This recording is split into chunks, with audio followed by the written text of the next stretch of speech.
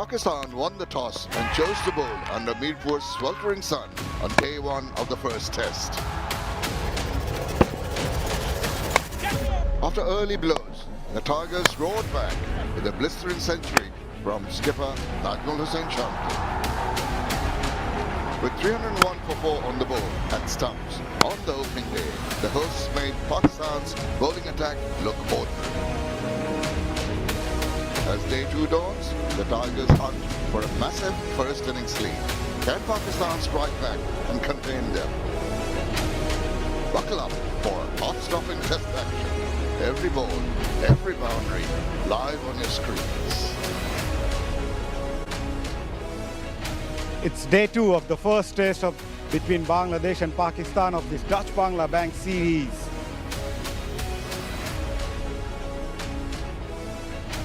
Hello and very good morning from Sher-e-Bangla National Stadium in Mirpur, and I'm alongside Sikandar Buck. As I mentioned, day 2 of this first test match happens to be an exciting one, Sikandar. Yes, and good morning to you, good morning to all the viewers. It's been a day that belonged to Bangladesh with their batting yesterday. All 3 sessions went to them, and that was courtesy Shanto and Mominul, and of course later on Mushfiqur.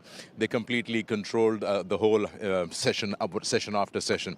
And I think there's lots to talk about, lots to look into for Pakistan bowlers and how they want to approach today and this earlier first hour and a half. Undoubtedly, the first day belonged to Bangladesh. They posted 301 for 4, courtesy of Nazmul Shanto's 100 and Mominul Haque adding 91. Missing out his 100 for just 9 runs. Mushfiqur Rahim still in the middle, scoring 48, while Liton Das is also with him on 8 unbeaten. So it's a good total so far on the board for Bangladesh with the ball. However, Pakistan struggled a bit.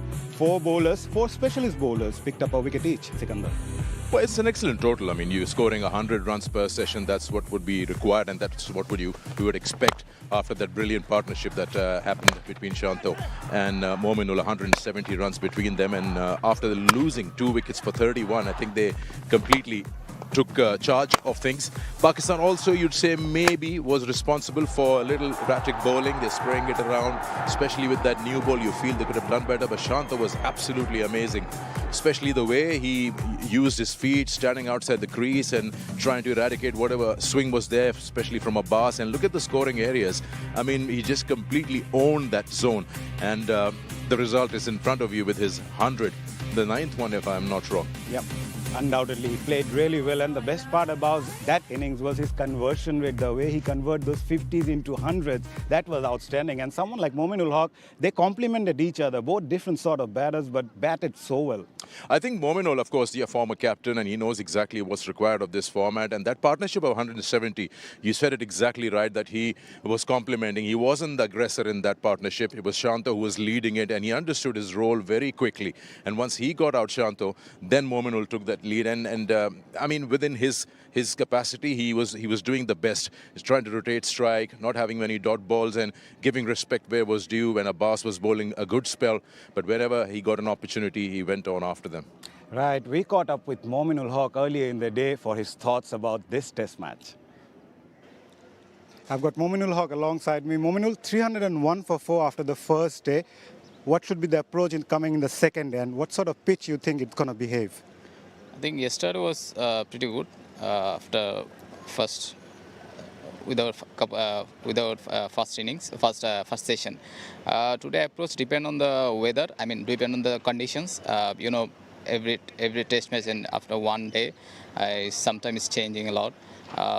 What I said before is depend on the condition. Condition is getting well, then we have to look for run. I mean, first 2 hours, first session is very crucial for us. Tell us more about your innings, missing out the 100 by just 9 runs. Slightly disappointed? No, not disappointed. I think it's in my luck what Allah has given to me. I'm grateful to that. I might out only 0 run as well. I don't have any guilty about these things. Tell us more about the approach of this test side. How do you see the longest format of the game? You being a former captain, how do you see the teams preparing? I think if you see last couple of years as a test team, the team, everyone played really well.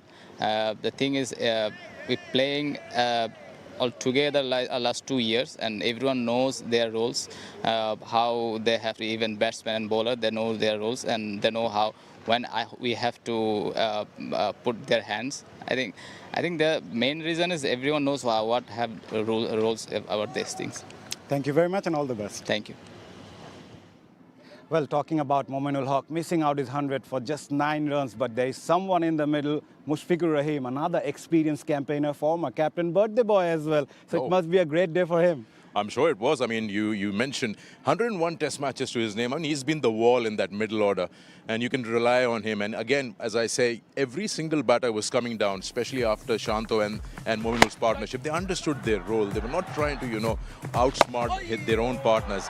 Mushfiq, we know it, wicket-keeper batter, best with sweep against spin, and then of course his idea of how to control his innings, how to move it forward, shift gears at the right time. I mean, his 48 not out at the moment is so integral to that 301 and that control in that first innings that Bangladesh has. Well, talking about Pakistan's bowling, it didn't look threatening in the first day. What should be the strategy for them, and how do they react in the second day? Well, I think Pakistan could have used that new ball better than what they did. Abbas was good, he was very disciplined, but the other faster bowlers, I mean, they were not as disciplined, spraying it around. Now, what they can do today is, again, early start, and you've got the first hour and a half, a new ball is just 5 overs old. If they can make good use of it, bowl it in the right areas, the batters are also coming in, they'll also have a fresh start. And if they can get a couple of wickets, or maybe a little more if they're lucky, then they can, say that they've got control of this session and try to take the rest of the innings out of the way. Yes, Sarfaraz Ahmed, the Pakistan head coach, also shared his thoughts with us. We caught up him earlier. I've got Sarfaraz Ahmed, the Pakistan head coach, alongside me. Sarfaraz, 301 for 4 after the first day. As a head coach, how do you see the first day, and what sort of strategy you have for the second day? Look, so far it's good for us, but credit goes to the Bangladeshi batsmen. They played really well, especially they absorbed the pressure on the first session. So credit goes to Shantu and Momin. They played really well. Tell us more about your coaching career. You being a mentor of the junior side, now coaching the national team. How do you see this switch of mindset from senior to junior to senior here? Look, experience-wise, so far good. I've been working with under 19 boys, which last 4.5 months, working with the NCA as well. So far good. Hopefully, I'll have a good time with these boys because I played under with them. So they played with me under my captaincy. So hopefully, we have a great time together, inshallah. Tell us more about the surface coming into the second day. We have seen how the pitch behaved in the first day. What are your thoughts and what are your message to your bowlers? Look like for the message to the bowler, just stick to the plan and bowling wicket to wicket. If we consistently, because Test cricket is demand discipline. So if we have good discipline today, hopefully we'll get them early. Thank you very much and all the best. Thank you. Well, Pakistan head coach Sarfaraz Ahmed talking about the surface. What's the surface going to behave? Pitch investigator Atta Ali Khan was down in the middle. Before I head down to have a closer look on a pitch on day 2, we talk about a little bit about yesterday, 301. When a team scores 301 on day 1, everyone starts to presume it's a flat track, it's a beautiful pitch to bat on. I don't think so that was the case yesterday. I thought bowlers could have bowled better because if you look down at the surface, still day 2 on the morning, it still is very green and it's still very fresh.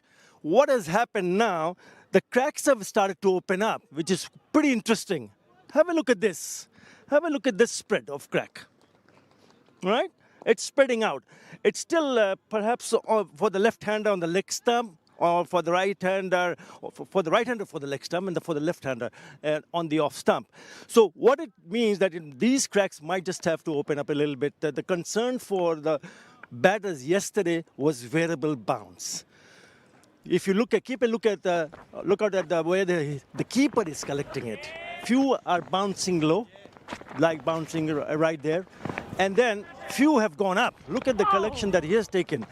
So that's a concern. So what it suggests that this is a pitch where it's still quite a lot to offer for the bowlers. 265 is an average score on day 2 at this venue in a test match, but 12 wickets taken by the bowlers. What I would like to see from the bowlers especially is to bowl on stumps. Whoever bowls, whether you're a seamer or a spinner, attack the stumps. That's where the money is. Hit the jackpot, pick up early wickets. you're in business. Well, hitting the wicket will be the key for the bowlers. Your thoughts on the surface, Sikandar? Well, Arthur said it's still green, it's still fresh, and it's not really just for optics. It has something for the faster bowlers. You have a new ball in hand, make good use of it to your advantage, and just stick to those basics which are required. I mean, let's not get fussy about it. Let's not get desperate to get a wicket. Stick to those basics, have the new ball to your advantage, and let's see what happens in the first hour and a half. Right, it's a new day, it's a new beginning for both the teams, especially for Pakistan. They'll be looking to restrict Bangladesh, the stem of run of flows that had in the first day, while Bangladesh, on the other hand, will be looking to stretch their first innings score. They are 301 for 4, Sikandar. What do you reckon? What should be a good total on the board in the first innings for Bangladesh? Well, they'll look to pile on as many as possible. They have plenty of wickets in their hand. Pakistan is the one who needs to respond now. And if they can do that earlier on in that first session, then we've got a game on. Right, we are hoping for an exciting day 2 here. That's it from down here. We'll head towards the comm box with Shamim Ashraf Chaudhary and Ramesh Raza. Very good morning from all of us up here. It's the second day of the first test match between Bangladesh and Pakistan in the Dutch Bangla Bank Bangladesh-Pakistan Test Series, powered by Rocket and co-sponsored by Nexus Pay.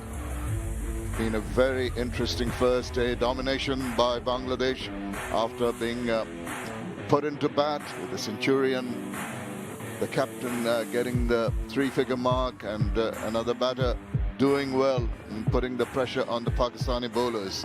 Pakistan will be hoping that they can make early inroads here with the sky a little overcast, maybe with the ball that was taken just after 80 overs yesterday. They ball pretty new still, and they should try and exploit the conditions and the red cherry.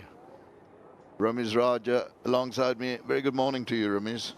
Morning, Shamim. Yes, another tester for Pakistan, and they need to strike early if they are looking for a look-in, crawl-back situation. Then the second new ball is the key to success.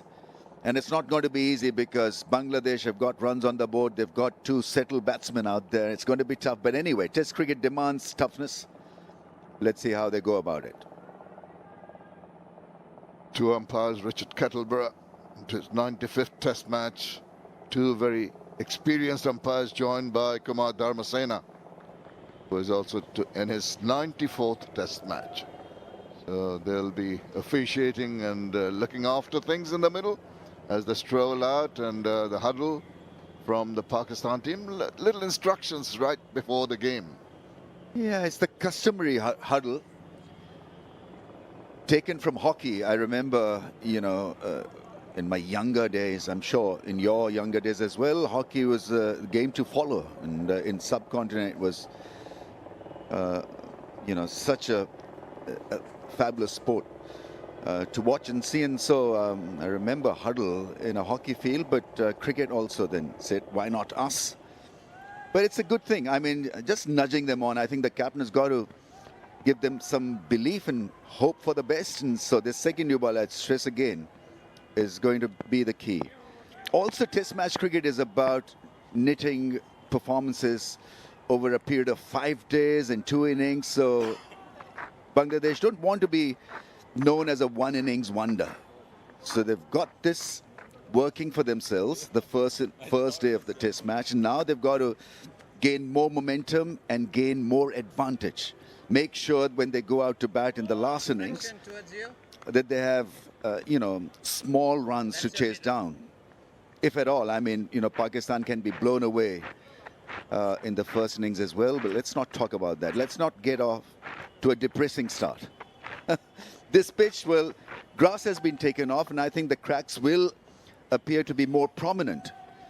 And so if you get the ball in the right area, that length area, targeting the stumps around that off-stump channel, I think you'll have chances of success. All set to go here, day 2. They settle down the players to start off play. Umpire says play, and let's play with Dutch Bangla Bank. Right there, lovely. Such a good feel when you get the first ball in the middle of the bat. Yes, the feet are working. The footwork was outstanding. I mean, first ball and that stretch forward to the pitch of the ball from Lytton Das looked really classy. Onus is on Hassan Ali and the rest really to showcase their skills and bounce back. Can they bounce back? I think that's going to be the big query, question mark of all Pakistani fans. They know that Pakistan were below par with the ball on day one. Can they bounce back?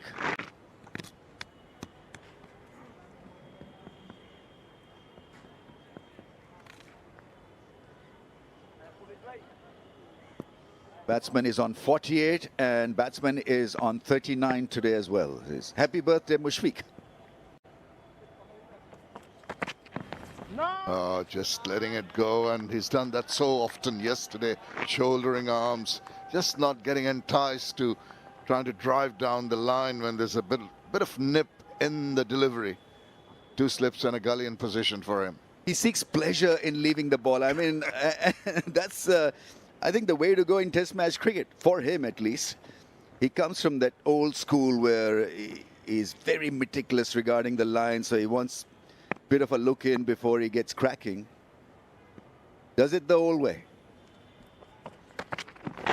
And the right way, I think. You get the bat behind the line of the ball when it's closer to the stumps. Well, there is the cake cutting ceremony for the young man. 39 years young today. Happy birthday to Mushfiqur Rahim. Cakes all around. Did he get a piece of that? No. Now that he's taken his cap off, you know that he's 39. That comes from a guy, Rambo, alongside me, who's got a full head of hair. And he's very proud of it. And us poor chaps who don't have many left.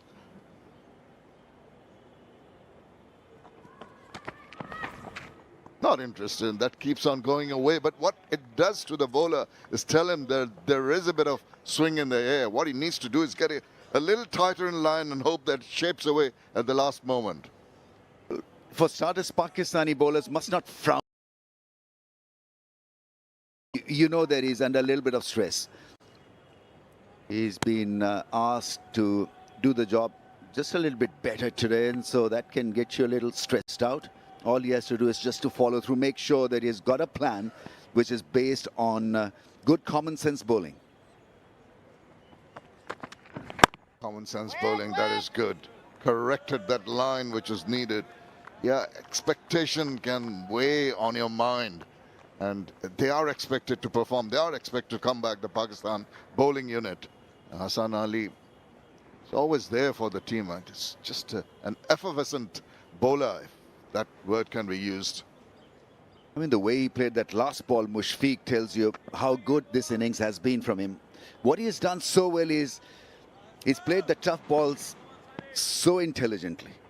Dropped his wrist, played it with soft hands, left the balls well alone outside the off stump. Another example of good defensive shot. 3 or 2 for 4.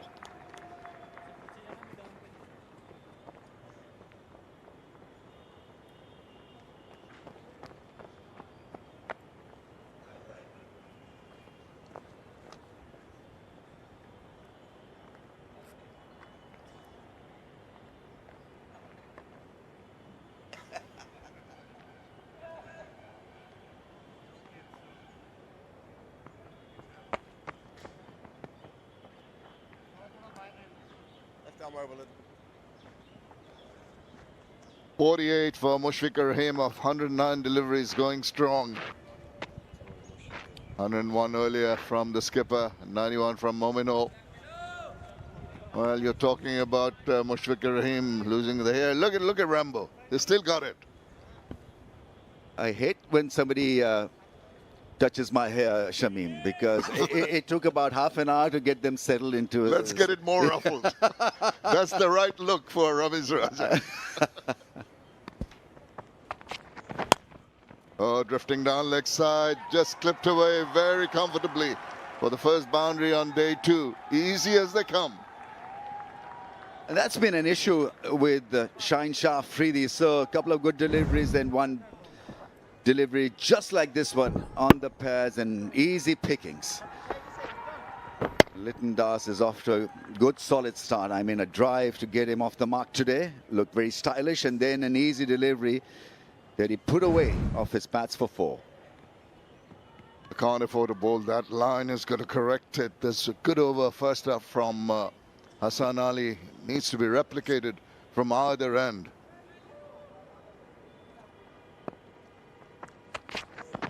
No, not again. So easy. Just another drift down leg side. Simple to flick it away for another Nexus pay 4. Yeah, I mean, it's not a great start. You've got to say that. But credit to Litton Das is putting away the bad balls to the fence. That's his job to do. Couldn't have asked for an easier passage into day 2. Couple of balls bowled on the pads and couple of 4s. That's what the weather holds for us. 49% humidity. I think it's a little more humid than that. The feel factor anyway. 28 temperature feels like 33. It's still pretty warm and muggy. Induced the edge this time round. Involuntary, but 4 nevertheless. The runs are coming thick and fast here. That was a much better delivery. Just got big on the right hand on this occasion, and they played it with soft hands, dropped the wrist down on that one, sneaked it through the slip cordon for the 3rd 4. Funny old game. Liton Kumar Dash was just 9 runs of 36 balls, and suddenly he's 21 of 39 balls. 3 back-to-back boundaries. That's better. He's just honing his skills and getting the line back. You can expect that from the experienced Shah Afridi. He'll be pensive. He'll be worried about a breakthrough, an early one. The worst thing that can happen to a fielding side is when they start thinking about batting. You know, when the bowling innings is still on. And I think he's got his batting cap on right now, Shan Masood. Because this game is drifting away from the grab, from the grasp. And so something needs to happen for Pakistan in the first hour. The manner in which they're negotiating and getting a little comfy in the middle, it's not looking too good for the Pakistani attack. A little bit of a gardening. We see the batter coming down. There will be slight wear and tear as we progress into the test match. I haven't seen them bowl cutters. Actually, it won't be a bad idea to vary the pace, the slow ball or the cutters on a surface where the cracks are opening just a wee bit.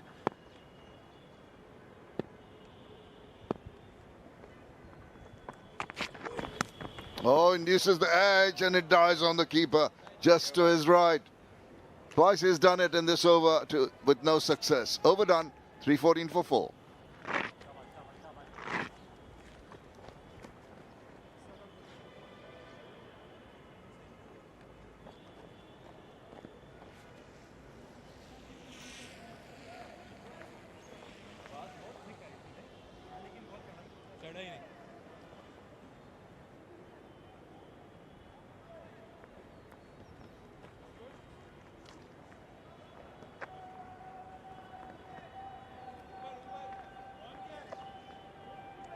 Wicket apiece for Shah Afridi, Mohammad Abbas, Hassan Ali and Noman.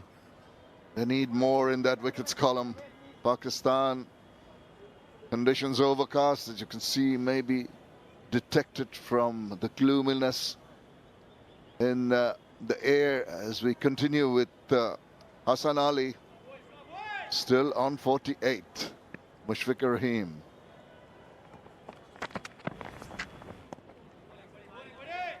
I mean, we've been harping on the fact that the keeper needs to come up a few paces to give himself a chance of an outside edge, and so there was an edge. It carried for a fair bit of time and then died on the keeper. I know it's a difficult pitch to keep on because some deliveries are just not coming through. That last ball was bowled at around 135 clicks, yet it didn't carry. But he's got to adjust. Rizwan has got to come up a few paces, clearly. With mentioned that, Ramesh, yesterday also when the ball did not carry. And with the pace that the bowlers are bowling at, I think Rizwan should take the decision to come forward and carry the slips cordon with him. Can you tell Bangladesh dressing room? Rather see him grasping a ball, rather than, picking that edge on the bounce. I mean, he's got to decide in his mind what he wants to do behind the stumps, Rizwan, and decide very quickly. This is the second new ball, and Pakistan need to strike early. Too straight, just allows the ball to come and hit the bat, and soft hands enough to take a single. The Pakistan have opted for Hassan and Shaheen Shah Afridi as a bowling combination. I think they've realized the value of hitting the deck hard. Someone really to run in and hit the deck. Shaheen Afridi has tried his hand at it. A couple of times has misfired the deliveries on the pads. But you can clearly see Hassan Ali running in and trying to extract something out of the surface by hitting it hard. His speeds are not yet great. Still between 131 and 128. That was a good one. Big appeal. Umpire is not going to respond to that appeal. They're going to ponder a review. Seem to be jacking back ever so slightly. Was there a bit of bat? That's what Shan Masood is asking. What do you think of the line? Seems to be okay. They've taken it.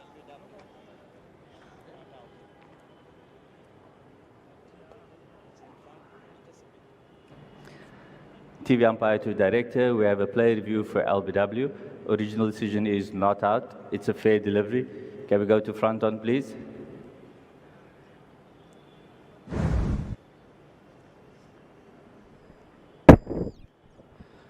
Doesn't appear to be any bat. Can we just confirm with ultra edge?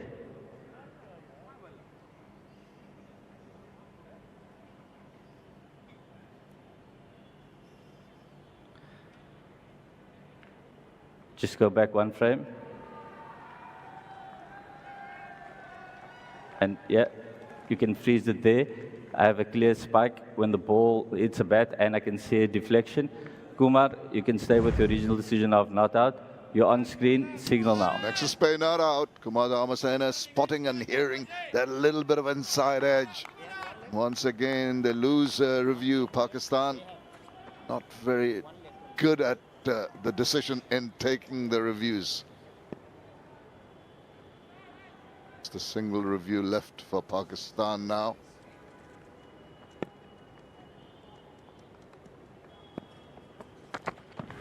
Oh, almost tempted him. That is a good delivery. He nipped one back and then cut one away from the batter. Yeah, beautiful ball. Hanging his bat at that line, that's a much better line. And Hassan Ali has got to just keep on bowling there. Somehow he's got to find that rhythm and that length and make the batsman sweat a little bit. What a good combo of deliveries. First one which got the inside edge, went for the DRS call, and the one that left him back to back. This is straighter. The average of the last two finishes the over. 315 for 4.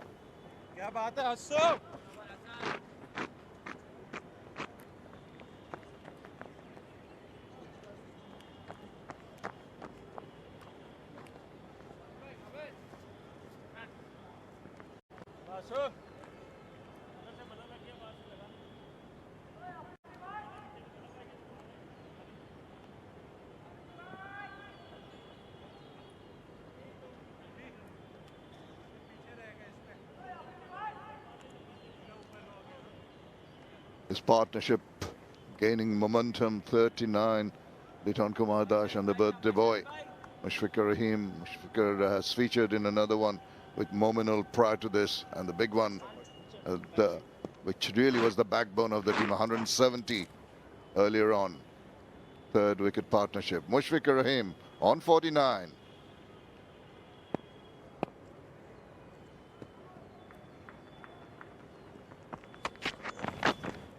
Still waiting for that single, which should take him to the 50 mark.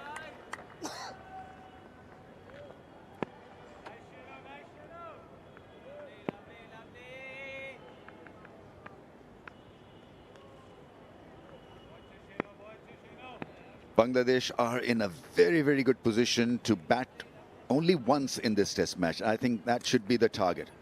You know, get a 450 plus maybe 500 if they have a good time of it. Look to bat once. Oh, and there is his 50.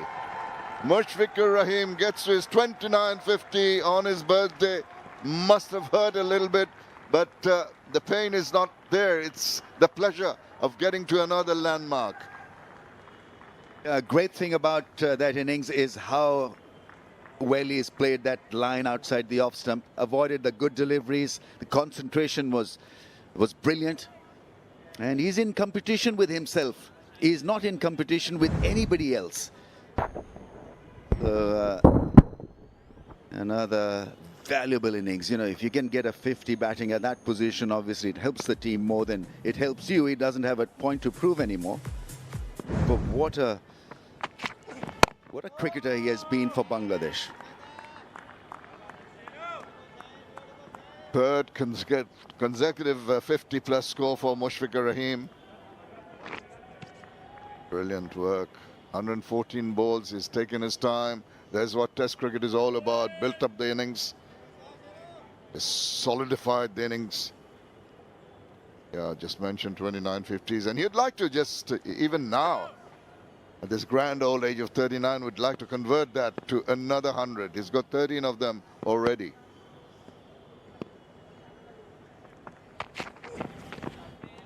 $113 catches, 50 stumpings to go with that great batting record. And so he's a true professional and an all-round cricketer. Let's not forget his value behind the stumps. He doesn't keep wickets anymore. It would have been a miracle to be keeping wickets at 39, but he is fit enough really to do that, even now.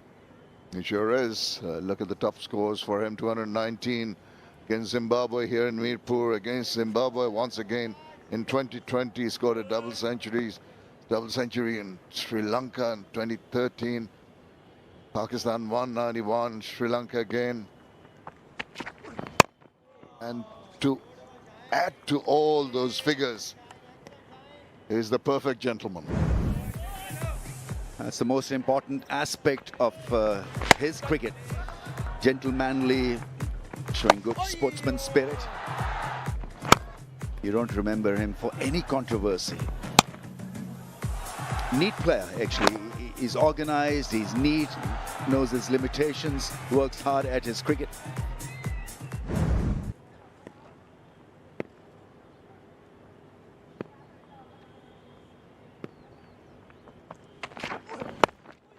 Litton adjusts very nicely, just uses the depth, allows the ball to come on and tickles it around the corner for a single.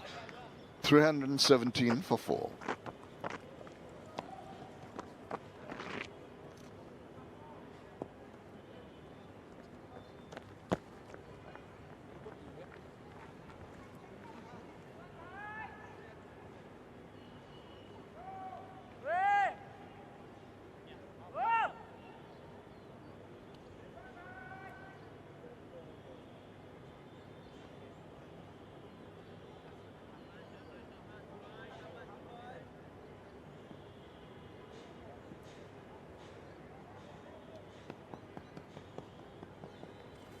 Well, the longest test careers among Asian players, topped by Sachin Tendulkar. Come back to that. Another Jaffa. Keeps on bowling that lovely line, tempting Litton Das to have a little push at it. Gets beaten once again. It's a beauty. How many times we've seen good deliveries not getting the desired result, but this is the law of the game, law of cricket. You get wickets of poor deliveries, you get wickets of good deliveries. You don't get wickets of good deliveries more often than not.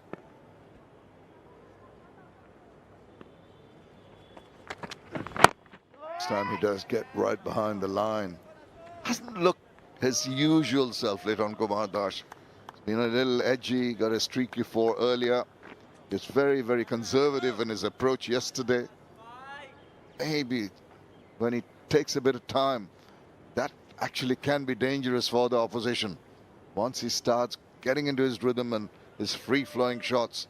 It's when you've got to watch out. Right now, I think what they're looking to do, this pair, is to make sure that a wicket doesn't fall off the new ball. So lie low, check in for a long time, not worry about the shots, another outside edge, and will be another 4 to Litton Das. So these little edges are working well for Bangladesh this morning. Yeah, he'll claim, maybe we'll have a look and see whether he made a deliberate attempt playing that and angling the bat. He does angle the bat. It's right under his eyes. He has control on the ball. A lovely little angle to take it to the boundary. Another Nexus Pay 4. Runs are coming much quicker this morning. Pakistan looking to break through, have not had any success with the grit and determination shown by Mushfiqur Rahim. And a little of luck in terms of getting edges and getting 4 runs from Liton Kumar Dash.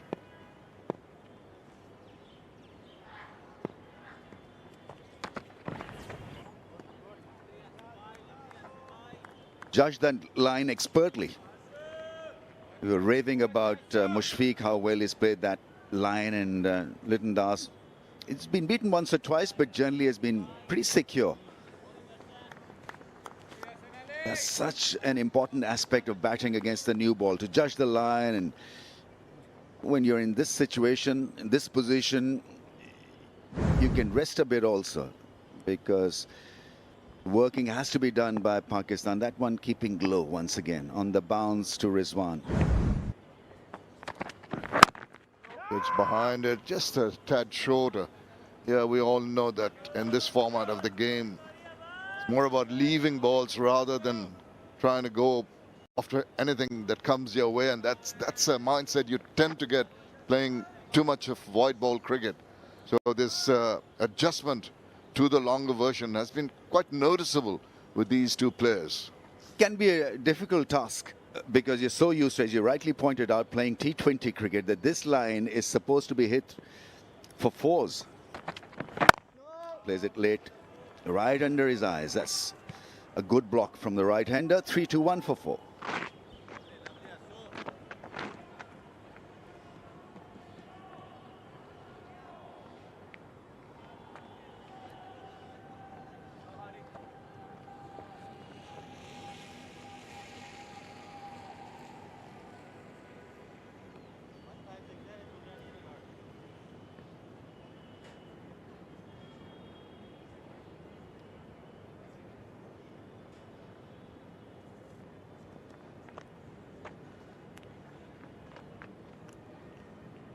Asian players topped by Sachin Tendulkar, the longest test career. Mushfiqur Rahim, 20 years, 349 days. Well, it says 349 days. And you add a few more days, few hundred days, and he'll top the list. Still going strong.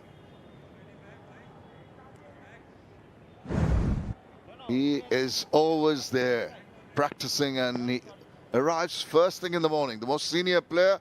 Look at the diligence, look at the focus, look at the concentration and the effort that's gone into this wonderful career. It's not easy to work hard on and off the field.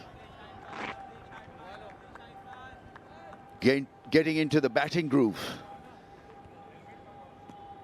Yeah, it's mostly discipline and how to up your skills and talent by banking on discipline, doing the regime day in and day out. It can be tough. You get bored at times, especially if you had a career of 20 years plus. But he's taken nothing for granted. So it boils down to hard work, perspiration. And he's enjoyed few different environments also, and still wants to play the game. You know, I found it very tough. Certainly, you know, that dugout environment was a bit tough for me to relate to. Certainly there was a Shahid Afridi who was about 15 years younger to me, and I was looking for friends in every corner, couldn't find any. Certainly I was Ramiz Bhai and Ramiz uncle. Yeah, I know the feeling. So I think he's weathered the storm. So he's gone through so many environments, yet his focus on cricket is not really been bothered about, you know, the change of personnel. You know, at times you struggle to get along with certain people, but he's put his head down, is just looked after cricket after the game, and he's been such a massive success as a result. Sure has.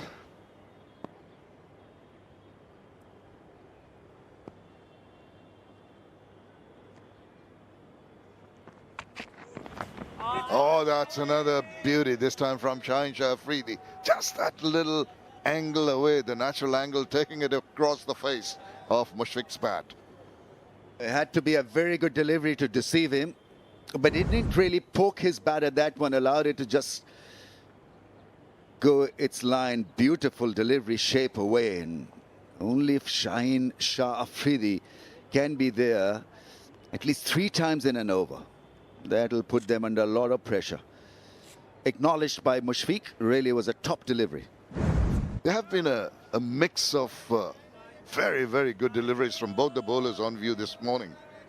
They have been interspersed with some rather loose ones, which have taken off that little bit of pressure that was created. Oh, he guides it properly, just waits and opens up the blade and ambles the single. That fielder is for a bad ball. He's got to be in, stopping that single.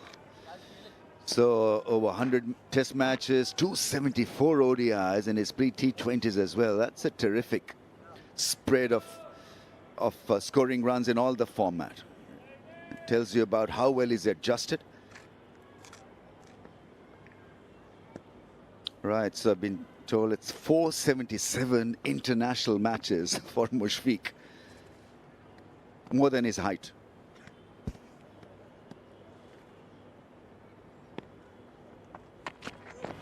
Oh, he's a giant. He's a giant amongst cricketers. This time, Liton Kumar Das. He seems to love getting edges and getting boundaries. Causing a lot of concern, frustration, whatever you want to coin the term. But he's played it well. You've got to give credit where it's due. Yeah, I mean, he played in front of the pads. Just 2 slips in place. Worked the angle and once again found the gap. Found Shaheen Shah Afridi with an unfriendly gesture. Have a look at the staggered slips. Gordon, you see, there's no first slip. There's like a 2.5, 3.5, and 4.5 slips. Not quite close together. Right behind that, finishes the over. 326 for 4.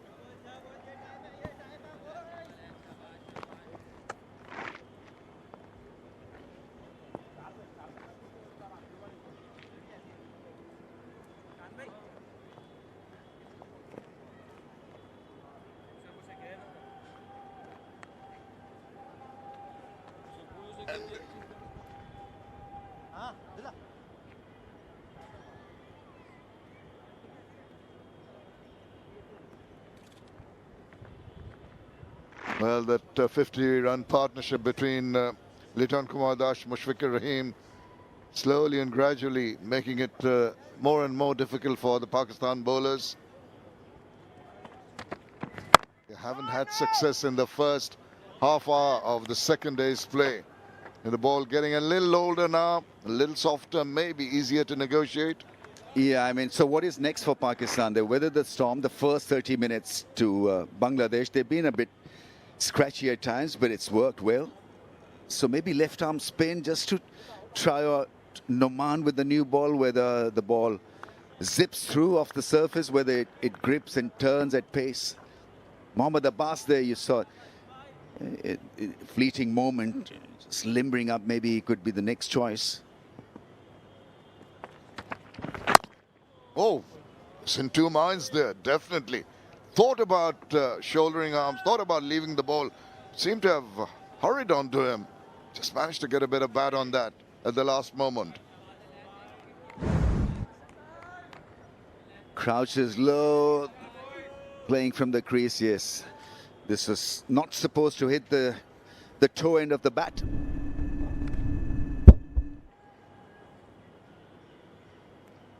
Just a little slow in lifting the bat, but fortunate enough. He deserves some good fortune on his birthday.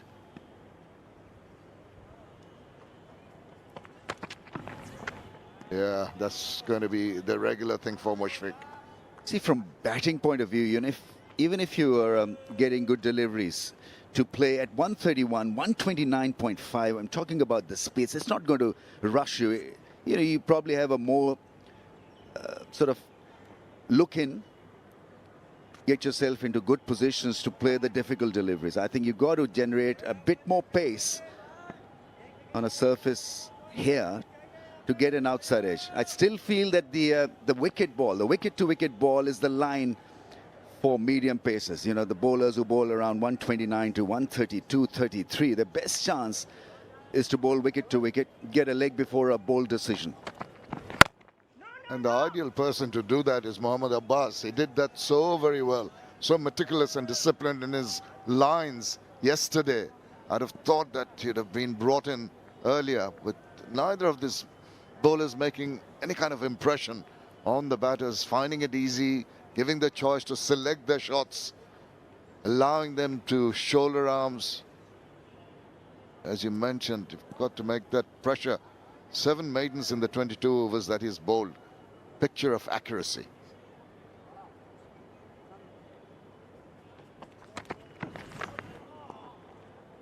There's a square leg position just to make him think about the shorter ball, whatever it's called, the 2-card trick,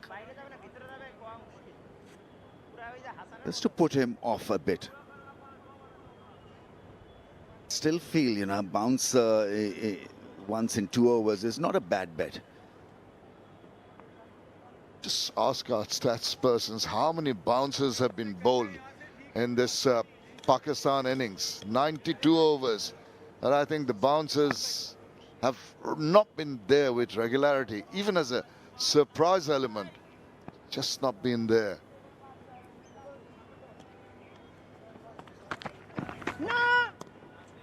It's 326 for 4.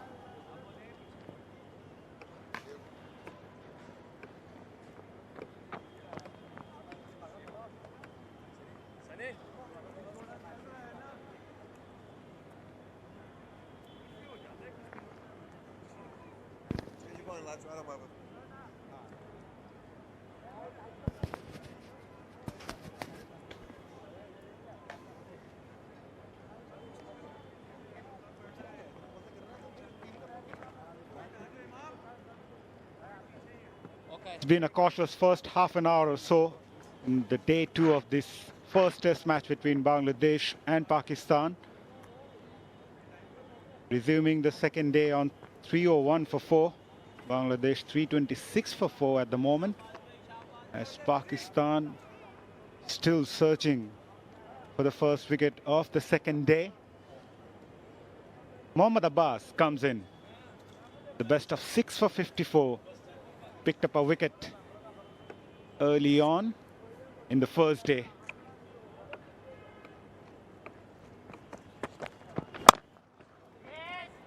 As Liton Dash easily finding those gaps. Mushfiqur, on the other hand, just reached his 50. He's looking solid as ever on his birthday. As I welcome Atar Ali Khan. Good morning, Atar bhai. Good morning, Mazhar. Good morning, all. And what a lovely sight this is to watch someone like Mushfiqur Rahim, who made his test debut way back in 2005 at Lord's, and he's still there. He's worked extremely hard on his fitness. Oh, came back in sharply. We've seen similar sort of delivery against Mominul Haque in the first day. Coming back in sharply. Totally surprised Mushfiq. Yeah, what's surprising for me is to see him now in the attack. He has been the pick of the bowler. He was very unlucky. He's gone past the bat number of occasions yesterday. I thought he would have been given the first over. And again, problems for the batters. Extra bounce and a bit of a nip off the surface.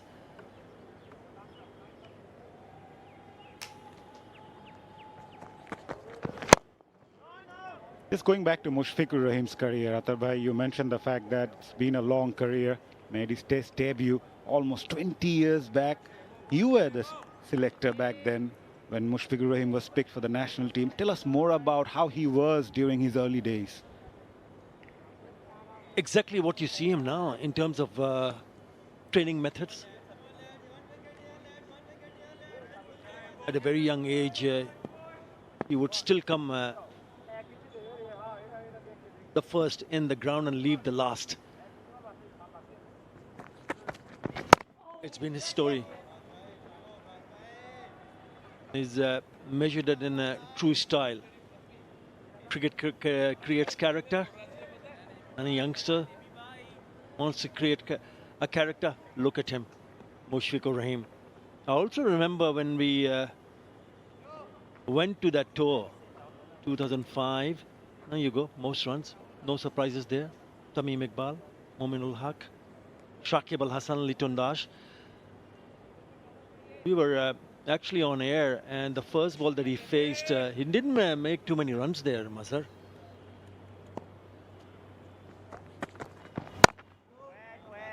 And the first ball that he faced, David Lloyd straight away came out and said, "You found yourself a player."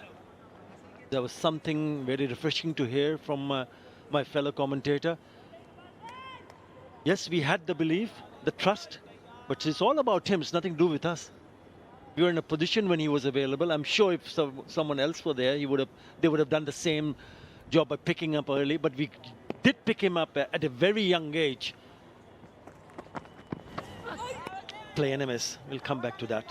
What a player. What a player. 328 for 4.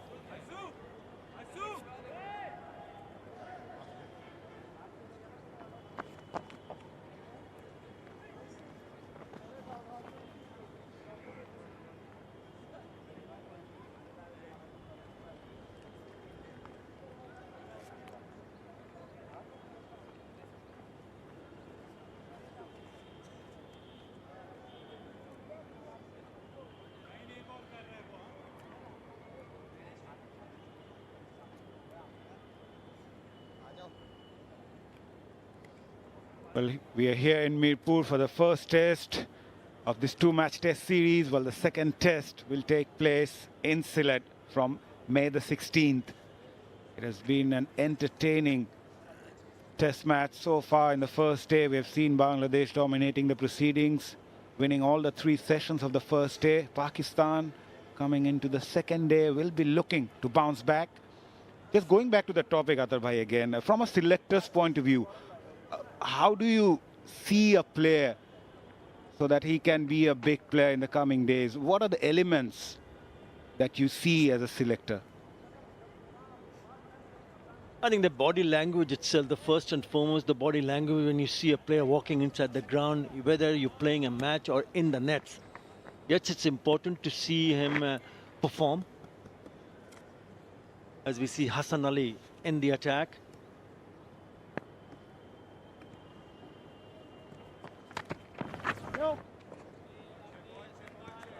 And as a former player, when you have that responsibility to pick up a player which we feel as a group of selectors that there's something special about someone like Mushfiqur Rahim. I spoke about the body language, I spoke about the technique, the temperament at that very young age. And not only that, I mean, you talk about performance. I remember before that particular test match at Lord's in 2005. He had actually made tons of runs. When I think it was the A-team tour to England. Got 100, got a 90. And we had a discussion, a long discussion, that we need to find a player who we think will serve the country for a longer period of time. It's the longer, not the longer, it's the longest now. among the current crop of players, he's the longest in terms of his career, in terms of years, 20 years and almost 21 years. The next best is Stephen Smith, who's just gone above 15 years. And I'm talking about current crop of players. To be able to do that for such a long time has to be someone special. And we thought we found someone very special. And it's the work ethic that makes a normal player into a great player.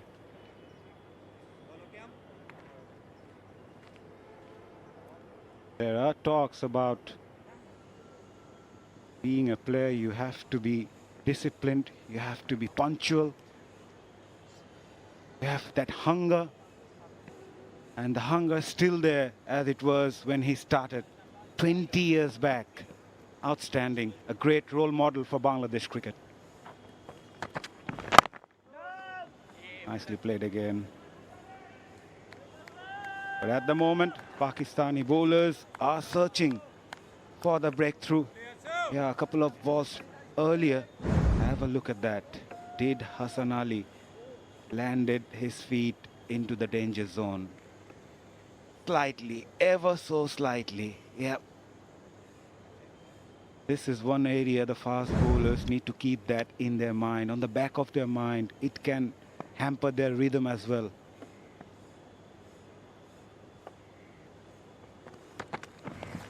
Oh, brilliant. This is brilliant from Hassan Ali.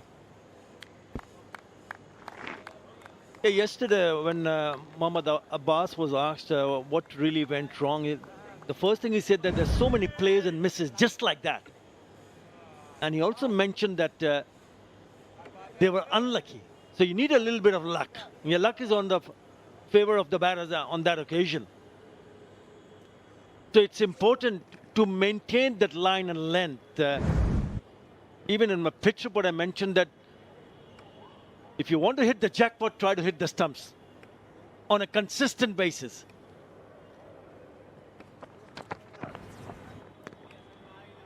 Too wide on that occasion from Hassan Ali. Watchfully left by Mushfiqur. Bangladesh 328 for 4.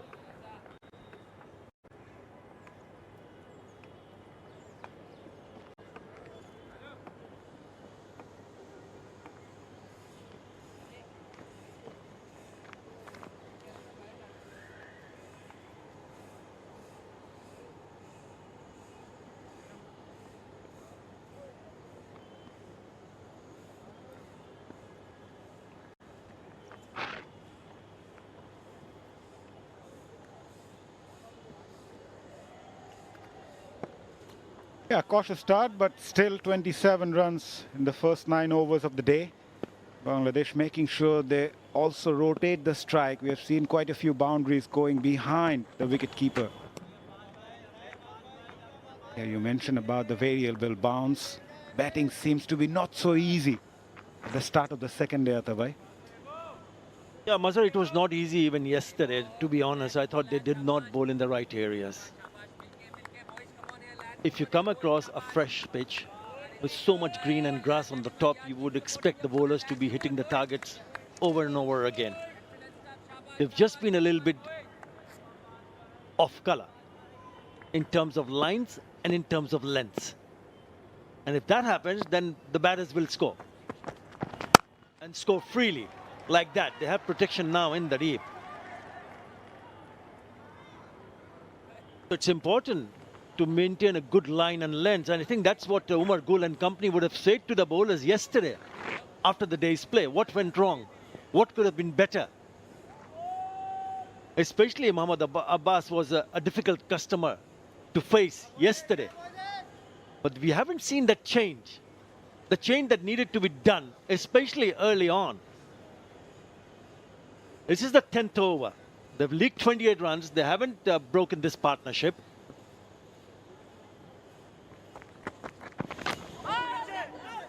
There you go. He's been impressive. He just needs a little bit of luck. That one, again, keeping low. Yeah, completely undone Mushfiqur Rahim with that lack of bounce. You see Mushfiq a bit tentative as well. So this is good partnership bowling from Pakistan, from both the ends. We have seen Hassan Ali bowled really well in the previous over. Now Mohammad Abbas hitting the right areas. This is how you can build pressure. Yeah, keep slow. But I still feel that he can be a little bit more closer to the off stump. Where if it had been the case, then maybe an outside edge. It's still a little bit too wide. The other thing which comes to my mind about Mushfiqur Rahim is grit and determination.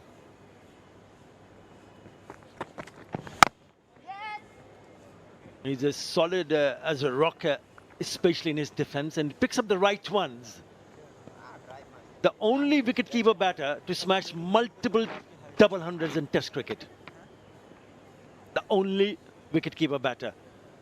2 double hundreds as wicketkeeper and a double hundred as a non-wicketkeeper. What a career. Hats off to Mushfiqur Rahim.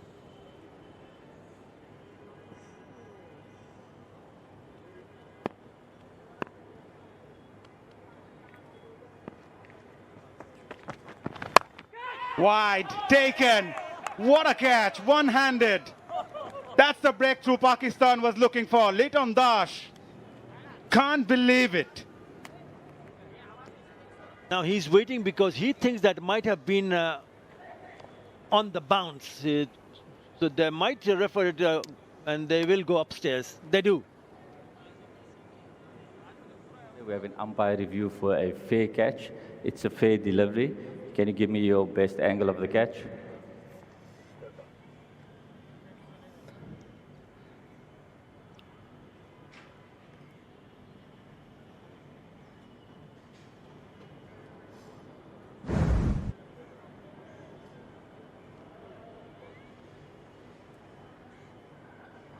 Can you zoom into that?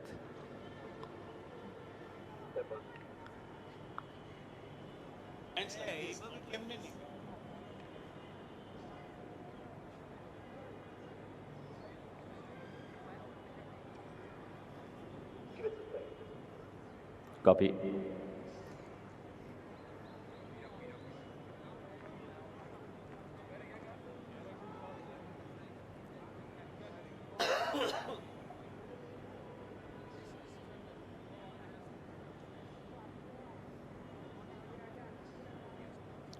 Just waiting for zoom.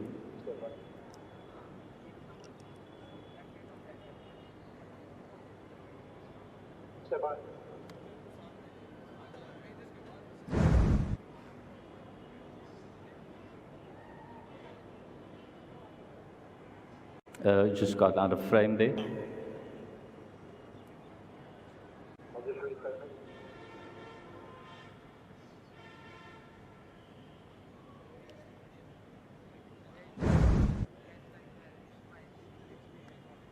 Okay, just go back.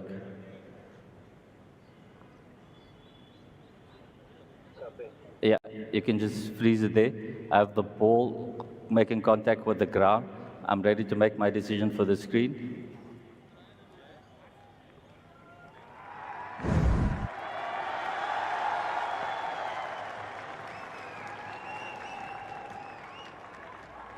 Well. Liton Dash survives. Nexus spin not out. The confirmation from the third umpire. Azanawa is the fielder. Not fully convinced even after grabbing that one. Seemed like he was not sure whether he has taken cleanly or not. That's one of the reasons why Liton Kumar Das didn't leave the crease. Because he knew, as a batter, when it goes behind to the slip score, and he's actually watching the ball. In the end, it was just off the bounce. So he keeps batting.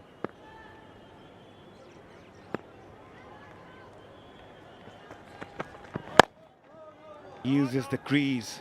That's positive from Liton. End of the over. Bangladesh 330 for 4.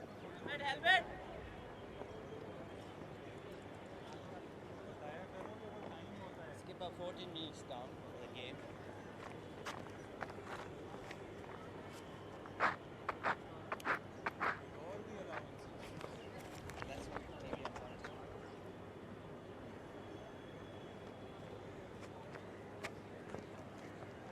Change your ball in left arm.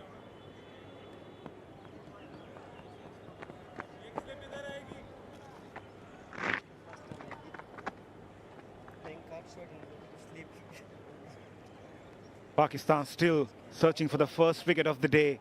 They almost had one of Liton Dash, but in the end, the catch of Azam Awais just falling short of him.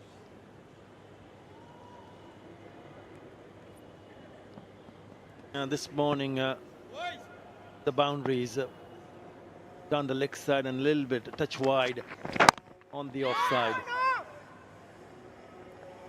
Change of ends for Shaheen Shah Afridi.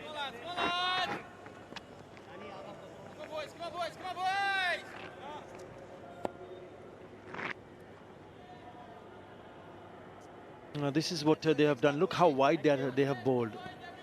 My pitch report suggested that they need to attack on the stump. That's gold for you. That's the jackpot. The most percentage of deliveries are more away from the stumps rather at the stumps.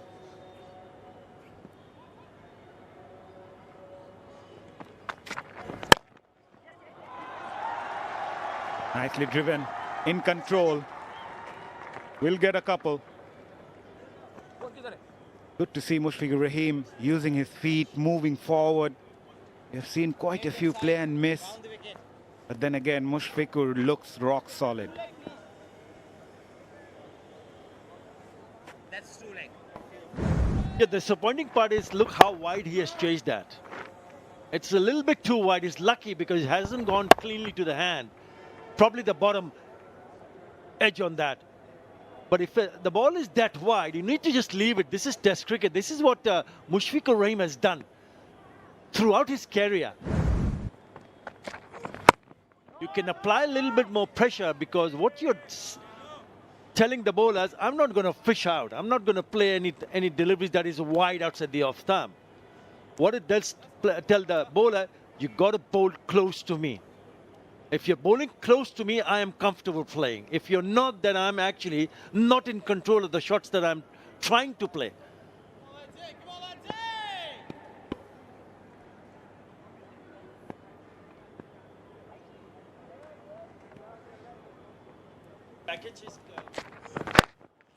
Shaheen Shah Afridi comes around the wicket to Mushfiqur Rahim. But the experienced man has got something exceptional to reply. Shaheen Shah Afridi with a classical boundary.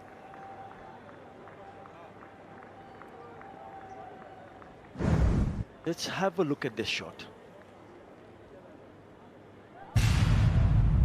A thing of a beauty. It's a joy forever. Isn't that a beauty? Oh, what a shot. So when you force the bowler to bowl a little bit closer, then he might bowl a little bit fuller and a half volley, and he does the rest. Beautifully played. He's also so assured about his technique. Look how he left the next ball after the drive. At times, you can't resist those temptations as a batter. But having played over 20 years in this format, Mushfiqur knows what to do. Yeah, if you look at the way they have bowled, that's the one that he leaves it because it's a touch wider, so he's not worried about playing at all.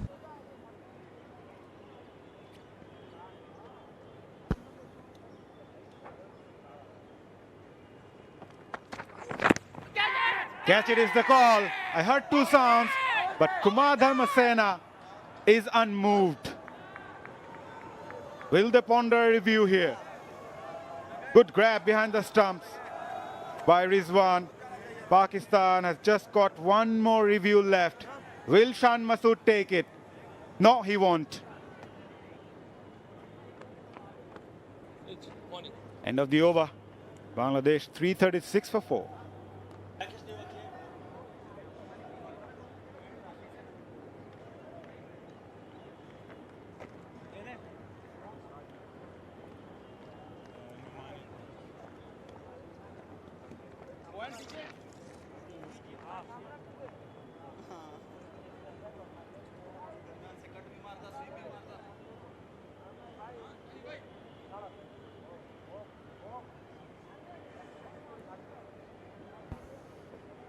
Good to see some support from both the teams here in Mirpur. This session so far, Bangladesh remained wicketless. Yes, Pakistan did create a few chances, but Bangladesh made sure they don't lose any wickets so far in the second day. Yeah, last ball of the previous over, Atharvai, I really felt that was close. Let's have a closer look at that again.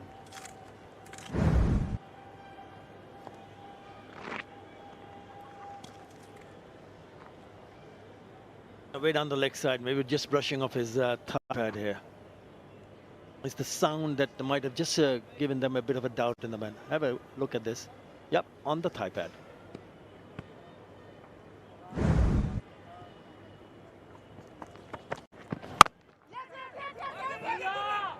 This is good. This is very good. From both the batters, releasing the pressure with the rotation of strike, playing with soft hands. Yeah, the partnership getting better and better. He's playing his 29th test match at this venue. Mushfiqur Rahim is now the joint second most tests played by a cricketer at any single venue. Angelo Matthews, 34 at Gaul. Jimmy Anderson and Mushfiqur Rahim. Anderson at Lords and Mushfiqur Rahim here in Mirpur. Again. So there is a bit of a cracks opening up also, especially on that end. That's the end that I did my pitch report from. He'll go and have a little bit of a gardening and tap the area where the ball just awkwardly bounds. That's the reason why I feel that they need to bowl a little bit closer to the batter. So it'll give them some opportunity. I think it's a very good score on this surface, Mazat. 338 already on the board, 6 wickets in hand, a partnership in the making. Both looking solid, both looking set. Problems for Pakistan.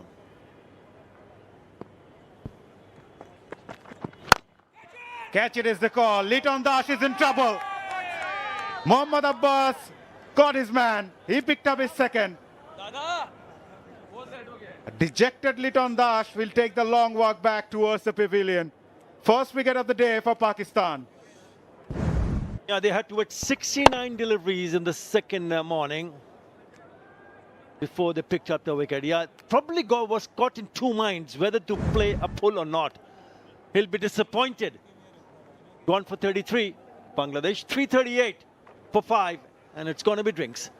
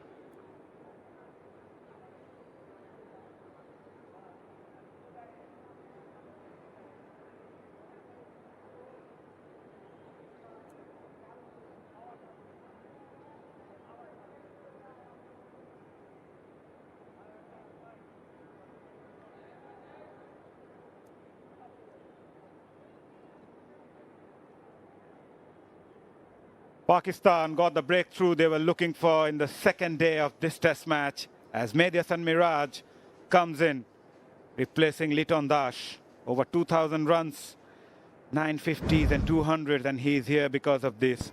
I think he was late to react as well, Liton Das, even the opportunity that he got when he was dropped at slip. But this time, Mohammad Abbas had the last laugh.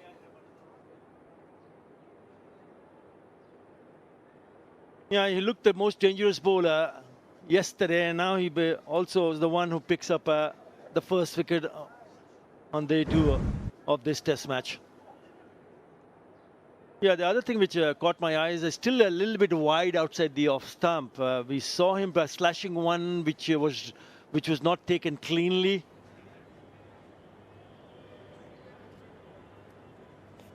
And have another look at this, how wide that is. As a test cricketer, as a test batter, you've batted for a while, you should have left it alone. Look how wide that is outside the off stump. Look how that. So he's never in control. He's trying to pull it. He doesn't get the leverage or doesn't really get the timing on that whatsoever. Middle? Should have left it alone.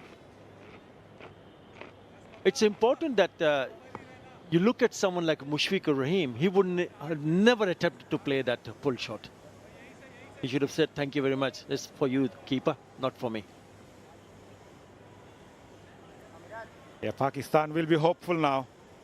They say one brings two. They will be looking for that one. Here comes Abbas to Medias and Miraj.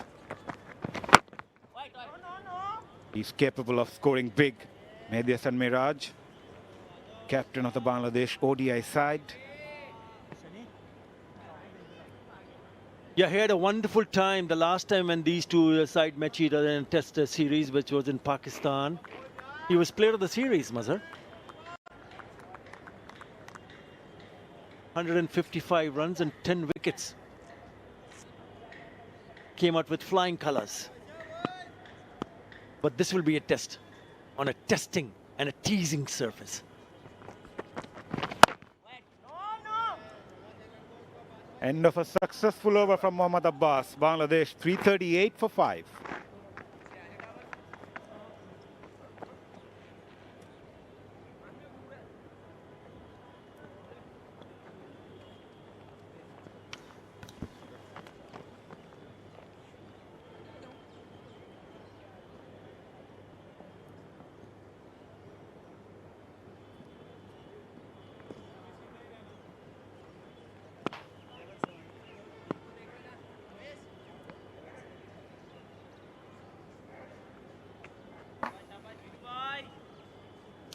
Well, Pakistan have made that breakthrough they've been striving for since morning on day 2 here. A lot of work to be done. 5 wickets down. Miraj in, and the small crowd also in here at the Sher-e-Bangla. See Shaheen Shah Afridi continuing.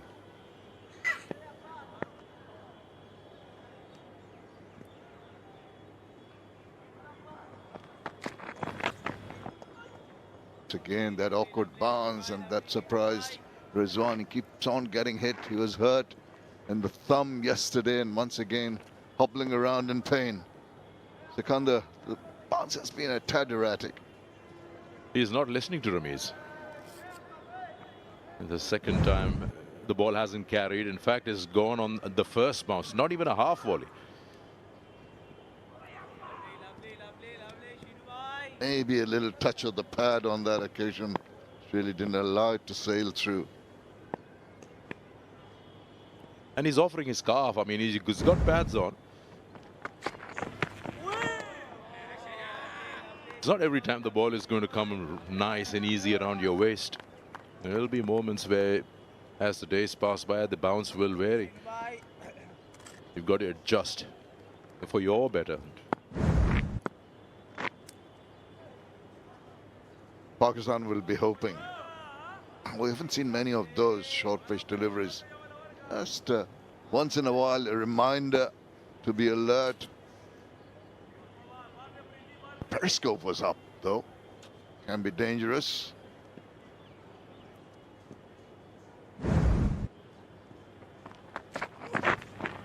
Now, deviation down the leg side.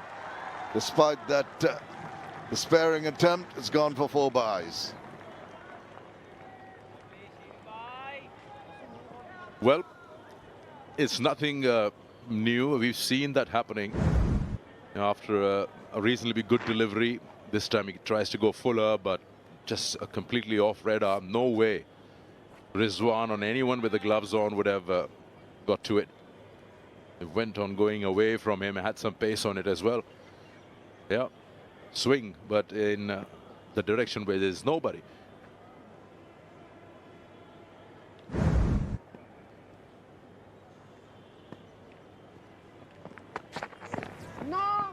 That's been one of the problems, except for Mohammad Abbas. I think both Hassan Ali and Shahanshah Afridi have been guilty of not being able to string together a batch of good deliveries to keep on asserting pressure on the Bangladeshis. They'll bowl some good ones, and then, as we saw, some loose balls, allowing them to hit them away for boundaries. So whatever little pressure they tend to create is immediately released through that sort of not conventional or easy to pick deliveries. That's honing in, nicely clipped away. Going to be a chase, and just booted it in. Yeah, that carved into the right-hander was not a bad delivery, but it was handled very well by Mushfiqur. He's coming around the wicket to angle it in, and this nice wrist work there. Beautifully playing it, watching the ball closely right under his eyes. Not sure about that attempt. You don't want to put your boot. They've been out there now. It's the fourth session. It's been hot. The fielders are tired. Legs are tired.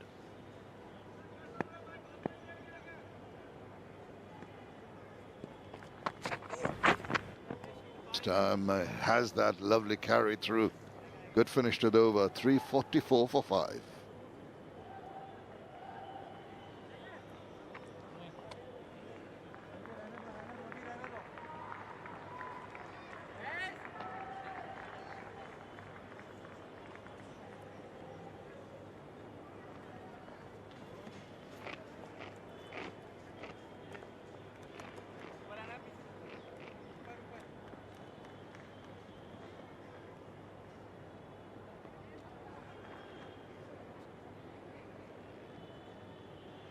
Forty-three runs added in the 13 overs played this morning.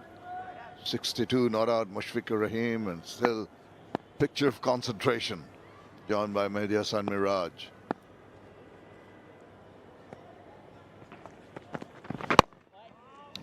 A little trigger movement from Miraj, just going across the line of the stumps, and with Abbas honing in very accurately. He's got to be careful. 344 for 5. There's been a discussion about Shan Masood at the toss deciding to put Bangladesh in. Yesterday at the press conference, after the first day's play, Abbas said, and I think it was the right call, if Shanta would have won the toss, probably he would have done the same. Put Pakistan in, looking at the surface. What do you reckon? Would Shanta have done that? I think there's a feeling in the back of the mind, and it was the deception created by the green top, I think, and maybe Shanta would have. I'm not quite sure, but it's a feeling that he could be right. At the last moment, you never know what the decision would have been finally. They opted for bowling. There was a bit of nip early on. They got 2 wickets, but then the Bangladeshis struck back with some resolute defense and then some smooth stroke play, which allowed them to take the onus and the advantage. Pitched it up, line wrong, clipped away, and 4 runs. That's rather loose, very unusual from Abbas, but 4 runs nevertheless. Yeah, you look at that line and then you feel the 3 sips in the gully can almost retire. It will never be in play. First it was Shaheen, now Abbas. Down the leg.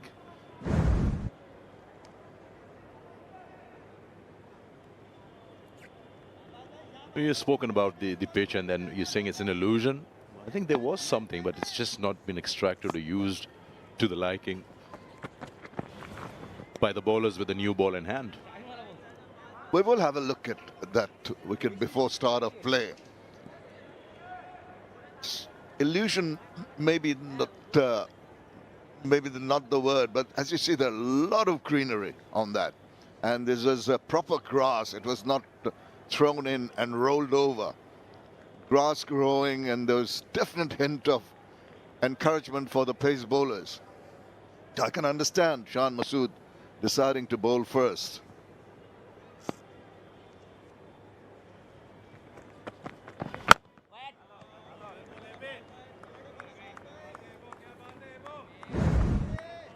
As a comparison, yesterday before the start of the game, and then you're looking at day 2. It was mentioned at the pitch report this morning that it's, yes, still green, looks fresh. And there was a discussion before Pakistan came here, back home, after looking at what was on offer during the ODI series, where the faster bowlers had a say. Usually you'd expect turners over here, spinners having a little more than the fast bowlers. But then this time around, would they prepare the same thing for the test matches? That is the over. 348 for 5.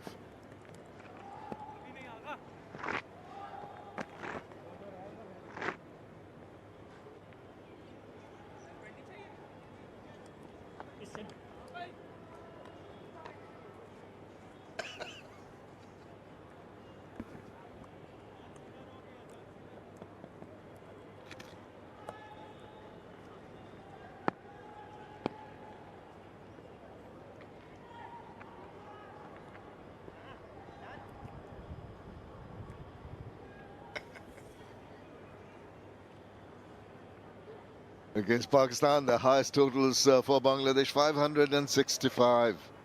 The match they won in Rawalpindi, 555 for 6. In Khulna, that was a drawn match. In Peshawar, 2003, 361. Once again, a little bit of angle in. That's got to be the delivery that the batter will expect. And then you need one to just move away.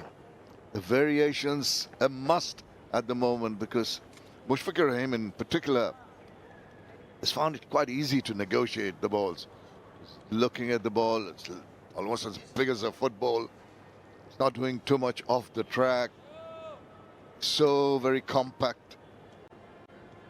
It's got a demeanor which looks very relaxed at the moment.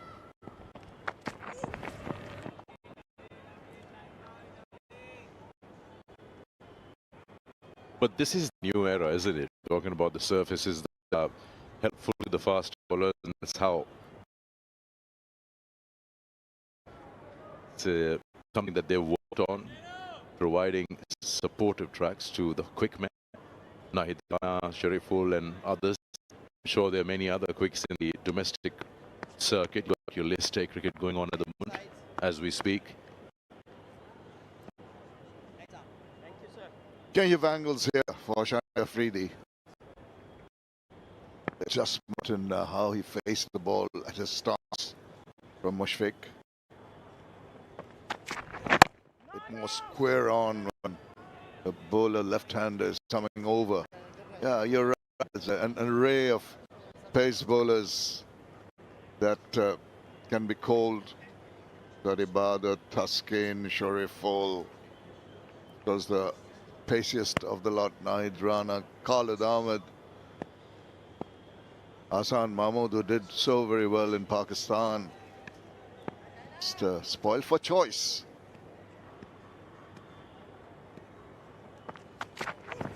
Pitches it up, trying the variations. You're not going to really make any dents in the concentration of Mushfiqur Rahim. 152 balls Mushfiq has faced for 62 runs. Very sedate innings, very carefully judged innings. That'll be a headache for Sher-e Afridi. Got a bit overcast. Maybe even with the ball now about 20 overs old. A little movement. Not quite. You've been talking about how the speeds of the bowlers seems to be decreasing compared to the first session on day 1. Of course, it's warm and hot. 129, the last 2 deliveries from Shaheen. I was just looking at the workload that we always talk about. How many games has he played in this year? Now we're in the, 5th month? That's 9 days in that. He's played 70 20s, 3 ODIs, 10 games in the PSL and this test match. That's 22nd day. But there's a point. Besides that, we'll come back to it. 348.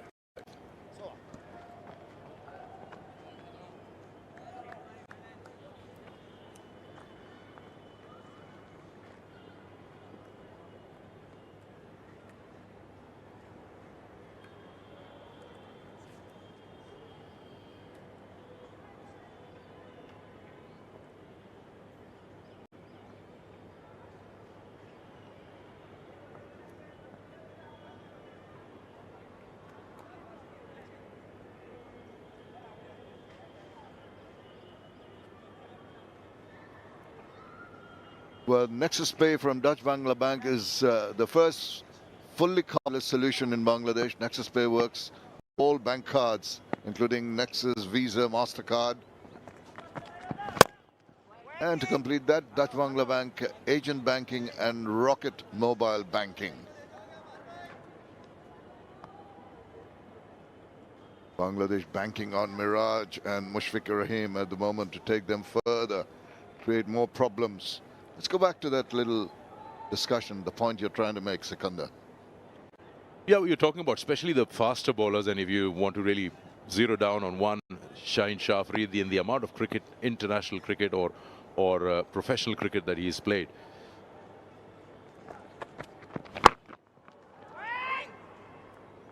The professional cricket he's played in 2026. Now we're counting, which is this is the 22nd day out in the field for him. 70 20s, 3 ODIs, 10 games of PSL, and then second day into this test match. But the gap between these has been hardly any. The World Cup, and then less than a week they came here to play the 3 ODIs. A day after that joined their team, Lahore Qalandars, to play 10 games over a month or more.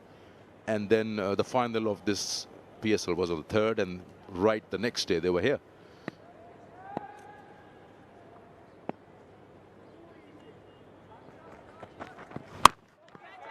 Catch it is a call, but nobody's there, and probably even if anybody was, it'll sail over them.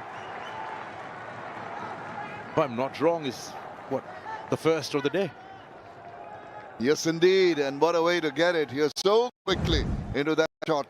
Switched, swivel around, he's aiming to hit it upwards and over. Very well controlled shot. Perfect timing, and away it went. 350 for Bangladesh comes up. They're actually at 354 now in the 101st over. And the bowler who's, oh, now, as I was saying, it looks so very dangerous. Had one hit over the top, but immediately comes back with a wicket. A very, very good wicket. Imam takes a well-judged catch there. That was traveling, and at a very odd height. He's taken it right under his chin, Mominul Haque.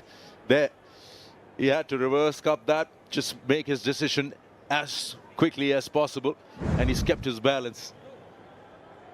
So a little bit of luck coming their way. Good catch taken. Miraj goes for 10, and Bangladesh are 3-5-4 for 6.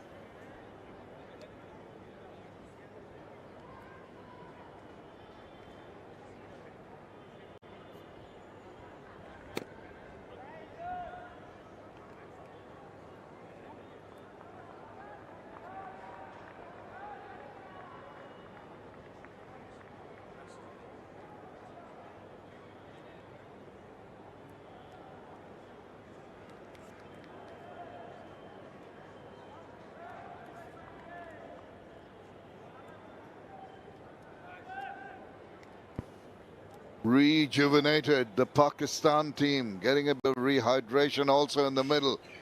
It's going to be Tajul Islam coming in, 845 runs in his test career.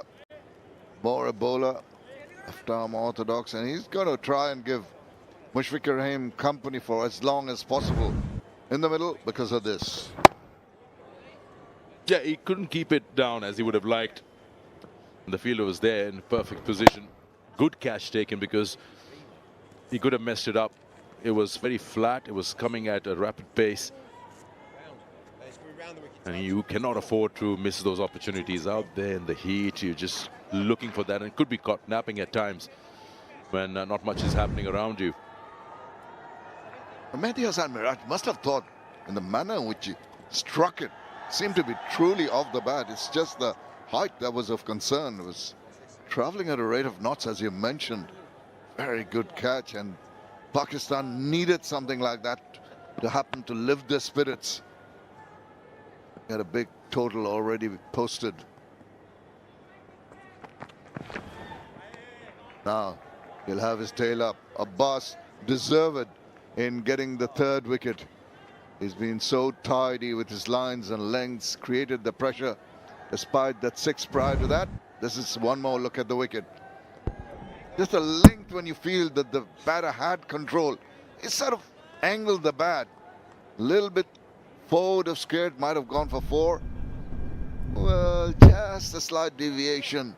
Maybe that little bit of an inch difference made the difference and took that angled bat, and the catch taken very, very well.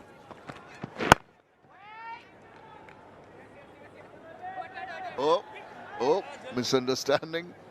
They go back safely. 354 for 6.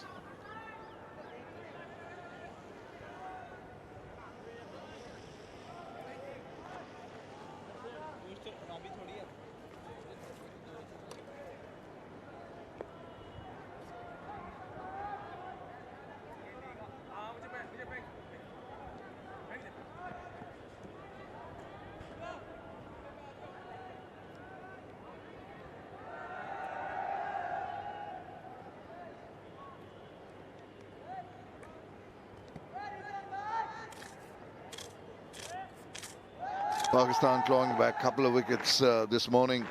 Liton Kumar Dash and Mehdi Hassan Miraj back in the hutch. Tajul Islam now joining Mushfiqur Rahim, who has held it together, played the sheet anchor role.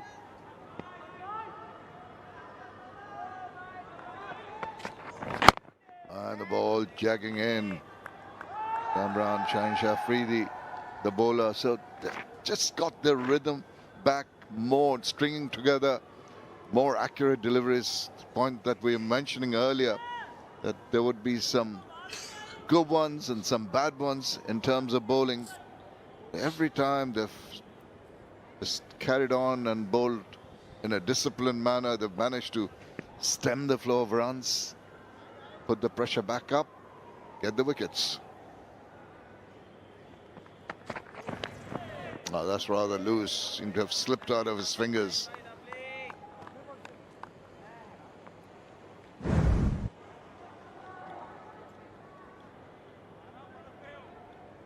Shaheen, this morning the red ones are the ones which are the boundaries. On 3 occasions he's pitched it up around that 4-meter mark, and then 2 of them being the shorter one, just around length.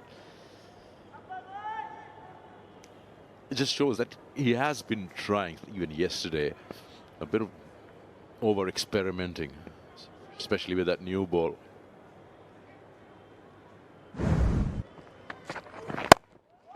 Ball driven nicely, and a boundary. You can add that to that map over there. Just in his arc. And look at this shot from Mushfiqur Rahim. Absolute poetry in motion. Loved it. Right on top of that. Enjoyed it. Knew where he was going to put it. Perfect timing. Ah, looks so elegant. Delightful shot.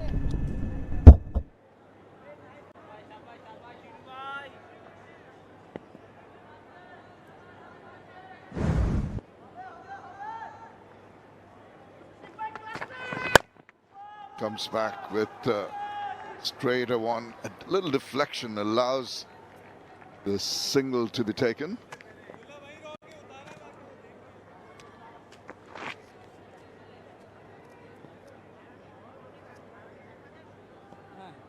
Well, he's got Tajul on strike for the first time against him, so he's going to try and keep it within the stumps, ideally.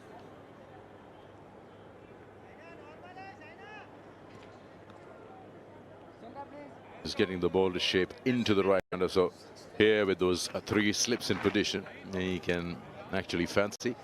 And the one that leaves the left-hander is coming over the wicket.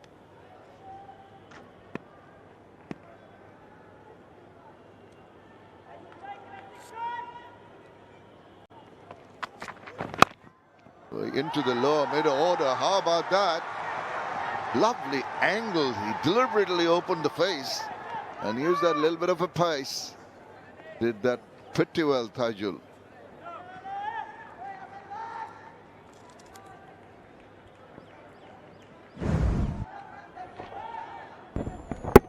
Well, no wonder he wanted a single in the last ball of that previous over, which was refused.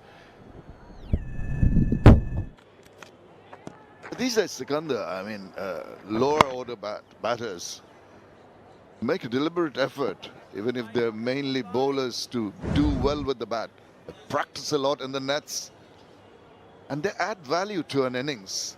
20-30 runs added on by each person down the order could become very beneficial for the team. 361 for 6.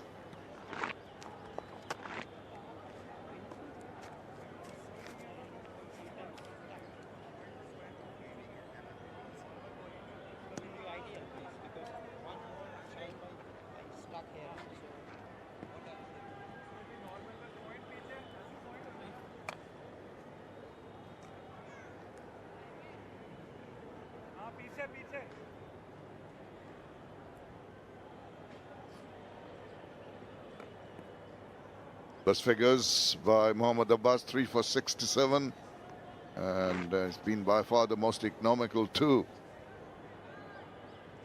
Wicket each for Shaheen, Hassan and Noman.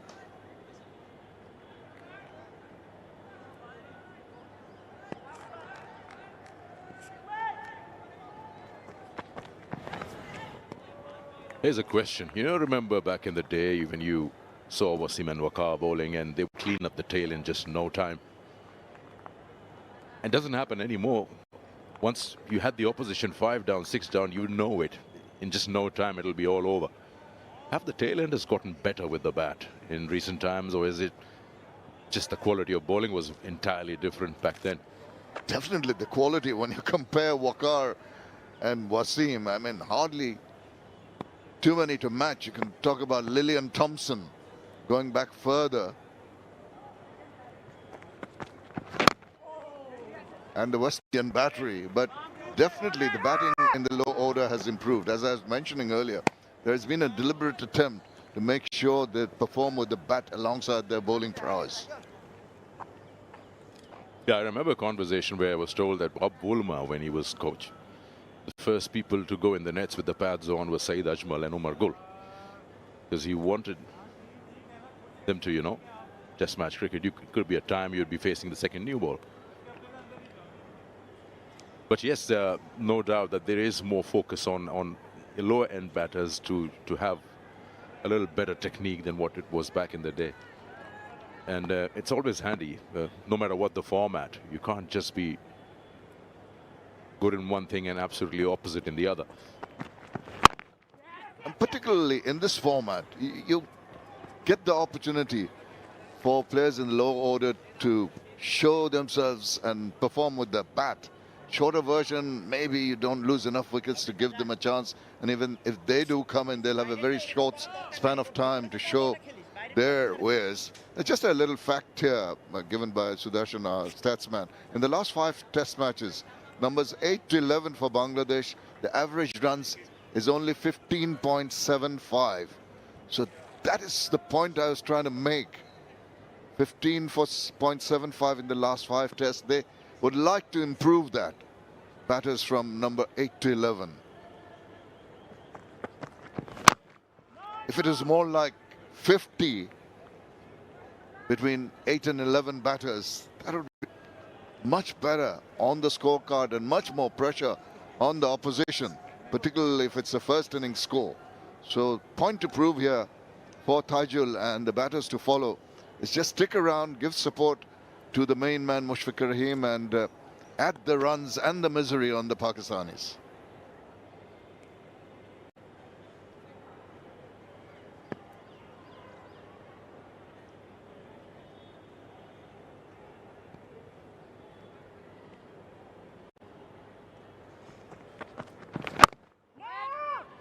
Abbas keeps on doing that, and so does Mushfiq. Accurate bowling, disciplined batting.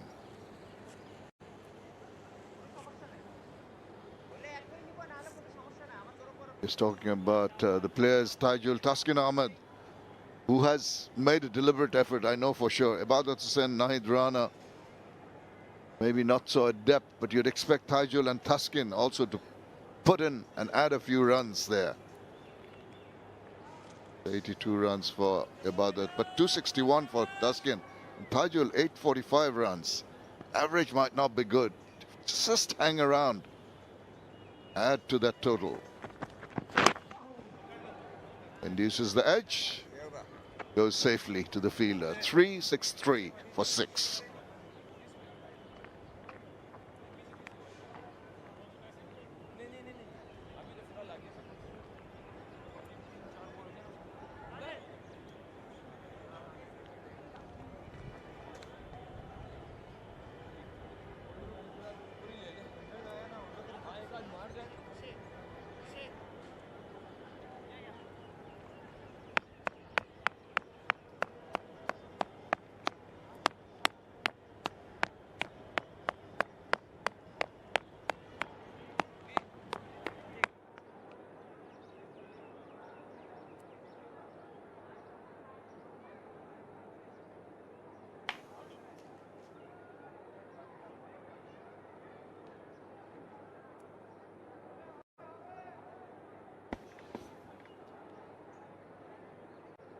Yeah, so far Pakistan have managed to bowl 18 overs today, day 2 of this first test match.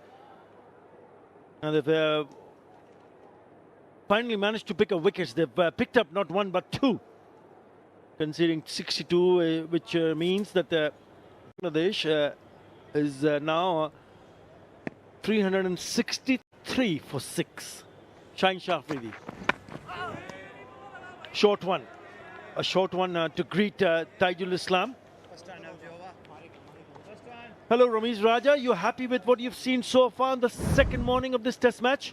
Yeah, I mean, it's been good stuff, actually. We've seen wickets to fall in Pakistan trying hard, whereas Mushfiq is still rock solid. I think the next big question from Bangladesh point of view is, should he change gear? Mushfiq, now that he's batting with Taijul. Taijul can bat a bit. So that's going to be the next big challenge for Mushfiq.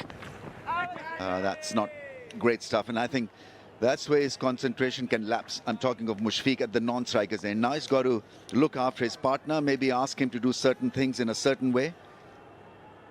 Gently walk down the track, asking him to just firm up a bit. I just feel that he might just go the way he has gone so far in this innings. I mean, they'll be thinking and hoping that, okay, can we end up batting only once in this test match? And how long we can keep them away from the dressing room? Keep them in the sun, humid and hot conditions here. But you have a fair point, Ramiz, because if they knock the others around batting with him, then probably this innings will get folded a little bit quickly. I think he's got to take charge completely, Mushfiq, and not go mad. It's just about handling both ends cleverly. I think the change on day 2 is the lateral movement. It is more pronounced. The grass has been taken off the surface and the cracks have appeared more prominently, and that's why, you know, every time the seam hits the crack or one of the cracks, it's deviated more. Bangladesh with a clear advantage. They've runs on the board. And they would want this wicket to play a few more tricks. And that has been the case as the test match steps into day 3, 4 and 5. You'll see more deterioration on the surface. There'll be a little bit more wear and tear. So that's why the runs on the board is gold for Bangladesh. To be able to go and do what they've done so far. So they've done a wonderful job with the bat. But they'll still be hoping that can they add another 40, 50, or even more. Can they get past 400?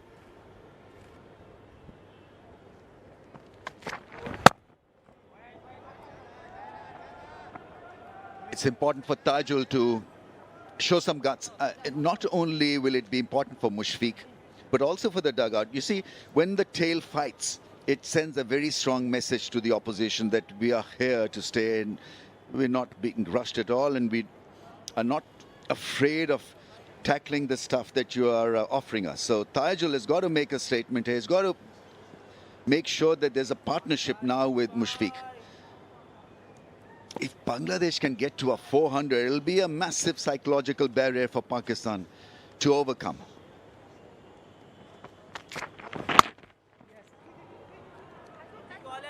That's why each run is equally important. They had 364 for 6.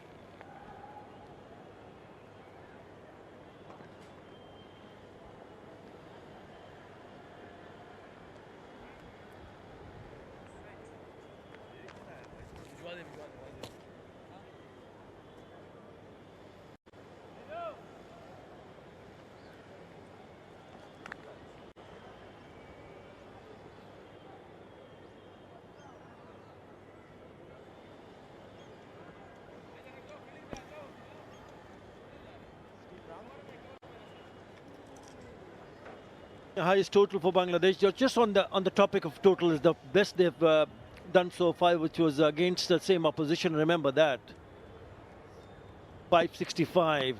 But all these totals are against Pakistan. But that's the highest. That's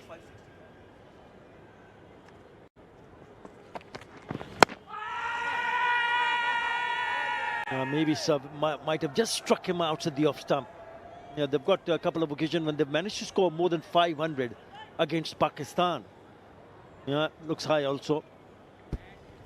Well, he's got so many things to do as a captain, Shan Masood. Obviously, he's got to judge the DRS, and so this time he doesn't make a mistake. He's got to keep them locked in, because what happens in such a situation is that, there's a little bit of bickering that can happen in the dugout, because you're supposed to be better in the field after winning the toss on a green belt. It hasn't happened. Off the glove for a run. So you must not allow disintegration. It's still too early in this test series for that to happen, but when you start thinking about survival and you're pushed into that survival mode, your captaincy gets a hit. The dugout environment gets a hit as well. And that's not a nice feeling, as we all know as cricketers. When you're pushed against the wall and you're forced to survive, that's a different kind of a mindset that takes over, which is negative, and you don't really operate at full throttle as a result. And his captaincy will be judged in such scenarios. So is he a good captain on a good batting surface? Or is he a good captain when the conditions work for him? And I mean, at home, Shan Masood is rock solid with tactics. On square turners, he's been bossing the outcome of the series. But here, on this kind of a surface, maybe he hasn't played the right 11. I mean, or maybe the 11 that is available to him is this. So the captains not only captain aside, but also pick the right 11. I think looking at how the fast bowlers in particular performed, I think they've been below par with regard to pace at least.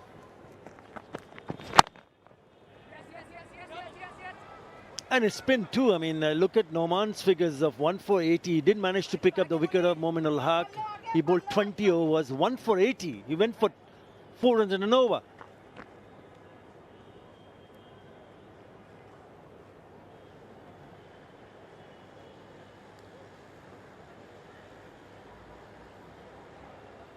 I think he also will be under tremendous amount of pressure as a skipper, because once a team or position bats somehow and manages to score close to 400 or even more, then there's so much pressure on the top order. And remember, he does open the batting, doesn't he? Shan Masood. Bat at number 4, I think.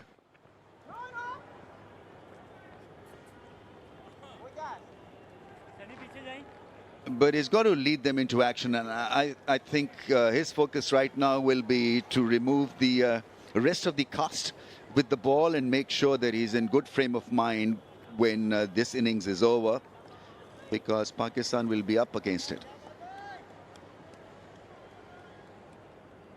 Never easy to play the catching game in Test match cricket.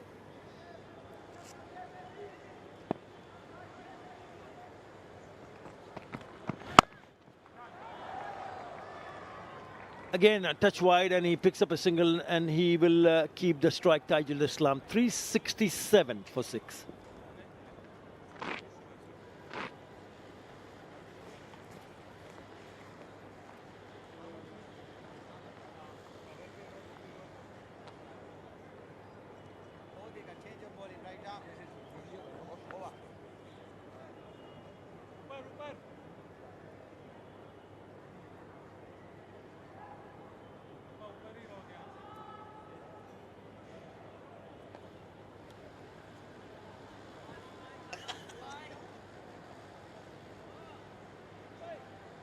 Yeah, when you talk about the openers, you see that there is Azam Awais, who's on debut. He's just 21 years of age, and Mominul Haque expected to open the batting. As I thought, Shan Masood, but he bats at number 3 or 4.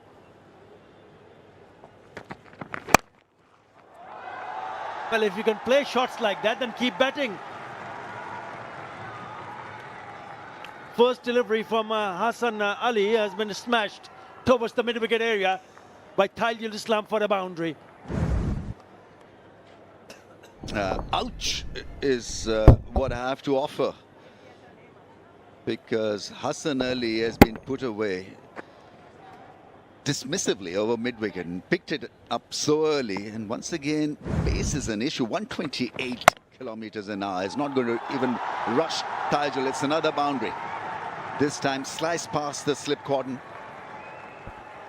So Mushfiqur is absolutely right in asking him to maybe farm the strike. I think he's been picking up singles of the last ball, and he's quite happy to brave the situation, be the front man here. And you can see what has happened in the first 2 delivery of this over. The first one, the short one, pulled away, and then it's touch wide. He's played it late. He's actually intentionally played, opening the face of the bat and creating a gap to pick up a boundary. So again, they're all over the place. They haven't shown the kind of discipline that needed to be shown on this kind of a pitch. Again, a short one. Again, it's a pull. This might not go all the way. It's a teaser. They should come back for the third, and they do. Non-striker. Better throw might have given a bit of a problem there. So in the first 3 deliveries, he's conceded 11. Already on the back foot, so an easy shot for him to execute. Once again picked up the length early, saw it early, and it wasn't a complete smash.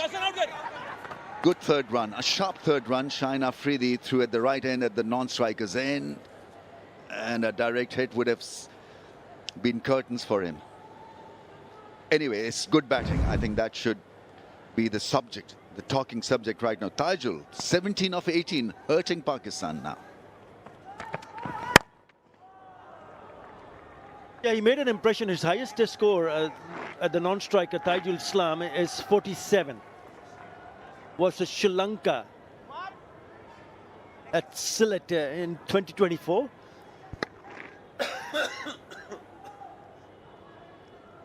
Just a little surprised that Nouman Ali hasn't been asked to come and bowl. With the new ball, maybe he could have gotten a different shape of the surface. Pakistan pretty keen to use just the pace with the second new ball.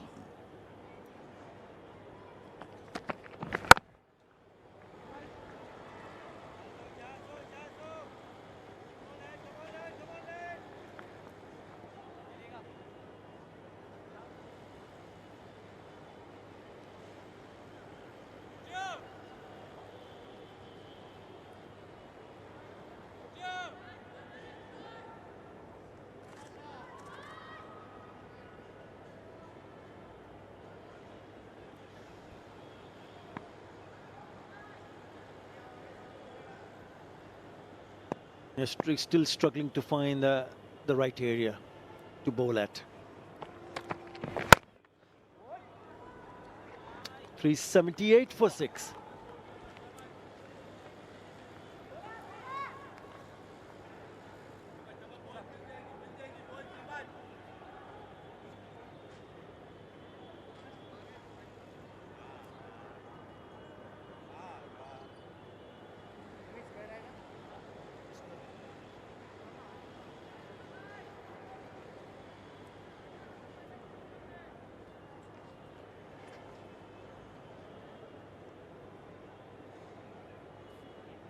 Yeah, that 565 against Pakistan in 2024, they went on to win. I mean, they went on to win 2 test matches there on the trot. Is the highest. Inching towards 400 mark, 555 for 6, which was a drawn test match. So whenever they've gone across close to 500, 450 or 500, it's an interesting match, especially for the opposition, because it puts so much pressure. Are these first?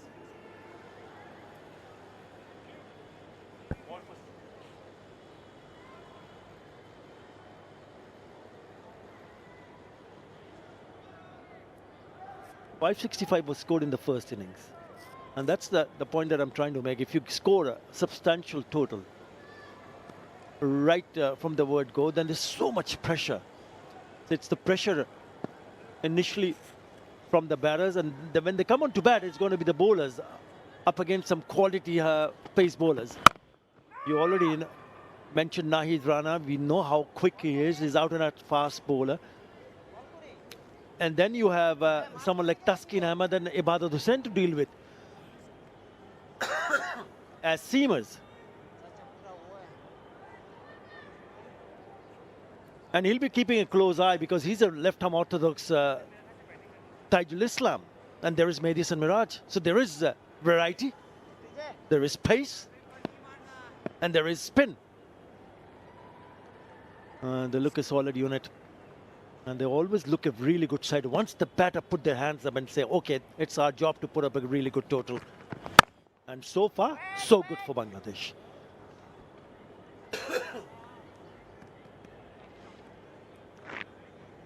Yeah, just look at the bottom 5. Nahid Rana, Ibadat Hussain, who's coming back. He's been brilliant. He went through an injury. Taskin Ahmed, we all know how good he is with the new ball. And then the 2 spinners, Mehdi and Miraj and Tajul Islam. And that's a very good bowling unit there. Up against a quality team, which has been tasting success in the white ball format also. So they're coming in with quite a few wins behind their back. Play and a miss again, dropping short of the keeper.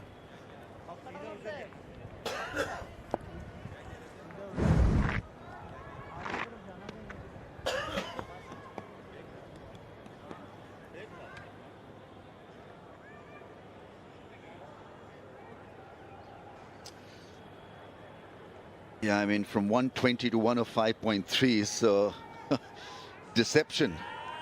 He's not express, but tried his hand at a cutter. I still feel that Pakistan haven't bowled enough cutters on this surface.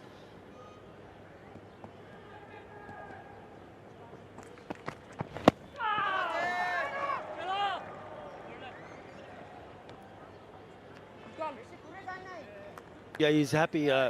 Mushfiqur Rahim saying a loud no. He's happy to leave him there.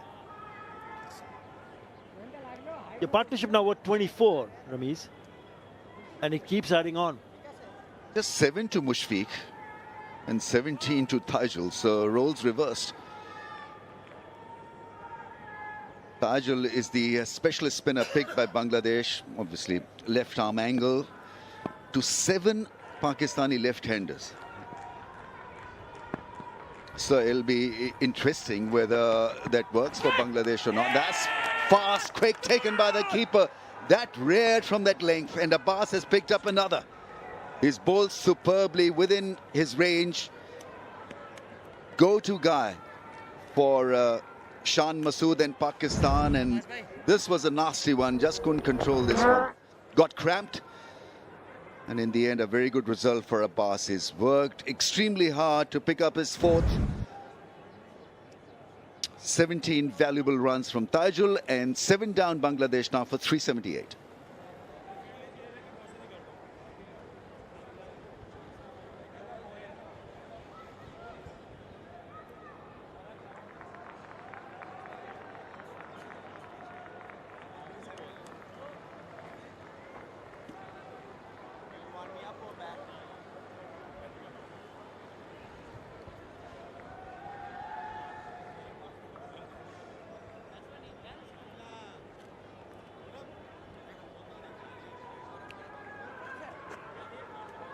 Mohammad Abbas was very impressive, unlucky yesterday, but he's been among the wickets today. Good mix-up. Remember the previous delivery that he bowled, 2 deliveries earlier, that was a slower delivery. He took the pace off the ball and then bowled another delivery followed by a really good bouncer. Ibadat Hussain is the new batter, and he's here because of this. Yeah, that zip through and bowl at a very fine angle. Rizwan had to jump to take that one behind the stumps. Not looking at the ball, his bat was hiding the helmet. Normally they ask you to stretch your hands when you're looking for that pull or the hook shot. His hands were all cramped up next to the helmet. Terrific delivery and a terrific blow, because Tajul was irking them a bit with a 17 of 18 ball. Will Mushfiq now change gear? Will he now farm the strike? That's a bee in my bonnet.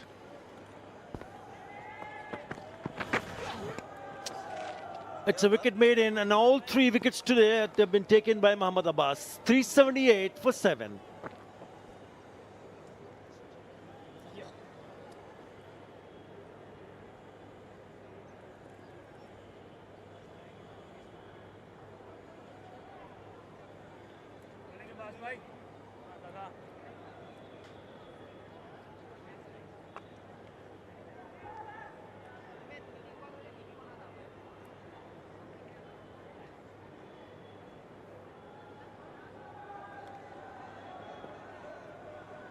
Mushfiq bats at number 5, so obviously, you know, he's a great link between the top order and the late middle order. He must know how to bat with the tail. That's the other thing that he needs to do well here. He's done that right throughout his career, but he's not going to change gear. I think he's got a sample size that has worked terrifically. Still not taking things for granted, making sure that he looks hard at the ball. That's a great lesson for any young batsman, especially on a surface like this. Day 2 has provided a lot more lift and sideways movement to Pakistani bowlers, and moving forward, I think Bangladeshi fast bowlers would want to bowl on this surface now. Well, the Pakistani bowlers have certainly showed a better discipline in compare. Oh, shots of catch it. Nothing on that. Because remember the first morning or first session, they managed to pick up only 2 wickets and conceded 101 runs. This time around, they've already picked up 3 wickets and conceded 77. Bouncer is a good delivery, because you see Rizwan taking it at knee height, ankle height in fact, and so there's no consistency. So you're never in control when you're looking to play that pull shot. But Pakistan have hardly bowled any bouncers in this innings, and this innings is now 107.2 overs old. A handful of bouncers.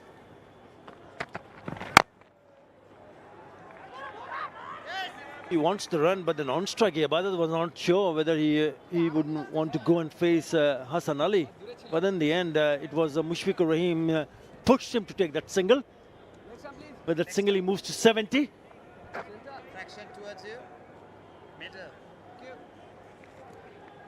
Scenario changes now that Ibadat is on strike, so more fielders in close range.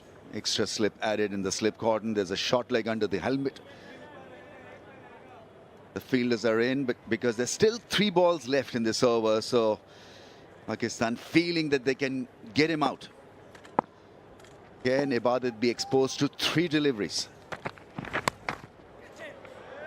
On the bounce to Salman Ali Agha is more than a decent fielder in the slips.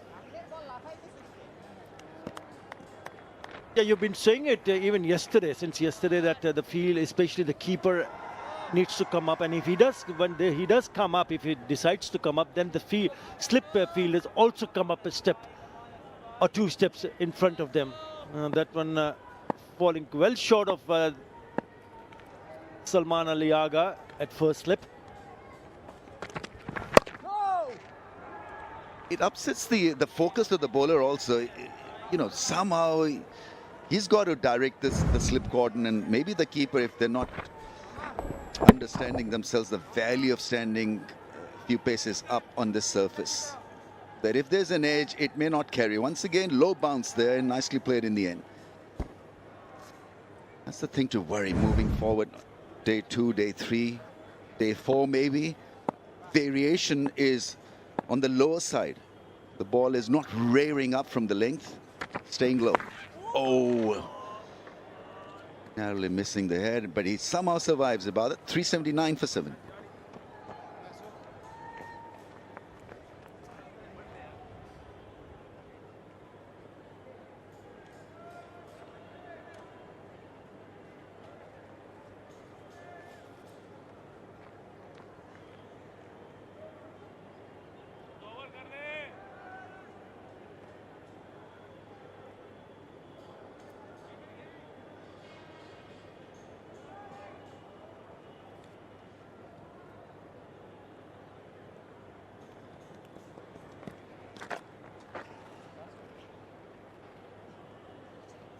This has been good. As long as you keep on picking wickets at regular intervals, you'll see that the pressure back on the opposition. 3 for 78 so far. And all those 3 wickets for Mohammad Abbas. I thought he was excellent in the first day of the first test match, and even today, very impressive. I think he usually is a condition-based selection, Mohammad Abbas. Give him a green surface and he will allow you to boss the proceedings. He's got a strike rate of 55 in test match cricket, which is extremely impressive.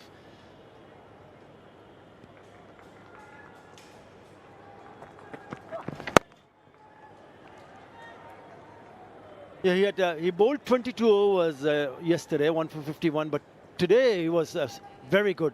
8.1 overs so far, 3 for 21 wickets so far. He was just a little bit predictable on day 1. Day 2, we saw him bowl that length also, the shorter length. Casual from Mehdi there, caught at point, and then another bouncer that way from length, taken behind the stumps.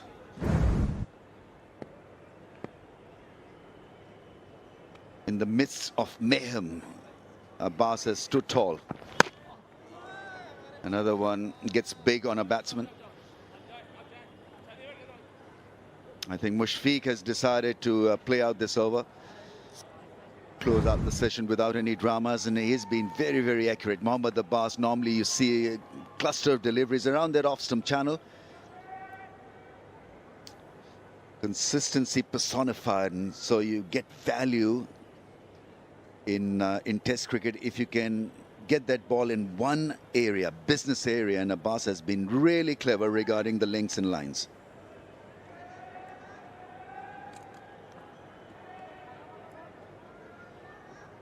Yeah, the fast bowling coach of Bangladesh team, Sean Tate, will be pointing out to that for sure when they take the field. Absolutely no harm in mirroring the effort.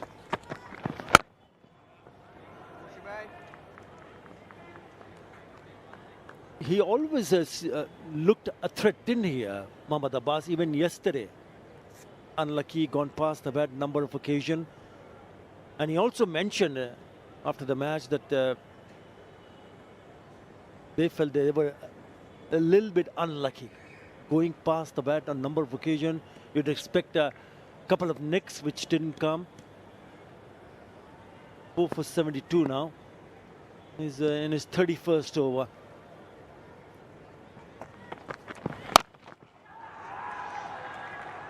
It's a pull, and they're not even testing the fielder in the deep for the second one. He's quite happy with Babar.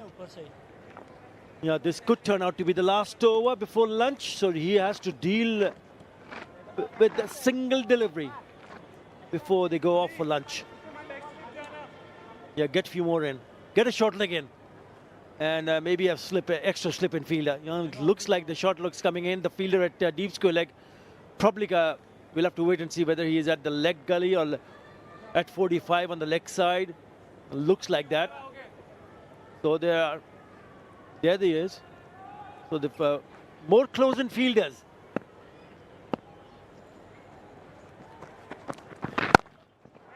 Nicely behind that line. One from Ibadat Hussain. So that will be lunch. Yeah, I got to say, much better effort from Pakistan.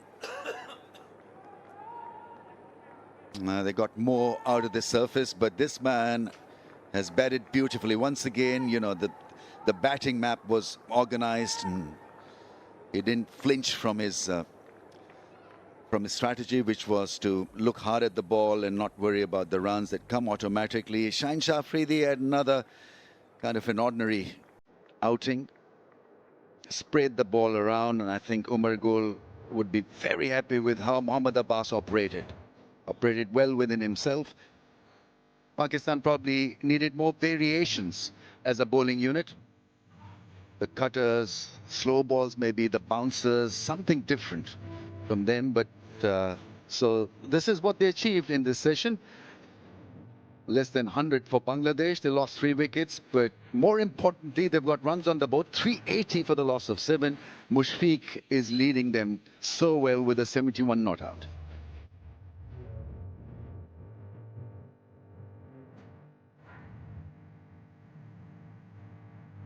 Yeah, on his birthday, he's again shown how he loves to enjoy his batting, no matter what kind of surface you're playing on.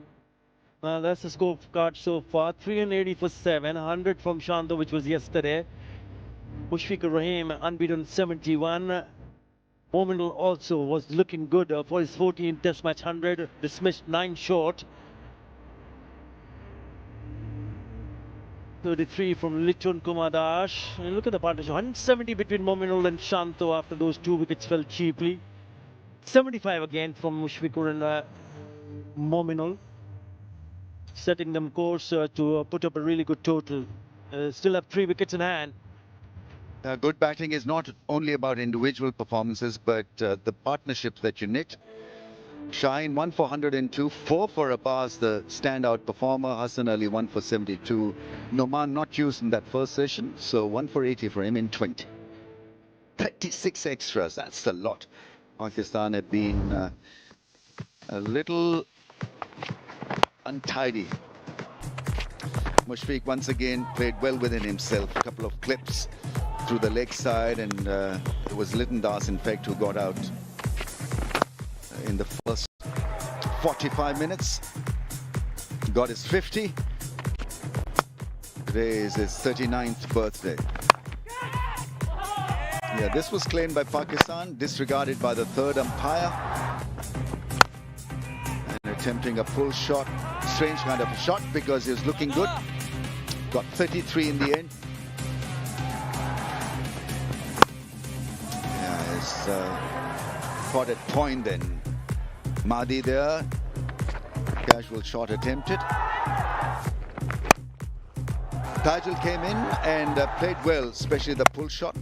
In the end, got out to a shorter ball, a snotter from Mohammad Abbas. Had no chance in the end, and so edge taken by the keeper. Abbas, the standout bowler in that first session. He ends up with 4 for 73, so session details for you: 3 wickets and 79 runs, 24 overs bowled by Pakistan. Right, we'll have a break. It's a lunch break, back in about 35 minutes or so.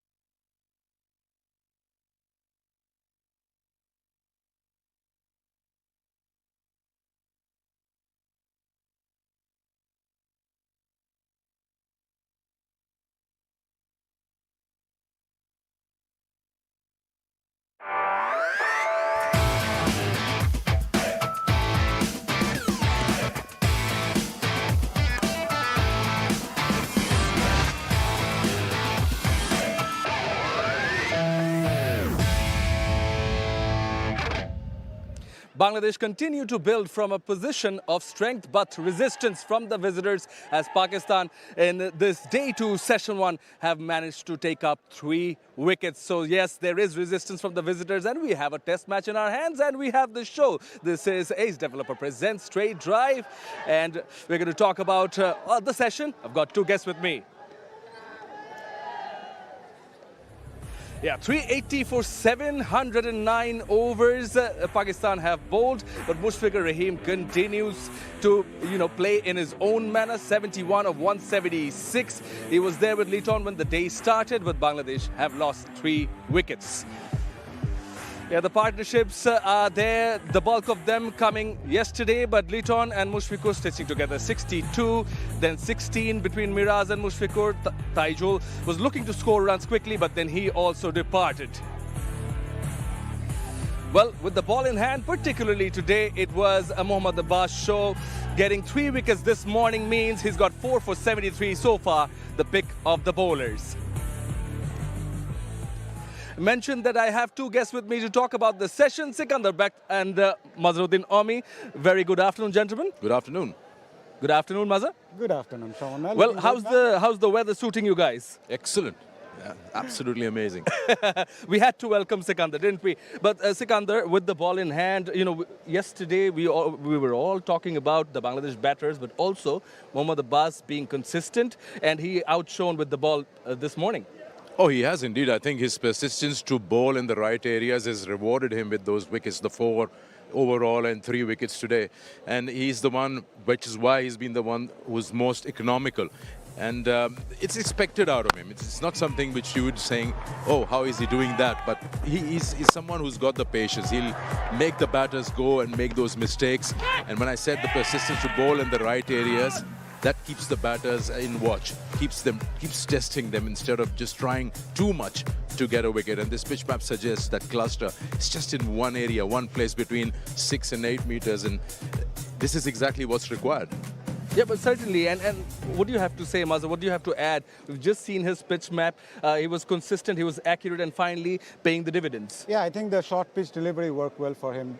Among the 3 wickets, 2 of those came off the short pitch deliveries, and I think they bowled well in tandems as well, which was missing in the first day. Shaheen Shah Afridi bowled really well, so does Hassan Ali. So that helped them to create the pressure from one end. We have seen Liton Das struggling right from the start, and in the end he had to dismiss in the end. But it's the pressure creating from both ends helped Pakistan to pick up those 3 wickets this session. Yeah, and certainly, Liton, Miraj and Taijul, all 3 of them dismissed. Particularly, Miraj and Taijul came out with a positive mindset. They were looking to score runs quickly. Yeah, definitely. And that was the message from the dressing room as well.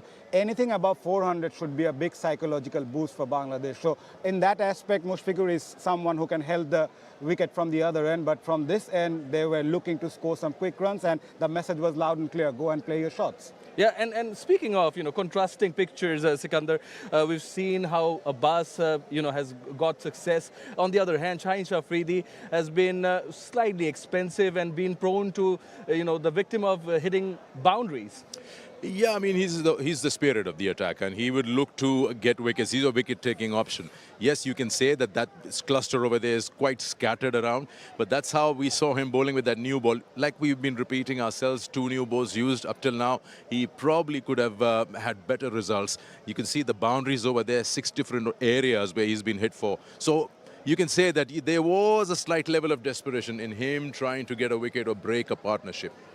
Mazhar, he's been hit for 6 boundaries this morning, speaking of Shaheen Shah Afridi. And every time he's tried to pitch it up, he's gone for runs. But that is where, that's where within lies Shaheen's strength, right? Yeah, definitely. But the lack of pace at times can undone Shaheen Shah Afridi. At one point of his career, at the very beginning, he was quick, but now he had to adjust his line and length as he has not enough pace behind him. So on that aspect, yeah, at times it can be difficult for someone like Shaheen Shah Afridi, but don't forget the wicket. It's not easy to bat on. So anything you pitch there, it's variable bounce over there, so not easy for the batters as well. It's not easy for the batters. The conditions are there, mixed bag, but at the same time, they had to field for and bowl for 3 sessions yesterday. But so far, so good with how the morning went. The Pakistan camp would be much more relieved. Well, of course, they'll be happy to see 7 down. And yes, it has been tough for particular sessions that they've been out there. The sun is quite bright and it's hot and warm, but that's what's expected out of them. I mean, the players are used to these things. They know that there'll be hard grinds at times and you might not have anything happening in a particular session. I think they've gathered themselves around. The think tank sat together last evening and they've come back a little more organized today, and they wanted to make sure that that second new ball is made use of, and they've done it. So now they're down 7 down, only Mushfiq is there. If they can knock him over or get the other side, clean up the tail, I think they'll be happy to come out in the coming session and with the bat in hand. Yeah, Mazhar, speaking of, I'll talk to you about what can be done in the next session. But while after going back into the dressing room after the first session, what would be the words that have been spoken inside that camp, Bangladesh? Yeah, for Bangladesh, it's obviously play as long as you can. And Mushfiq is there, so he has to bat through. But the thing is that whatever score you put on in the first innings will play a big role in this test match. For Bangladesh's point of view, they mentioned the fact that they need to score 400 plus in the first innings in order to keep their hopes alive, win a test match and give something for the bowlers as well. So from that point of view, you'll see more positive intent when they come out to bat after lunch. Sikandar, coming to you, regarding the surface, the sun is out there, it's baking under the sun. How do you think it's playing out so far, or it might? Well, in the morning when Athur was doing the pitch, he said that the cracks are a little wider and we've seen them for the left-hander a little outside the off-stump. I think that will be something interesting if Nahid Rana with that new ball comes out whenever he does and knocks at the, top two. Earlier on, Pakistan will feel the pressure. Don't forget there are 2 debutants who are the openers. If Pakistan are going with them, maybe one of them comes at 3 because Imam might be there as one of the openers. And then also interested to see how Taijul operates with the ball and the comparison between him and Noman. So exciting times, and I'm pretty sure that Bangladesh will be quite confident at the moment. Almost batted 4 sessions. They've got almost 400 runs on the board. They're in total control. Yeah, well, so far they are in control, but it is a match of test match cricket, pure form of cricket, and it's only day 2, session 1 gone. Plenty of time remaining, still not done and dusted, no way near, but you can't be complacent as far as the Bangladesh camp is concerned. Undoubtedly, they have got the platform set. First innings total is there. It's a good total on the board, and I would like to see Mushfiqur Rahim on his birthday scoring 100. He scored 100 in his 100th test match, so this guy has a knack of making these special days even more special. Well, as Mazhar just said it, we'll talk more about the birthday boy. He's a special kind, special talent, of course, and doing it over the years. We'll talk more about this, but it's time for a break on Ace Developer Presents Straight Drive.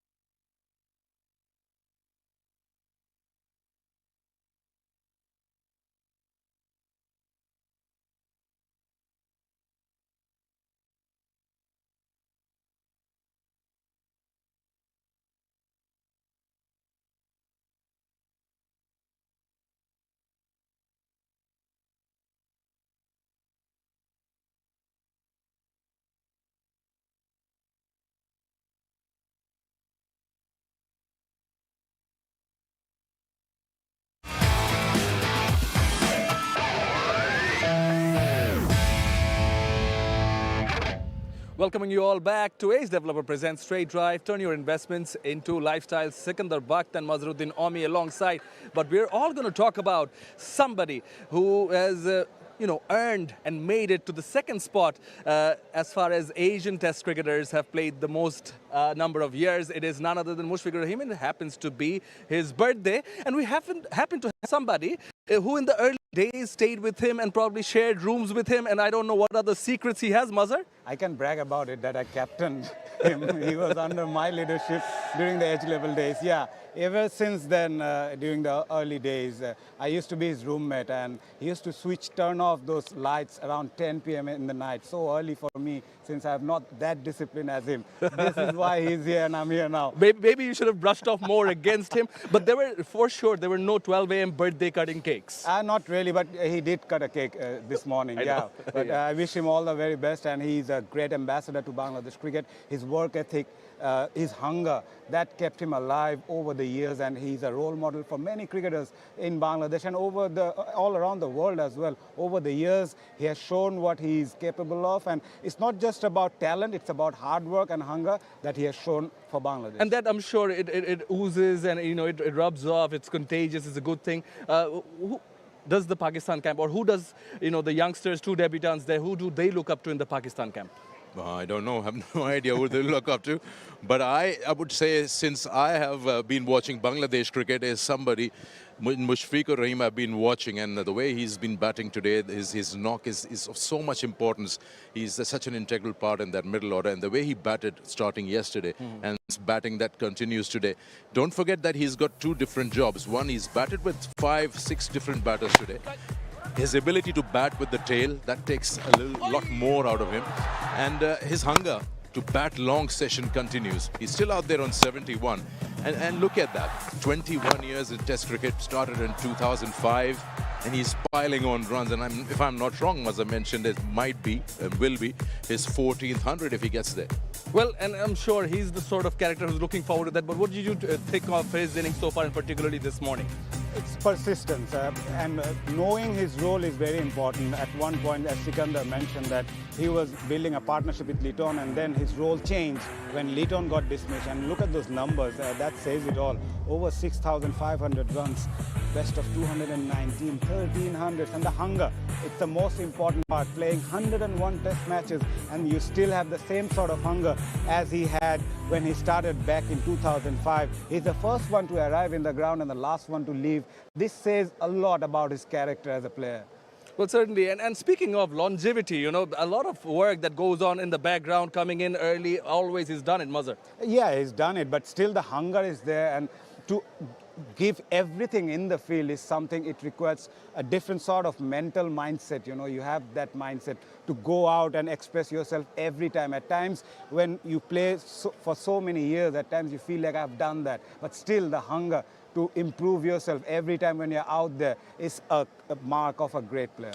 And that should be ideally the kind of person the youngsters should look up to. The commitment levels that he shows. You just mentioned first one on the ground to start knocking, getting warmed up. And these disciplines, they are so important. If you're a newcomer in the dressing room, you watch them, how they operate, how they walk in, how they carry their kit bags.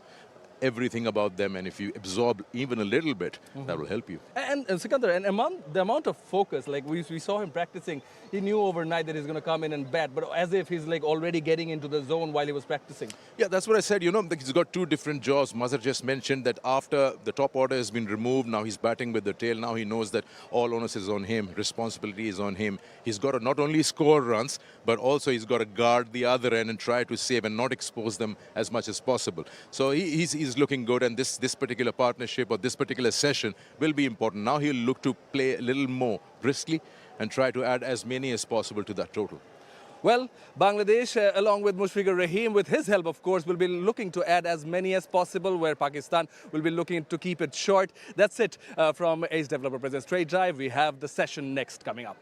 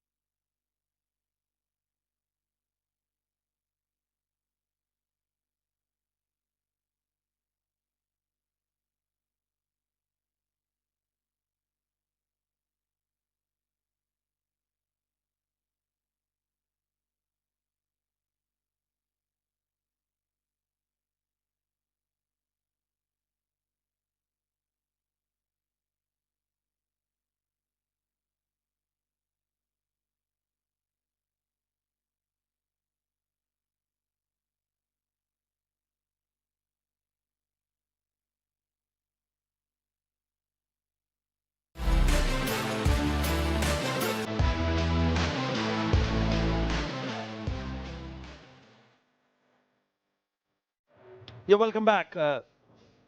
Day 2, session number 2, live from Mirpur. It's Bangladesh versus Pakistan.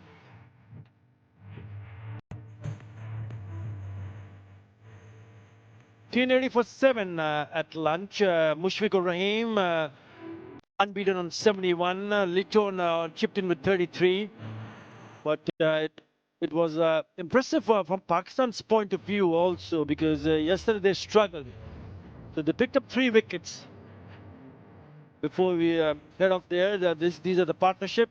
170 was yesterday between Shanto and Mominul. Mominul again was busy with Mushfiqur adding 75, and then Mushfiqur adding 62 with Liton, the partnership that's stood out.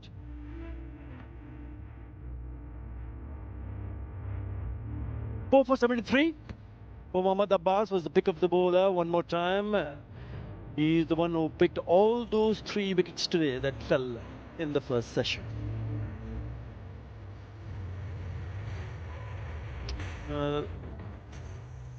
Let's have a look at the surface. This is during lunch, just after lunch.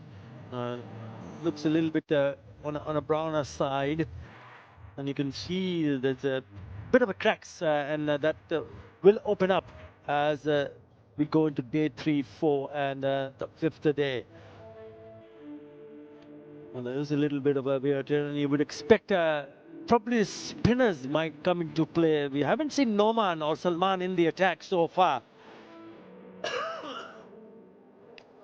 But they'll be pleased to see what has happened in the first session. 3 for 79 is what they managed to get in that first session. They're all ready and raring to go in, and just waiting for the umpires to walk in. There we see the umpires.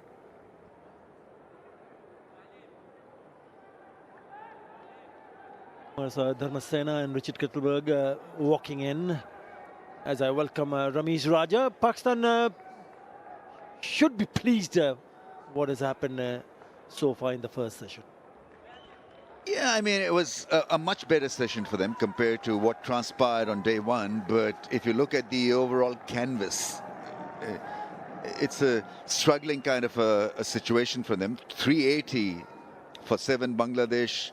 Another hurdle, another commitment to the cause, another session that they need to play well and probably bounce back and finish off the innings ASAP. Otherwise, Bangladesh, if they get anywhere around 400 or plus, it'll go on to hurt Pakistan quite badly. I think the focus, whilst it's a team sport, the focus will be on Mushfiq once again. Will he be able to get 100?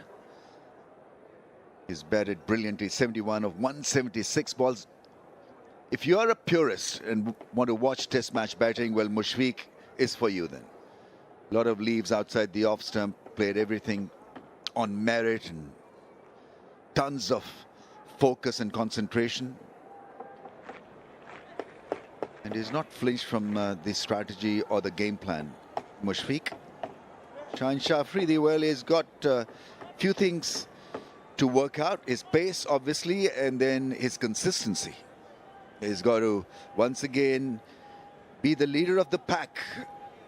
It's Mohammad Abbas who's led them in this inning so far, but he's played more matches, he's got more experience. Shaheen Afridi has got the fear factor attached to him as well, so he's got to make use of all that.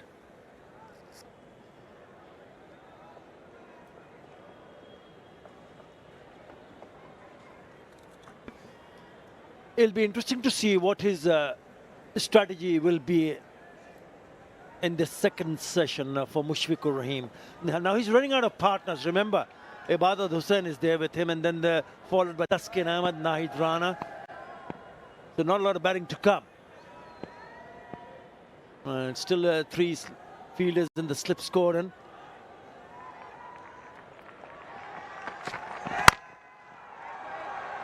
Yeah, he's played beautifully, hasn't he? Mushfiqur Rahim. He's been rock solid in defense, and is, as you pointed out, Rami, he's played to the true merit of the delivery. I mean, that's what you want to see from a test batter, especially in a test match, because it's about test of patience, test of temperament. And he's got that tons of experience, Mushfiqur Rahim.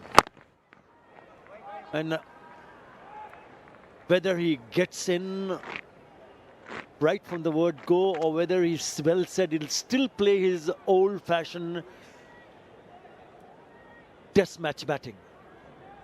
Just glued to the crease and not worried about what is going around. Not flustered. This guy sticks to his basics. And that's why he's got such a long career. How many runs?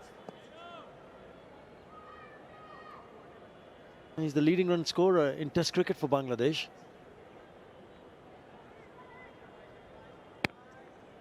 Grit and determination is what has carried him so far in his career. What a career, stellar career. Bowl him, knocks him over. That is a beauty. In the very first over after lunch, that's a sight for Pakistani fans. Yeah, it's a great breakthrough. Getting rid of Mushfiq and for once not following the process. And the ball was a good one also. It came back, created that huge gap between bat and ball. And probably because of the situation, because he had to get cracking, refused a single of the previous ball. And this time undone by a beauty from Shaheen Afridi.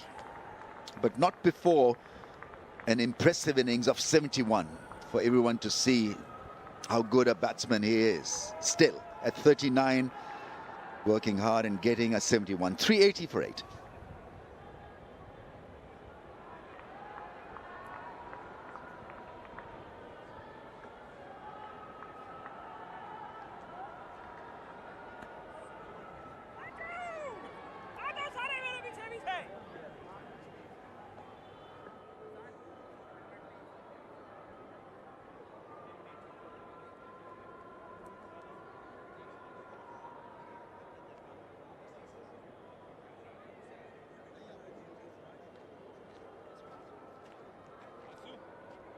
Yeah, very good from Shaheen Afridi.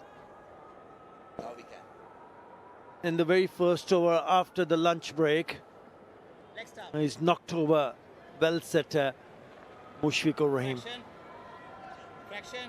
Taskin Ahmed in the middle. A 380 on the board is 380. I mean, that's a very good total, I can tell you that. And you can feel that there's something happening for the bowlers on day 2. There's a bit of a movement. We haven't seen introduction of spin so far in this in the first session, or because this is only the first over in the second session. Right, left-hander to a left hand. Edge, gap, 4.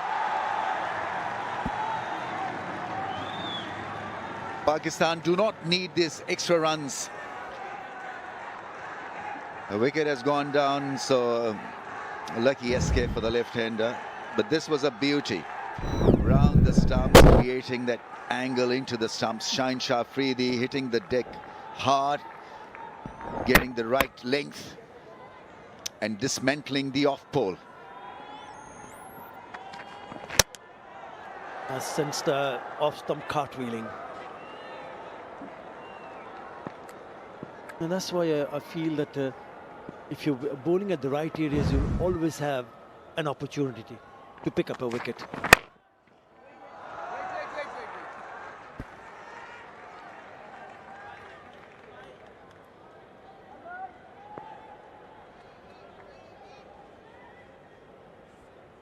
I think it has got a lot more on offer today for the bowlers, faster bowlers this track. The grass has been taken off. Every day grass is mowed and taken off, and so you see those drier patches, the bare patches, more pronounced. Less bit of green, more bit of bare patches, and so that is making batting just a little bit tough because you can't gauge at what pace the ball is coming at you. And there has been substantial movement compared to day 1 proceedings. 384 for 8.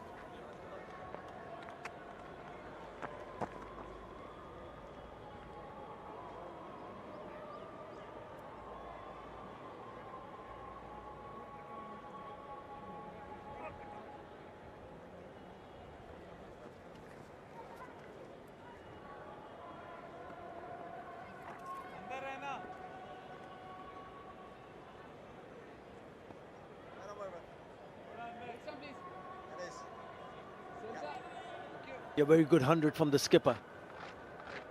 Mushfiqur also with a good innings of 71, ensuring they have runs on the board.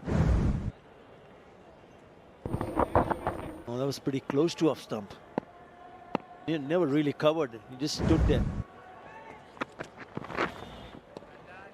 Yeah, it has started to offer a little bit more, and because of what we've seen so far, Bangladesh camp will be looking at this very closely, especially how the seamers have extracted a little bit more movement than yesterday.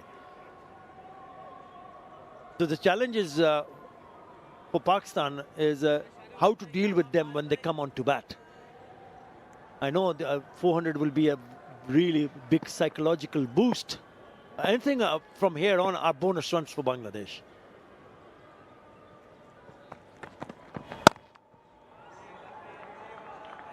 So we'll have to wait and see, because the biggest challenge for Pakistan from here on, yes, they need to pick up the next these 2 wickets, but how the top order is going to bat against the likes of Nahid, Rana and company.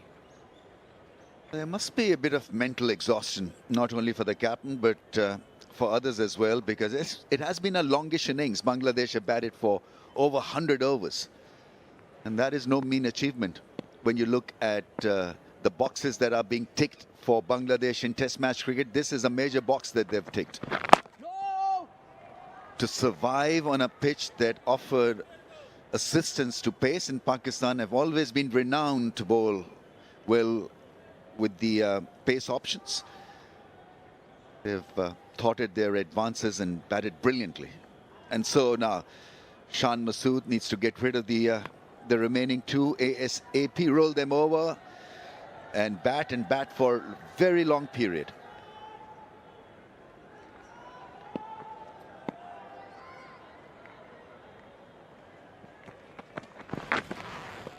Yeah, Mohammad Abbas is looking for his 6th fifer. Already has 5 fifers in Test cricket. And he's looked very impressive. He doesn't bowl with a lot of pace, but he's been immaculate in terms of line and length. 104 wickets. Strikes every 55, 56 deliveries. 6 for 54 was against South Africa, his best figures. 2024 Centurion. Lively surface Centurion.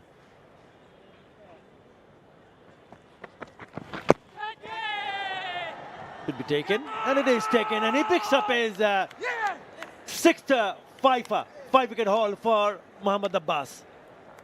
Ibadat departs.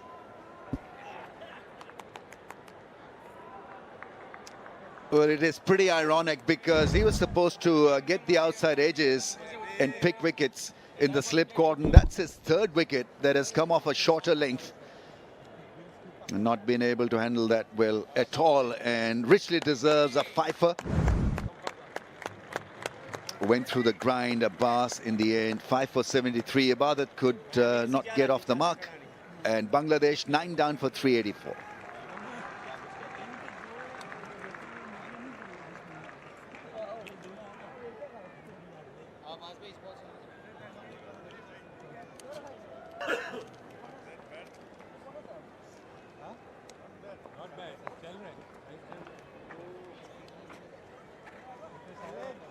Leg stump. Yep.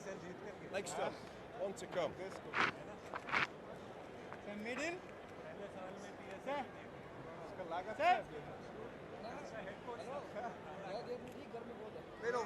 Knight walks in. The second session has been very good. Excellent for Pakistan. They've only managed to bowl 11 deliveries, and they picked up 2 wickets already in the back. Yeah, it's a short pitch delivery. And please do remember that they did not bowl too many yesterday, hardly any. But it has been something that they must have discussed. And they've got wickets with short pitch deliveries. Straight away, Rana opens the account with a single.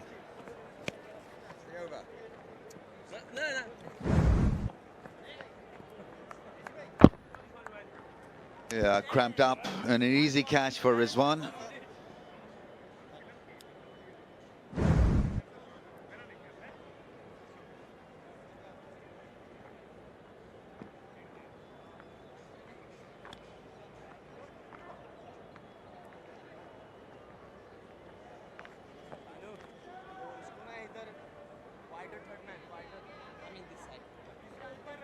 Come in.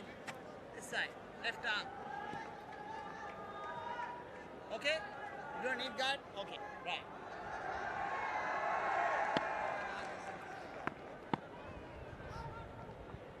Right. They've bowled 2 overs. They picked up 2 wickets. All important wicket of Mushfiqur, not adding any runs after the lunch break.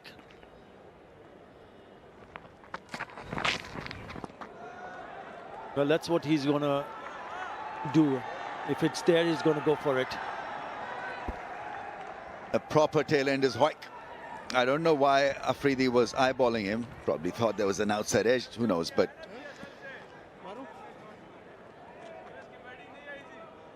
adrenaline rush, and in search for another scalper, Shine Afridi's numbers will look a lot better. Yeah, in no place really to play that pull shot.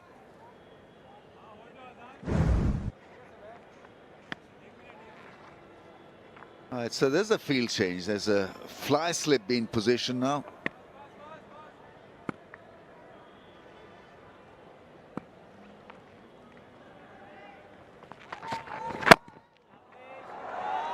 That's good deception and well read in the end by the tail ender, because he showed him the field probably, made him wait, had that shot third man in, maybe putting a doubt in his mind that it's going to be a bouncer and bowl a superb Yorker.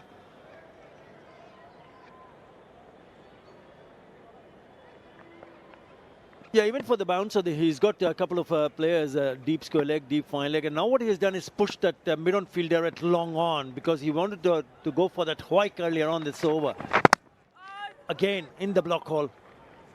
Good from Shaheen Shah Afridi.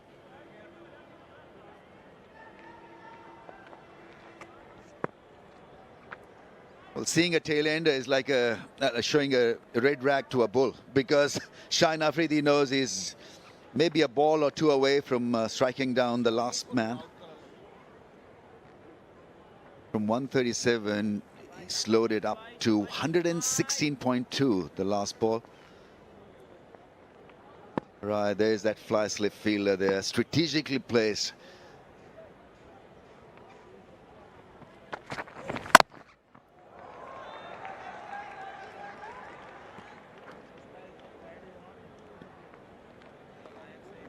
Yeah, he'll be pretty eager to come and get the ball in his hand, Nahid Rana.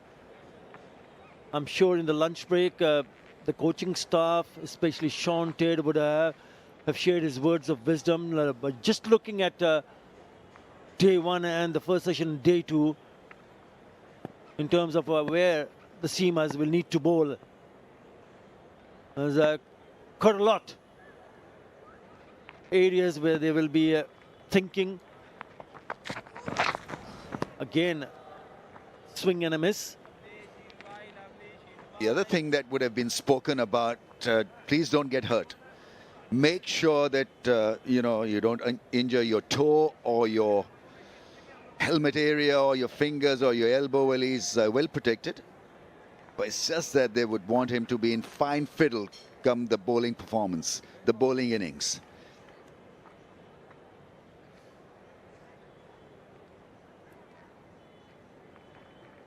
It's looking like a moving day, isn't it? Because it's day 2 summary. You look at that, 5 for 84 so far.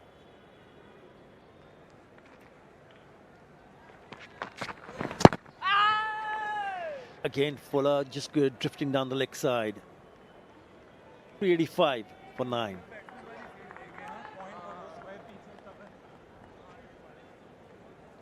थोड़ी जगह देख आगे, थोड़ी सी जगह देख आगे.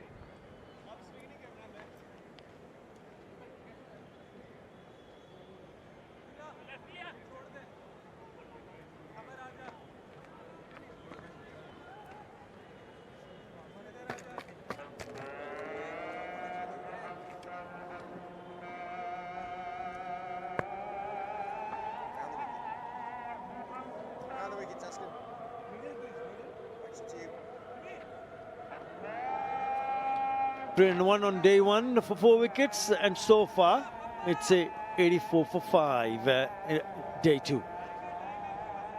We'll just, I mean, if you look at that stats, it's a message across to the bowlers, because they're, if you pitch it in the right areas, you can hurt the opposition. And he's now bowled what? 32 overs now, 5 for 74. Oh yes, he's latched on to that. There'll be a boundary from Taskin Ahmed. Again a little bit too wide. In the slot, and he didn't stop himself. Taskin with a nice wind and hitting through the line. Yeah, width provided and smashed over cover. That's a costly boundary leaked.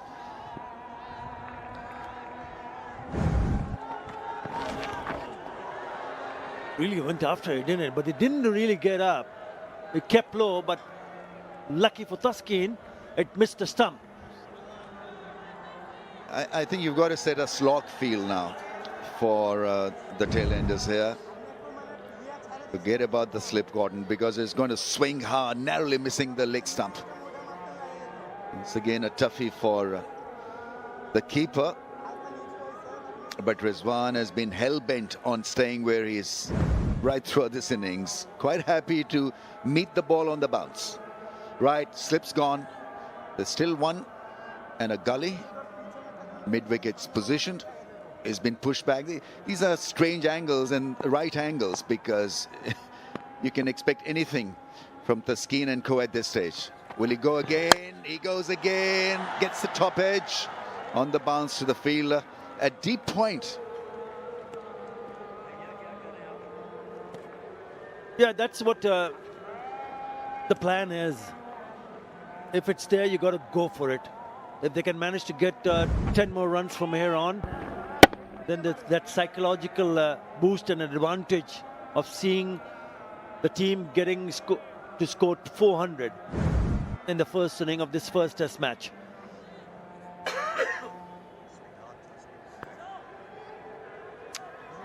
Slow ball, an off-cutter could seal the deal here. Don't worry about the field set. It's about bowling straight and deceiving them with lack of pace, maybe. Here we go then. Abbas is being targeted here.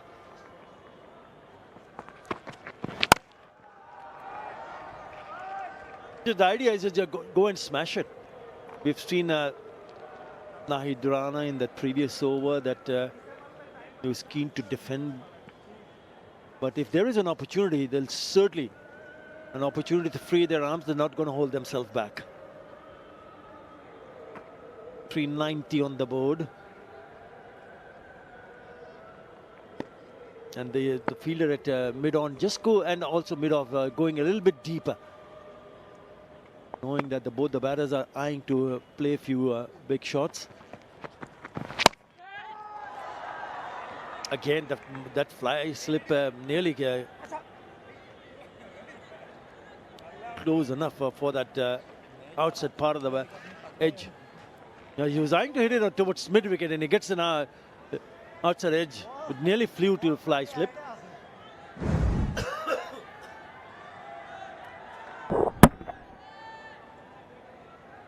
Almost worked for Pakistan. Strange field set, but the right field set. Here we go then. Taskin is on strike. Slow ball. Deceives him, and 9 down for 391.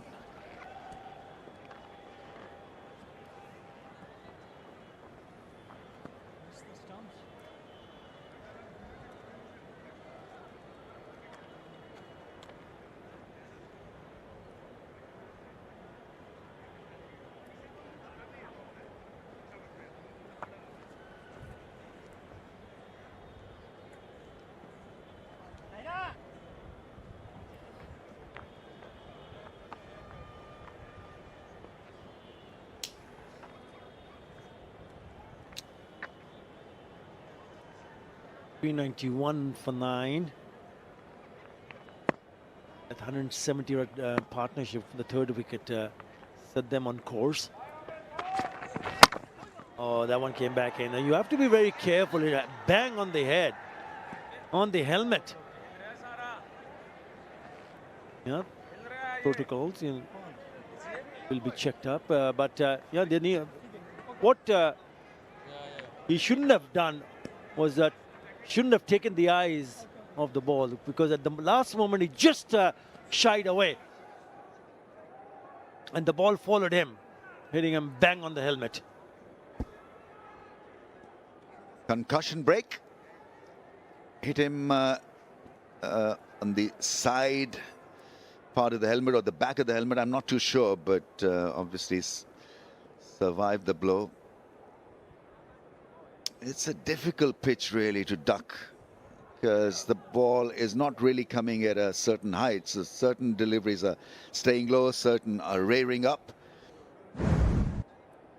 Sher-e-Bangla, they're just following him this time, not allowing him to show him the wickets. It hit him at the back of the helmet. That could have been very nasty.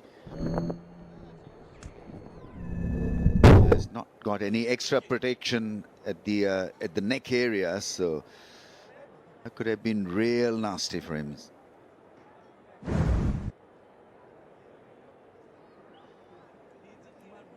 Says he's fine, but you know, these hits can be tricky really to judge. You can have a sense of grogginess maybe, you know, 5 minutes later. Anyway, he seems to be fine, patted by the umpire. What next now from Sher-e-Bangla? Maybe a Yorker, because he's mellowed him down with a bouncer. Bangladesh absolutely needs Rana to be in great physical health, because this pitch is tailor-made for him. Yeah, there's no bowler's club also. I was just thinking, you know, there's no regard for a tail-ender. Yeah, it's just not looking great for Rana. So either he's got to hit his way out of this trouble, or be just a bit more sensible. He's got to look at the ball. Somehow he's got to really look at the ball.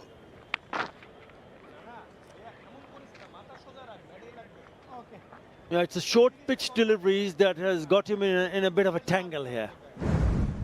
Again, taking the eyes away from the ball where it's been pitched, and then he loses the direction, because once you take the eye off the ball, you don't know where the ball is going. In the block hole. Maybe the idea is to soften him up with short pitch delivery and then pump him up with a couple of puller length. I think they'll try to probably. Interestingly, you know, he's fine in the stance position, and then he exposes the stumps. Yeah, the cutter attempted. 121.5 kmph, that Yorker.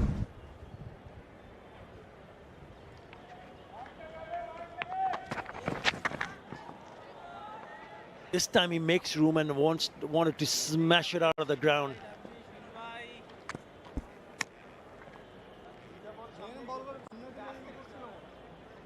Bit of cat and mouse, yeah. Well, he somehow survived. Hit on the helmet, but he's still out there. So another 2 balls left for the skin really to nail a few. He's looked a lot more sharper than Rana. For Pakistan, this has to end now in this over. 1 wicket away from batting.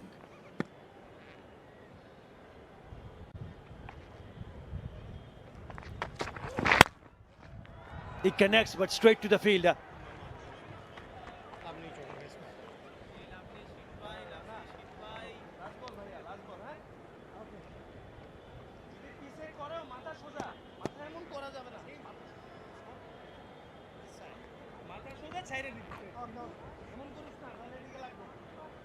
Change of angle. Sher-e-Bangla from over the stumps.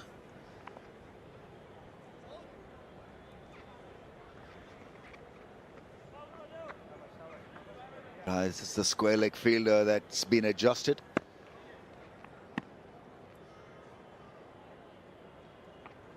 One last chance here for Shaina Afridi to pick up a wicket, and he beats him with that angle, and somehow Naid Rana survives. 391 for 9.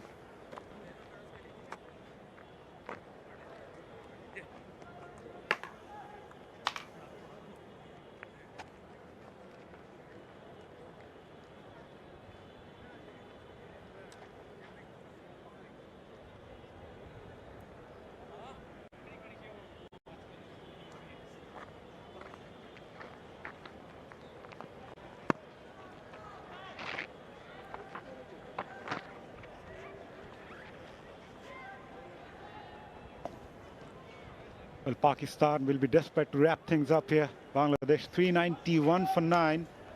Things have gone their way so far in the second day for Pakistan. They've managed to come back well after Bangladesh finished the first day on 301 for 4. Here comes Abbas.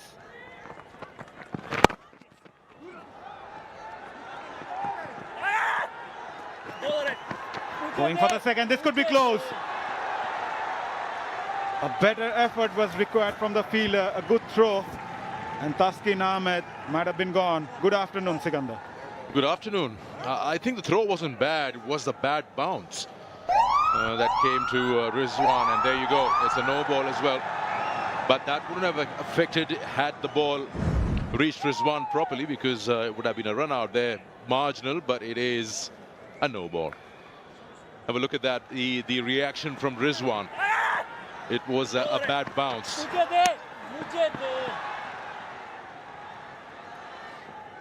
It was nice and flat. It's just the ball didn't come up as Rizwan would have expected. He was in a good position waiting for that direct hit. If not, he'll collect and rip the bails off.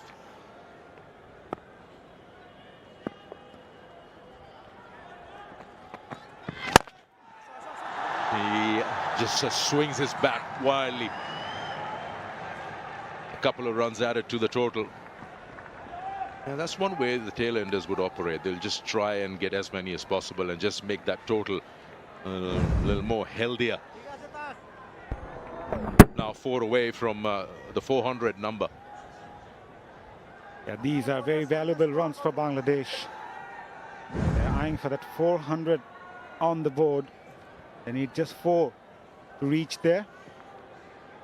And you can see the tension in the face of Shan Masood, the captain of Pakistan.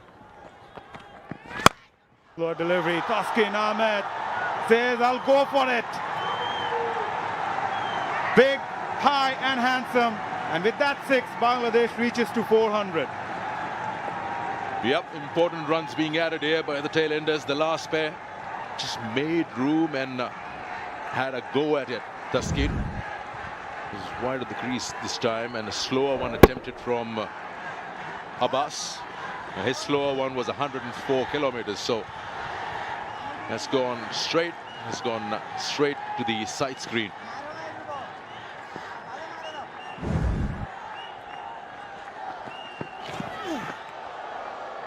And when you're regularly bowling at 124 and then attempt a slower one, it's a very slim chance you'll deceive the batter. 104 kilometers will be easy to negate. Bangladesh with their 402 and how they've progressed session-wise, and balls per 100 used have kept increasing from that first 100 that was there. That was the quickest. He almost chops that on.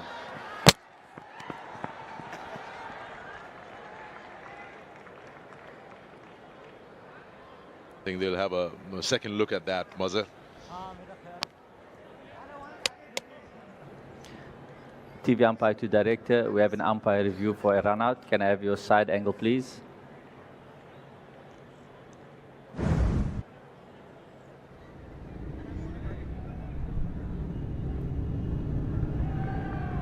Yeah, bat's grounded. Thank you. I'm ready to make my decision for the screen.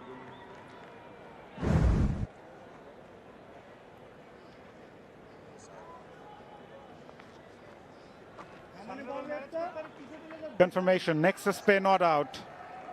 As this partnership goes to 19 of 24. This is Bats grounded. Thank you. I'm ready to make my decision for the screen.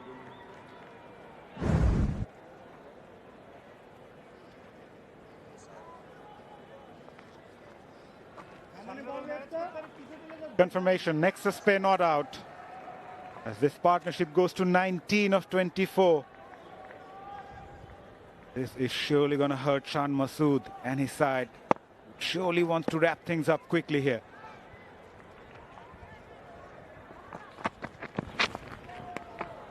Night Rana says my way or highway. He's waiting for the ball in hand. He's going to give it back to them.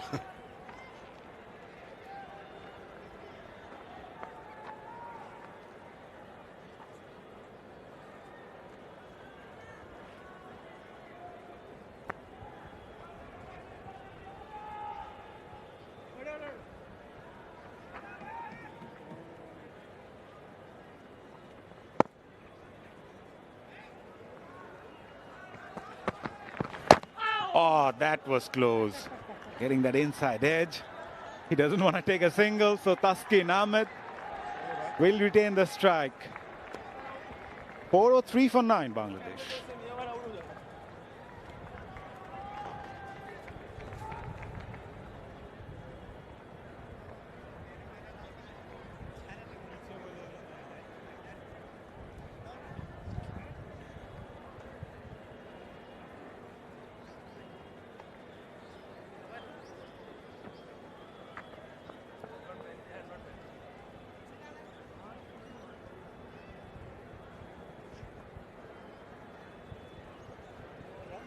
Abbas has been the pick of the bowlers for Pakistan. His 6th 5-wicket haul in Test match cricket. Shaheen Afridi picked up 2. Bangladesh 403 for 9. Adding those valuable runs in the final wicket of this innings.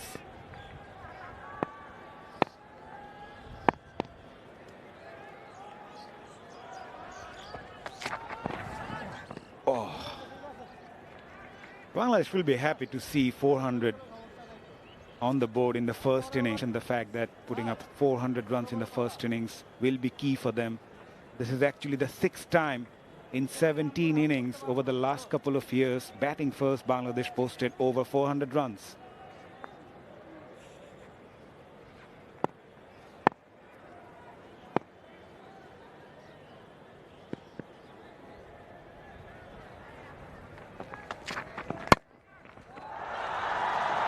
Just putting bat onto it. Pace will help. Boundary from Taskin.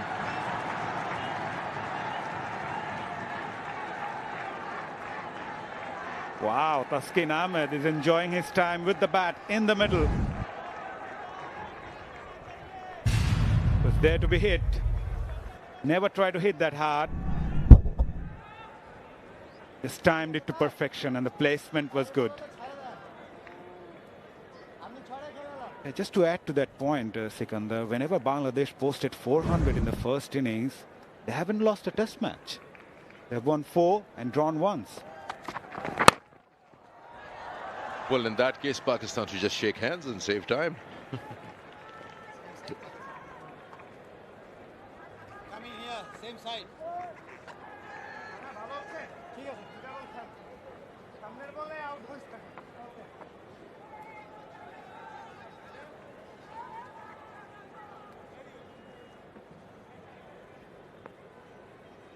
Will be a monumental task for Pakistan when they come out to bat. Not easy to bat on in this surface. The invariable bounces. Eyeing that block hole. Frustrating for Shaheen Afridi and Pakistan.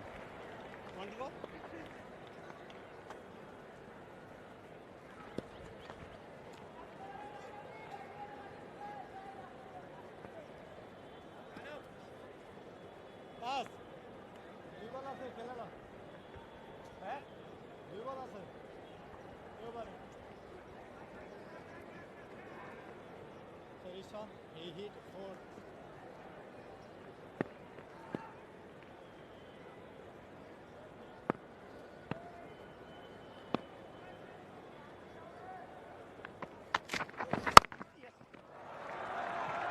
Not only Taskin is getting that odd boundary and there's runs going on, he's protecting Rana.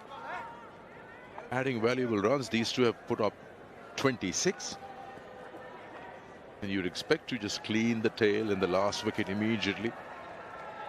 This hasn't happened in that fashion.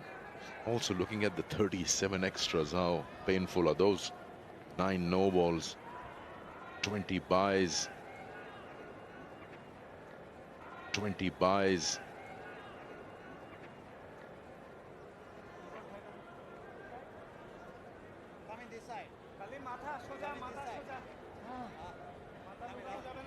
Here, Shaheen would try and seek an opportunity. It's just one ball that Nahid Rana has to face. He's coming round the wicket.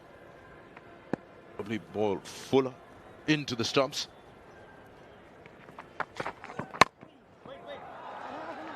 The idea was right, but Nahid Rana, he wants the strike, but Taskin says, no, I'll take it in the next over. 4-1-0 for 9.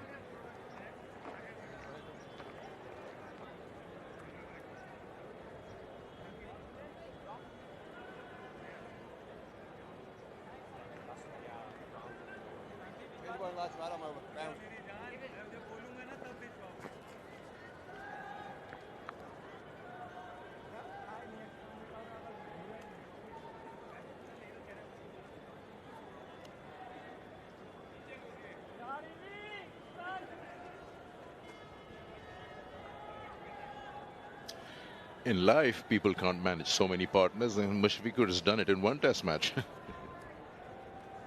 5 of them. Oh, it's really the important chunk there with Mushfiqur's name all the way down. He's taken full responsibility how to take the side forward, because after a good start and Shanto and Mominul doing that great job, it could all have been just gone, or say demolished, had Mushfiqur not batted with every single batter to come after that. Hassan Ali comes in. Bit of calypso style from Taskin Ahmed. Will only get a single though.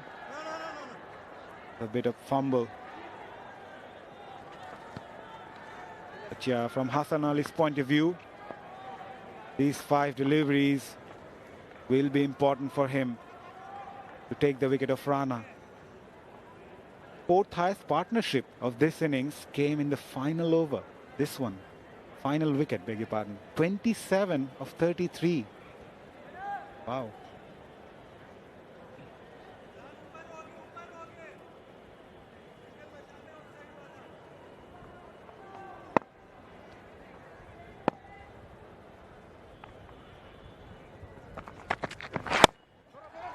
Nahid Rana goes and survives. Now Pakistan can focus on try and get a run out, because both these batters are now reluctant to give strike to the other guy. We've seen on 2 different occasions. First Taskin said no, then Rana said no.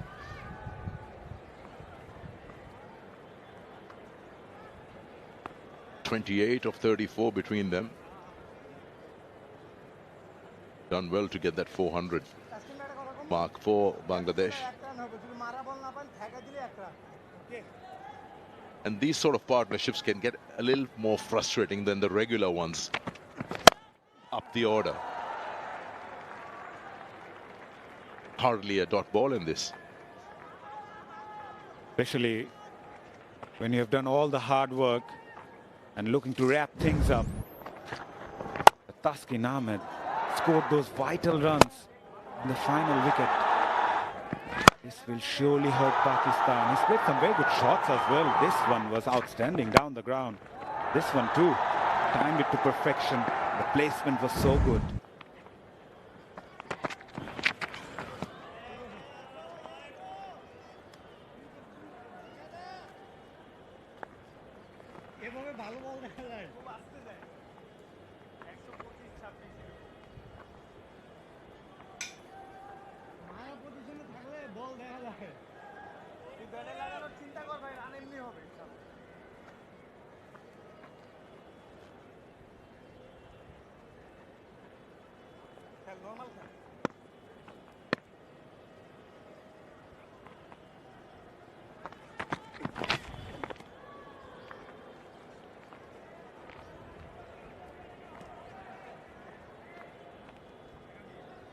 The idea was right, hit it through the line.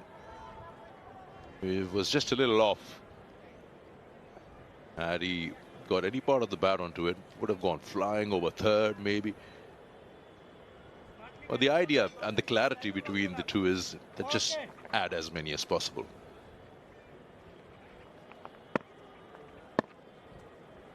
Come on, target the stump, Hassan Ali. Good one. Nicely played as well by Rana. End of the over. 4-1, 3 for 9.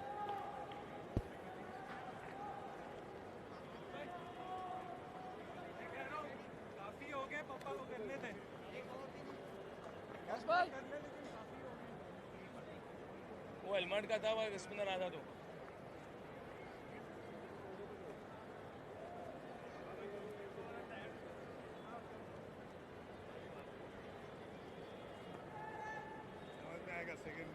नहीं मैं सो गया था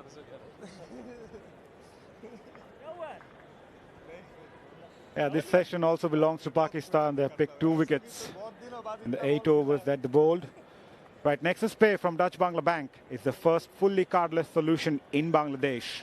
Nexus Pay works with all bank cards, including Nexus, Visa, MasterCard, Dutch Bangla Bank agent banking, and Rocket mobile service. And at the moment, these 2 batters in the middle are looking to score at the pace of a rocket. What a catch! That is an outstanding catch at slip. South Shakil diving towards his right to finish things off. As Shaheen Shafridi picked up his third, Taskin departs. Yeah, good catch. That wasn't his stronger side. Went flying to Saud Shakil, and the timing of that dive was perfection. And finally, Pakistan wraps up Bangladesh's first innings at 413 all out, with Taskin being dismissed now on 28.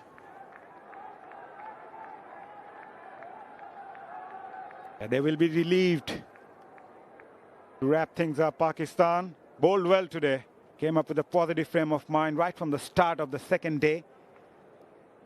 Bangladesh go on to add 112 in the second day before being bundled out for 413.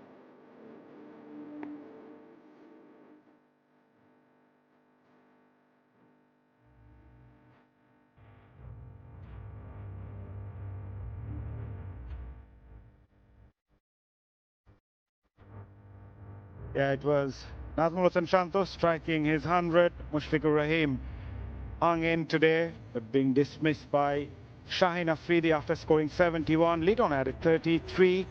Taskin's 28 surely play a crucial role in Bangladesh's innings to post 413. Partnerships, the last wicket partnership between Rana and Taskin hurt the most, I guess, for Pakistan. 29, while Liton and Mushfiqur adding 62.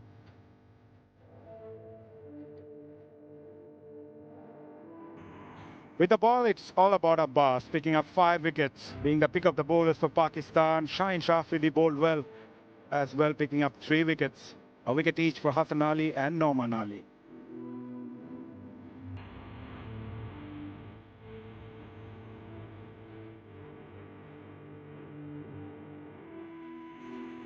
Let's have a look at the wickets that fell starting yesterday, session 1, with that new ball Shaheen Shafridi struck. And they got 2 early breakthroughs. First one at 18 and the second one, Hassan Ali's first ball, 31 for 2 at that time, Bangladesh. And then they had to wait for a long time to break that partnership, and Abbas got Shanto, scored a magnificent 100 yesterday rather, and then it was Mominul. First wicket for Nouman, finally saw the back of him. Yeah, Liton Dash, the first batter to be dismissed in the second day. Medias and Miraj also held nicely at point by Imam. Abbas being the pick of the bowlers throughout the day, challenged the batters. That was too good for someone like Taijul Islam. And that was the dismissal of Mushfiqur Rahim. Batted so well, but in the end, Shaheen Shah Afridi had the last laugh. Awkward bounce for Ibadat. Undone by Mohammad Abbas, picking up his 6th 5-wicket haul. And Shaheen Shah Afridi wrapped things up in the end for Pakistan, picking up the final wicket of Taskin Ahmed. Right, Bangladesh posted 413 in their first innings. We'll take a short break and we'll come back with Pakistan's batting.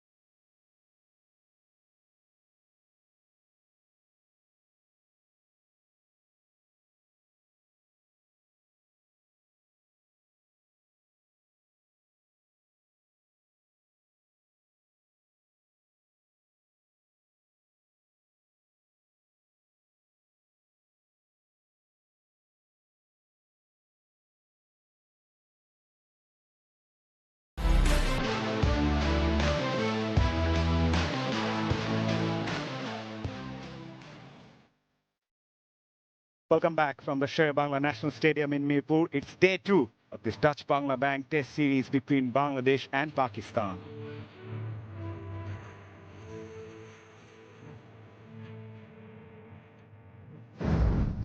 Taskin Ahmed scored those valuable runs in the final wicket. 28 of 19, making sure Bangladesh go past that 400 mark. A psychological boost for Bangladesh after being sent to bat first by Pakistan's keeper Shan Masood. He was brave, he was looking for runs, and he was hungry for more. And in the end, he was dismissed by Shaheen Shah Afridi after scoring 28. Nazmul Hossain Shanto struck a brilliant 100, his 9th in Test match cricket. Mushfiqur Rahim also batted well for his 71, but later on adding 33 with the bat. In terms of partnership between Shanto and Mominul, the 170 run stand laid the platform for Bangladesh to post the total of 413 in the end. 62 between Liton and Mushfiqur, and Mominul and Mushfiqur adding 75. Well, the fourth highest partnership has been 29 in the final wicket between Rana and Taskin. With the ball, it was Mohammad Abbas picking up his 6th 5-wicket haul in Test match cricket. Shaheen Shah Afridi also picked up 3, while Hassan Ali and Norman Ali picking up a wicket each.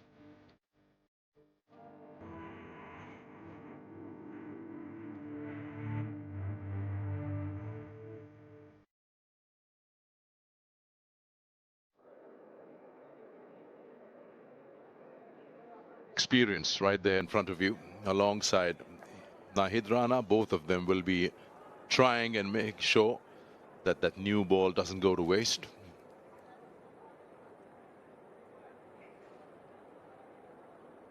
It's also about those slightly wider cracks that we were talking about at the start of second day's play, and the variable bounce that we've seen. Key would be to keep the ball just very narrow within the stumps. He's the one who is expected to cause problems with his pace. He'll totally ignore and take the conditions out of the equation. 150 is what he can do, and that on anywhere, on any surface in the world is a task to handle.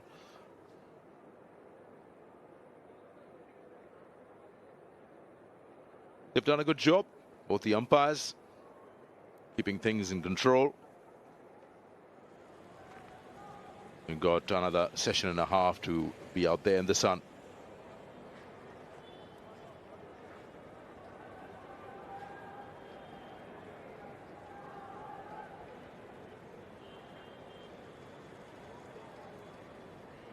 It's a great opportunity provided by the Bangladesh Cricket Board to the school kids, students, and cricket academy trainees. On the occasion of this test series, the Bangladesh Cricket Board has extended to encourage young cricket enthusiasts to experience the ultimate form of the game from the stands and galleries. Good to see kids coming in and enjoying the longest format of the game. The Bangladesh team will be happy after posting over 400 runs on the board after being sent to bat first by Pakistan. The job is not yet done.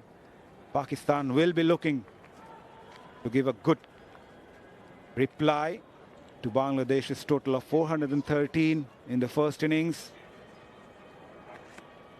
Well, Pakistan, 2 debutants, Azam Awais and Abdullah Fazal, will be opening the innings.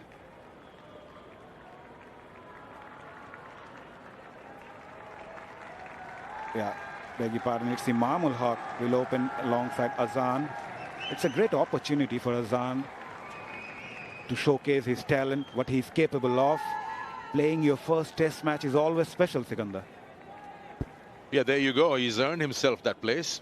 An average of 48.6. We talk about those hundreds and 50s to his name. Talk about conversion rates, 950s and 10 hundreds. And he's the man who knows how to bat long, Muminul Haque. Some may feel he takes his time, sometimes way too long, but he knows exactly how to score runs. He's got the experience. He'll be there to just calm Azam down as well from one end. Hi Richard, how are you?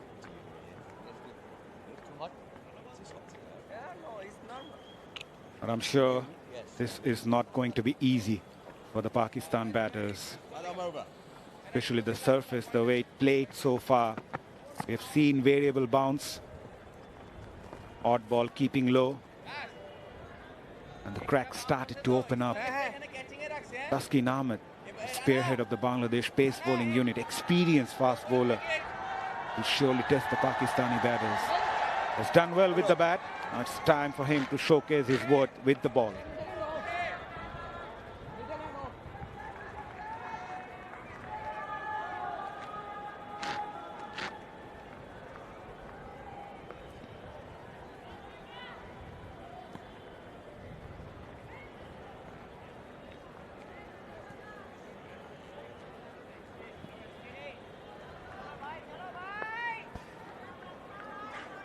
Well, the debutant to face the first ball of the innings. You think it was a toss or was his choice? A lot of men behind the bat. Here we go, Taskin Ahmed. Good start, right from the middle part of the bat. Yeah, Azam says his debut first-class tournament itself was the highest scorer there, 844 runs to his name. And start with a no ball. We got culprits on both sides. Yes, coming back to Azam, 844 runs to his name in his debut first-class tournament. Had smashed 400s and 250s in that. Talking about the Azam Trophy back in 24-25. So he's been knocking the door. He's got himself the opportunity. Now is the time to show what you're made of.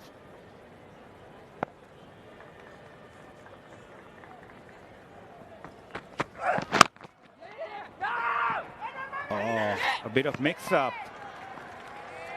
Always wanted to open up his account in Test match cricket.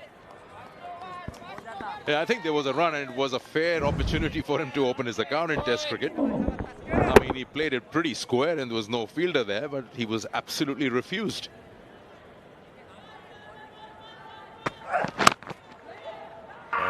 There was run. There was a run.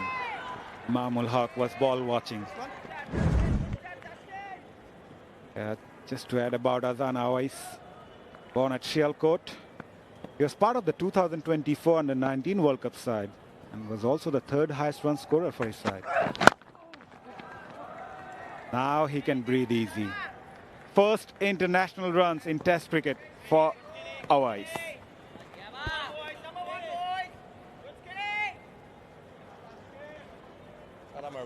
Well, he almost opened his half a run in Test cricket.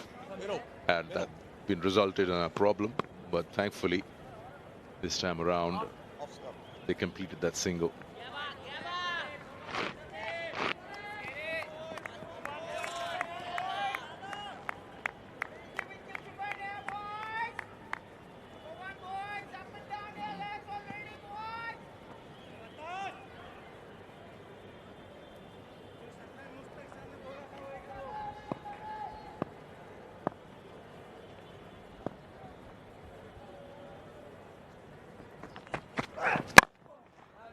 The block hole. Mominul Haque, Azam Awais. He will be relieved.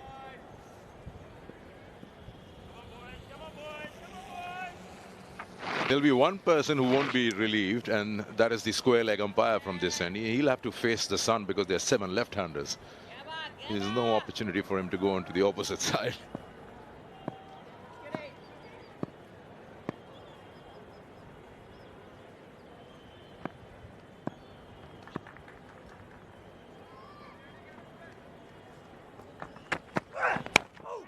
Edged, just falling short of the field at slit. Now Mominul Haque also gets off the mark. Not the most convincing way though.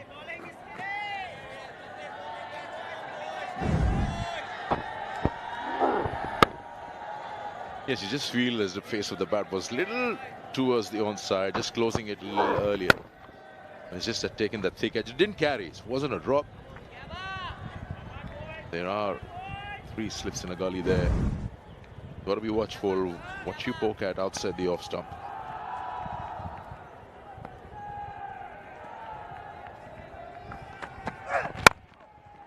That is a good looking shot from Azam Awais.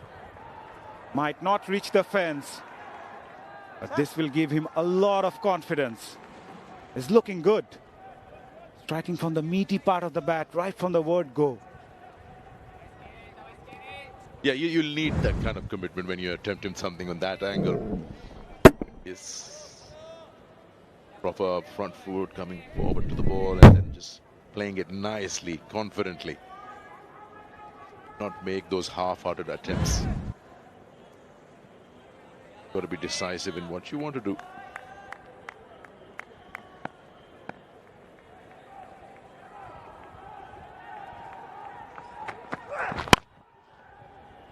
That was even better, but straight to the fielder.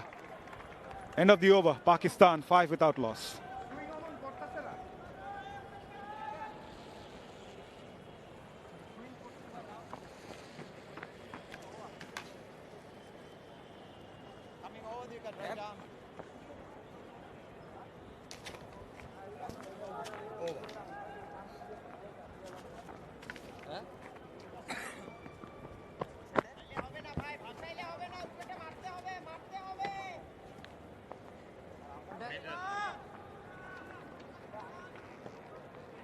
Pakistan have started their innings.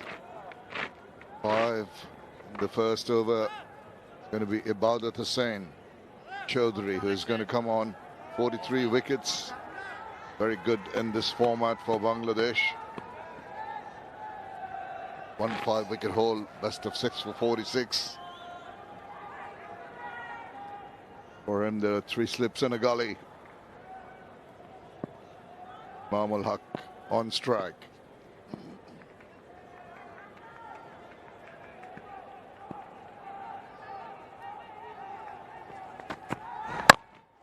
Nicely behind that, but finds the fielder. Afternoon, Ramiz, you a little surprised that Rana is not bowling? Afternoon, yes. I mean, he's been playing on Pakistani mind. And it's a no ball, right? The skin is following suit. Well, you've got to be better than this. Surely. Pakistan under the cosh. And a couple of no balls already, yes. And I mean, Rana, you've got to think out of the box. So what is Pakistan fearing most right now? It's Rana's spell with the new ball. Even if he's not usually employed with the new ball. Well, that's close. Bangladesh are very clear and very energetic regarding that call. Where did it pitch? Did it pitch within the stumps or outside the leg stump? That's the call that Shanto will have to make on behalf of everyone. DRS timer is out, and so they're not going to go for a recall here. Right, let's have a look at the line first. Did it? Well, I tell you what, looks much closer. It might just rule the fact that they did not take the review. Well, I'll have to wait for that. Look at it, where it pitched and how it carried on. Seemed to be going towards the stumps. Yeah, I mean, that's the only issue. Where did it pitch? Did it pitch within the zone, outside the zone? Looked very ungainly when that ball stuck him on the pads, and pitching outside the leg stumps. A very good call, I think, from the keeper, Litton Das.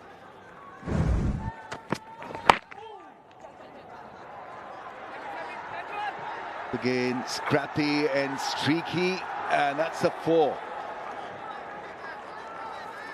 Second shot that's gone through the slip cordon from Imam's bat. Yeah, not being very comfortable there, but he'll take these runs.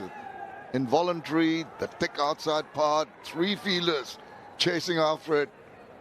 No one succeeds in retrieving the ball before it reaches the boundary.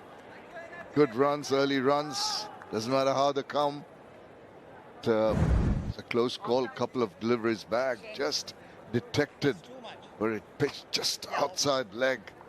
That negated that appeal. But Ibadat Hussain won't mind it too much. It induced an edge, has beaten the bat. After bowling a first ball, no ball, come back strongly. Generating a bit of pace too. Pitched it up, knows the call. He's bowling at around 140 clicks. Yeah, nice shape back into the stumps at good pace. Just got to adjust his length a wee bit. Look for that good length spot. Somehow force the batsman to play from the crease.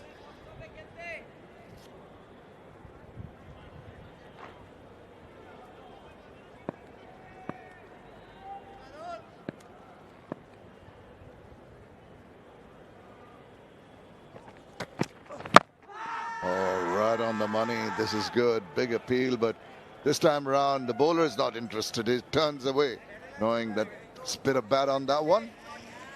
The ball, nevertheless.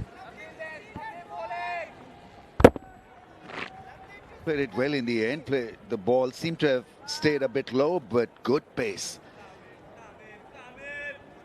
Hit the bottom part of the bat and played with a straight bat. That's why it probably got away with it. 143.6 that last ball. He's cranking it up, isn't he?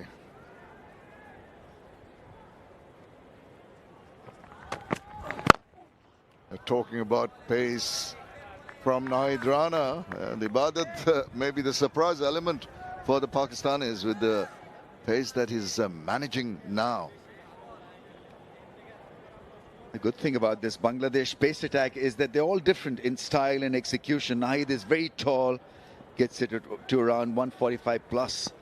Ibadat Hussain has got a lovely action, more arm into his bowling style.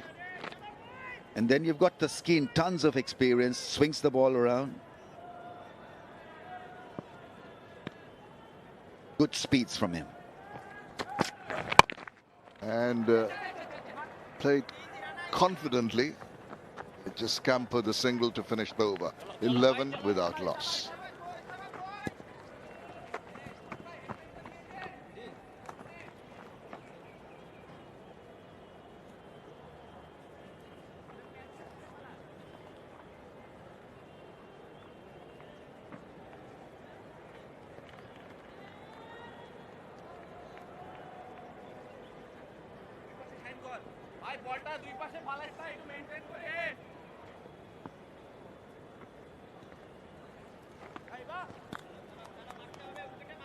Pakistan looking to chip away at a big score posted by Bangladesh, 413 in their first essay.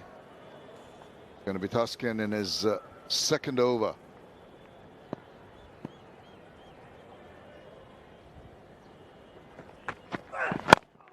They've been accurate. They've been right on the money.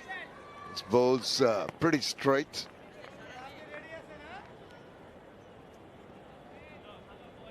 I'm sure the Pakistani dugout will be watching this very closely.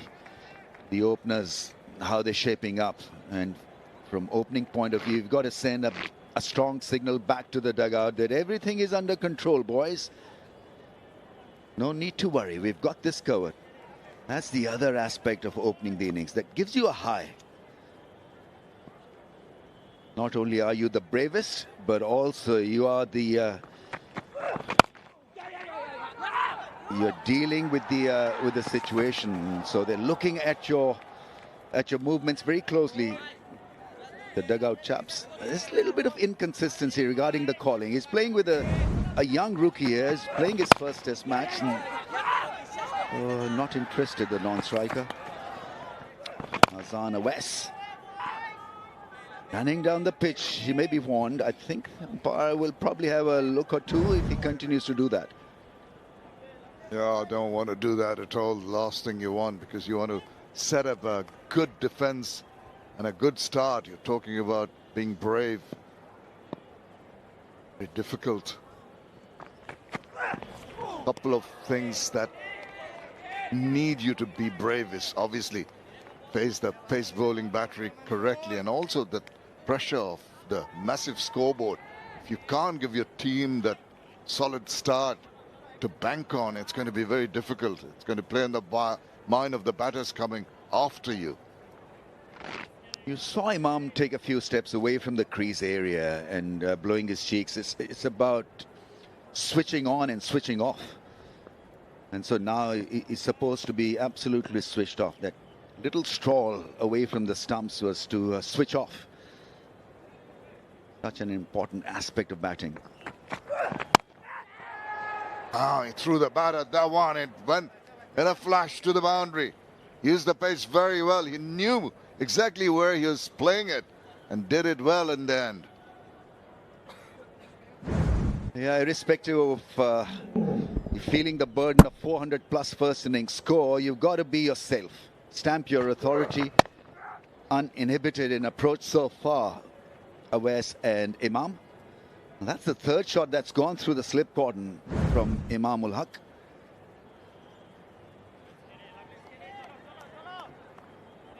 Well, he's shown the way to the youngster at the other end, Azam Awais. Still the 4 slips.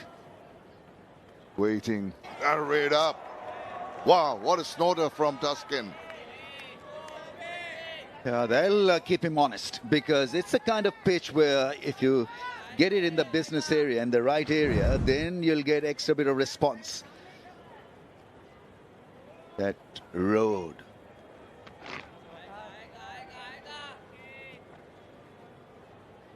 The wobbly seam, and that took off. Absolutely took off. Dropped his bat on that one, so it was good batting in the end. Maybe just a reflex action from Imam, but it worked. Oh, inducing the edge again. Maybe hands on heads. Just falling short. Another edge induced, but not going to hand. That is over. And it's 15 without loss. Great to see, great to see.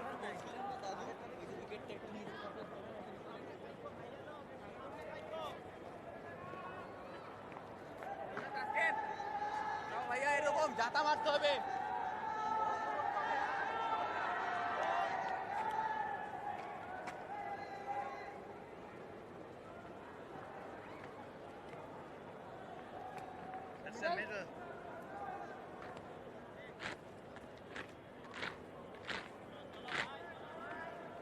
Well, Pakistan haven't lost a wicket. 3 overs have been completed. There have been a few edges through the slips. Ibadat coming in for his second over.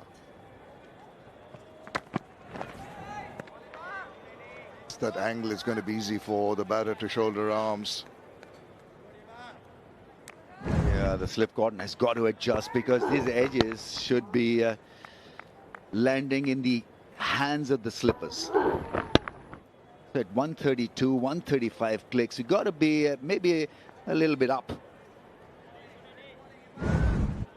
We mentioned the fact right the way through the other innings, and Rizwan was really standing deep, needed to come up. And also you've got to adjust to the pace of the different bowlers here. Tuskin much the slower compared to Ibadat, who's bowling around the 140 mark. Tuskin around the 132, 33. So maybe a yard would be the difference in the depth that Liton Das stands from the wicket.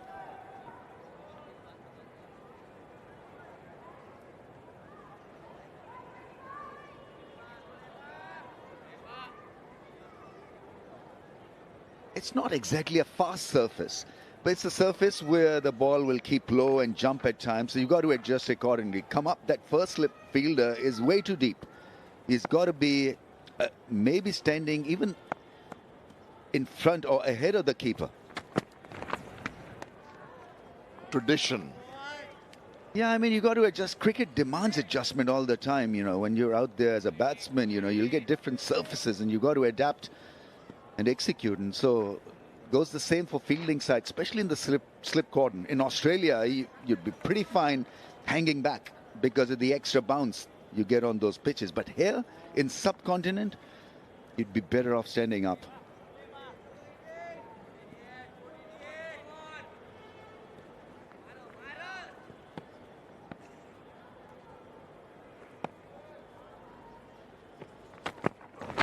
Ibadat Hussain has been accurate and cranking it up. Kept the batters quiet. This is a question for you. Just looking at his stance as he holds up his bat. It's in the air for a while. It's in the air for a while. He basically waits for the ball to be delivered before he gets the bat down and into position. Most days, in a conservative manner, you'd see the batters, particularly the early batters, having the bat, tapping the bat and keeping it down closer to the line. There are two ways of batting. I remember the great Martin Crowe of Viv Richards. They sort of tap the crease. They didn't have this Tony Greig kind of a batting position. Tony Greig probably started it in way back in the early 70s. Nicely played into the gap. That'll race away to the fence. It's first 4. So everything a first for this left-hander. 19 without a wicket. It's overall, I think.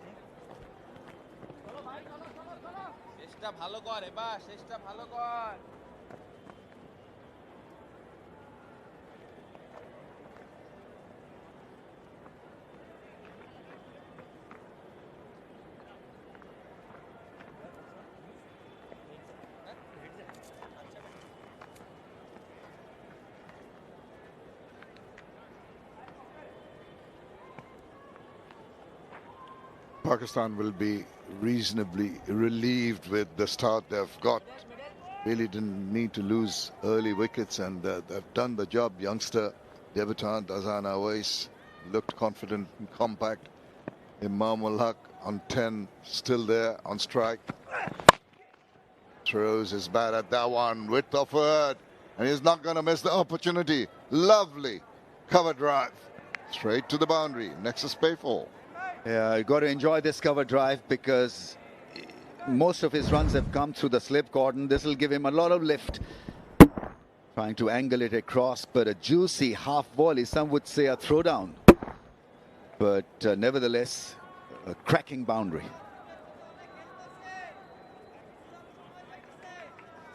Done well. Bat in the meaty part of the ball in the meaty part of the bat will just boost his confidence. Little edgy earlier.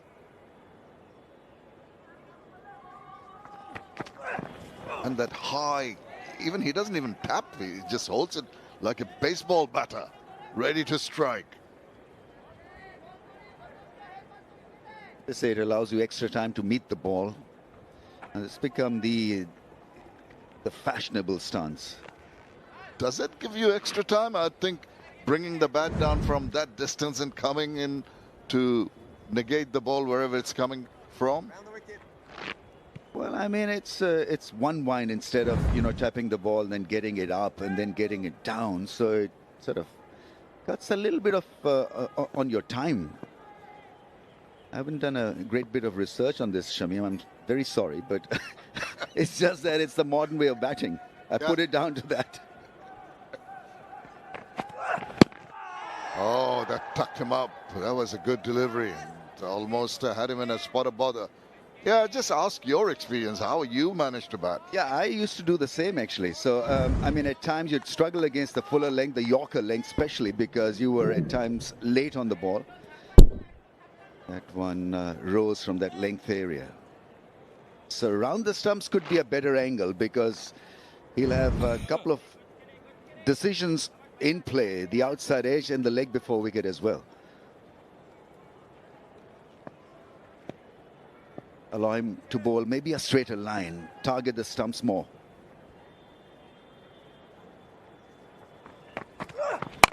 A short, that's a swivel. Asking for trouble. Just pull it up. Good chase on here. And they go through for the third. Did well. Tall bowler Rana. Not easy to get down for a tall guy and reach down and flick it back. The tremendous sprint for the first time. I saw him really go hard after that ball. Rana looked a complete athlete. Now, I think it's pretty useless bowling that length to Muminul Haque. He's such a good hooker and puller of the ball. There you see him go. That's a brilliant piece of running and recovery.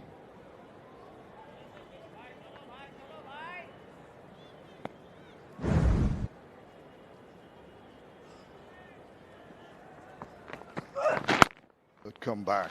It's exactly what you need to do, is peg him back when they are on the move. Want to ensure that no freebies are given. It's got to be disciplined bowling. Well, they say partnerships are priceless, but when you're down and chasing a score of 400 plus, the opening partnership becomes that much more important. Really to set the play for your side and allow them to breathe easy. I think this is going to be such an important phase for Pakistan.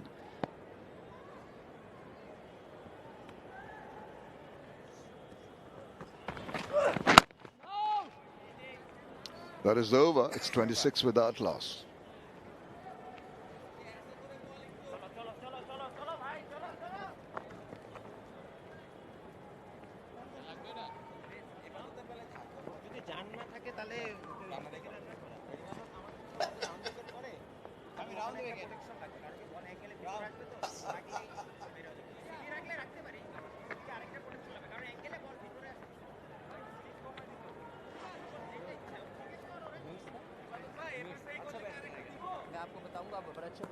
Yeah, steady from Pakistan. That's good to see that confidence needed, and the base, the foundation required has been obtained so far. Haven't been in too much of a bother. 13.1 overs, 59 runs in this session. 3 wickets, 3 of them obviously from the Bangladesh innings. To the 6th over, Ibadat Hussain has been quite pacey, coming around to Mominul Haque now. One of the slips taken off. Not a wooden bail, so you got to be careful with them. Zingers, and so they're technical. Trying to use a zinger, they're expensive stuff, right? Umpire is questioning the wisdom of that. Forgot it was a zinger bail.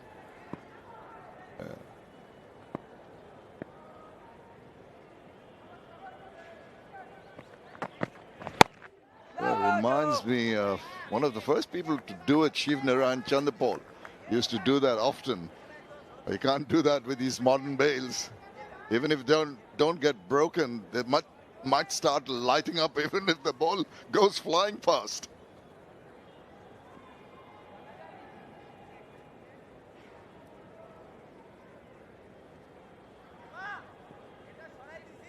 Zinger bails, very sensitive. Looks all very pretty, particularly in the evening when they light up after getting hit. Now also the stumps, all very jazzy stuff, but that's for white ball cricket. Oh, smashed that, but found the fielder. If you're having a positive intent, then you'll put away the not so great lengths away, and so the idea is right from Mominul Haque. He's going to cash in. The moment he see a little bit of width, anything pitched too much up front, he's going to go for it, and that's the way to bat. Don't worry about the score.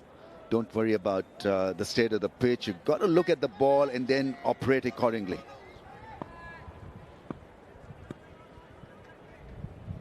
Just noticed Rana warming up. He bowls. Chops her away once again. Not for runs. These 150 click bowlers are not very tall, and he's a rare breed. Rana, 6'4", 6'5" maybe.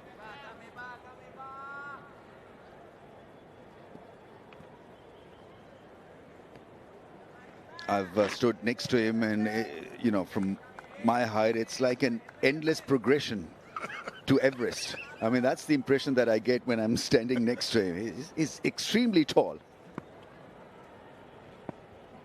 Not often you have very tall players from this part of the world. Not interested. Shouldering arms.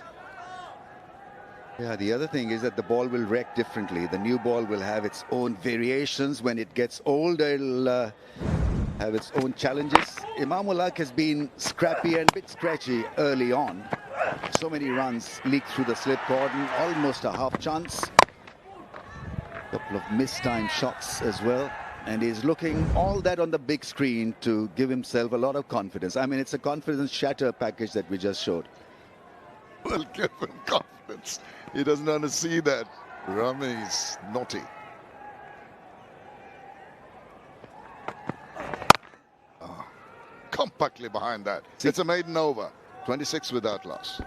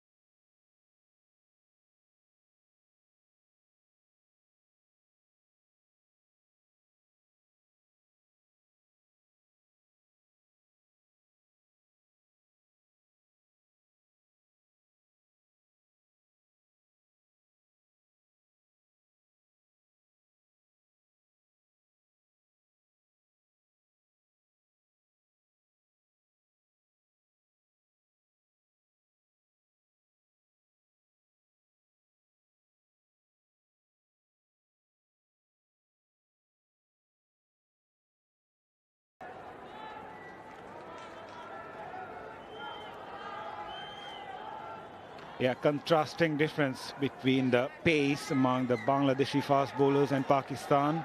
135 for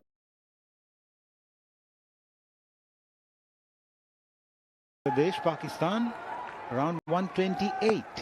That's a huge difference. And you compare the two pace bowling units.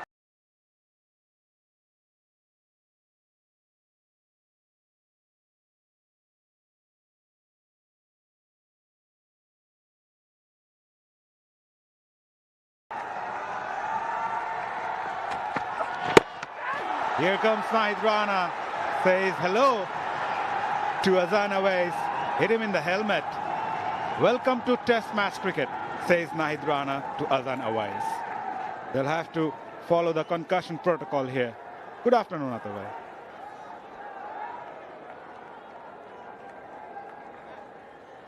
We know that he likes to bowl with some serious pace.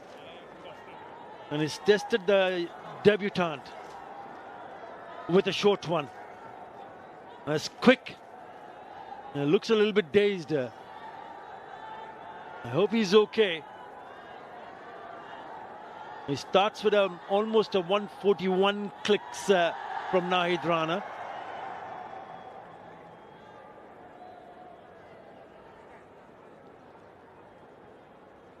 I hope he's okay, but that was a quick one and on target straight away.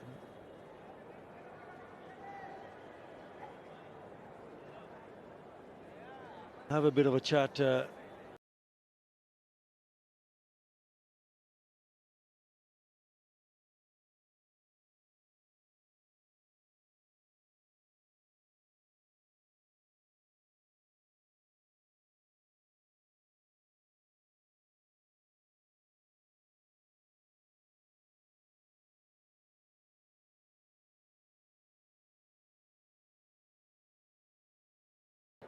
Just to make sure that he's okay.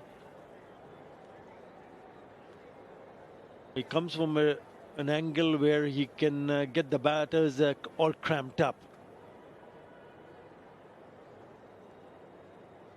But that's what Rana offers. It was a loosener, Mazhar, the first delivery of his very first over. And it's on a shorter side. Yeah, he gets, right on the badge of the helmet. Nearly hit the stumps while moving away. Yeah, it's too quick, too quick. Before he could play that shot, the ball had already struck the helmet. That is speed with consequences. Oh, too quick for Azam. A nasty blow for the debutant. That kind of speed changes not just stroke play, but comfort as well. And this is what Rana is capable of. Intimidating. Never easy facing such quick, fast bowler, especially when you're playing your first test match. You often see that when the helmet takes the blow, they want to change the helmet. It looked like that he's a signal for a new helmet. Also, Awais making his debut went for the pull shot or the hook shot, very first ball that he faced from Rana. Just got himself in a spot of bother. It was quick, it was straight. Right in the middle of the helmet, on the badge, on the forehead. They're taking time there. Hopefully he's okay, because they have a signal for a helmet. He's not walking off, which is a good sign.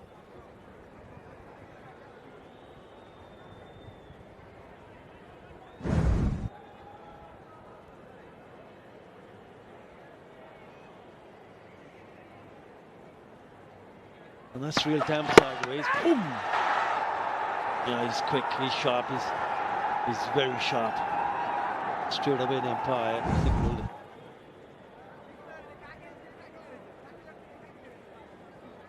They're taking a long time.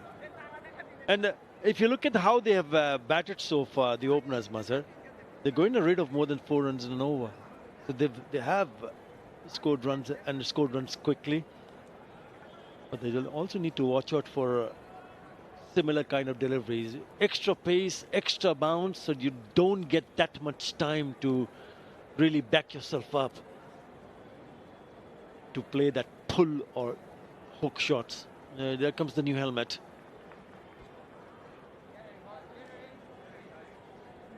Yep, that will surely unsettle Azam. Was looking good for his 7. Played some good shots from the middle part of the bat, but then came Rana. That will change the thought process of Azam from now on. He'll be more wary about those pace and bounce from Rana. Raw pace removes more time than choice. Azam will be wary. Is that another coming? That will be going through his mind now. That will also affect his footwork. He'll be more tentative. What a player.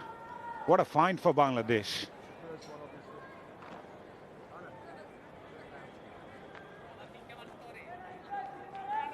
Well, as a batter, when you see the bowler deciding to bowl a short pitch to leave the first one that he bowls, then he's probably anticipating another short one here. And not a bad idea if he bowls it a little bit fuller and get those slips in play. Good response on that occasion from Azam. Another short delivery. Will keep testing the batters. Rana. 141 clicks. This bread and butter for him. No ball.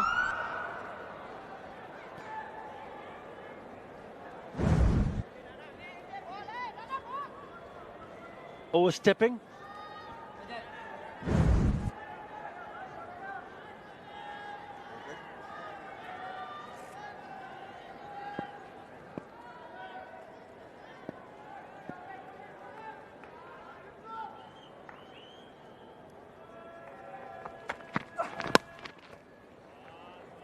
powering through.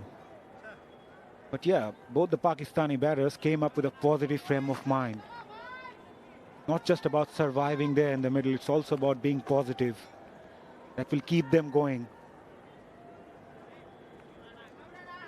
Yeah, Mominul Haque has been a little bit scratchy. A couple of boundaries coming through that area in the third. The challenge for both the batters is to make sure that the deal, someone like Rana, a bit nicely here. He's very quick. Nicely timed. Will only get a single. Rana bowling slightly on the leg side so far in this over. Oh God.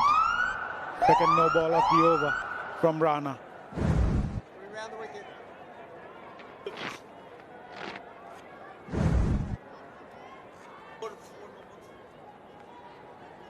Second time.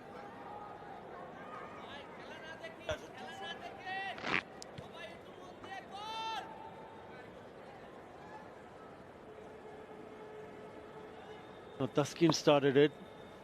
Ibadat Hussain followed, and now Rana has got two change of angles coming around the wicket. Nicely punched. That's a good response from Imam.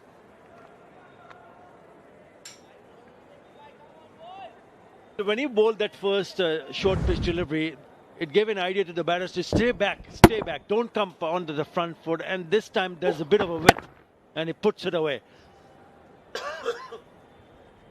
Every time he's bowled in this over, Rana has been on the shorter side of the length. Not a bad idea if you can pitch it up, because they're anticipating the short pitch deliveries anyways.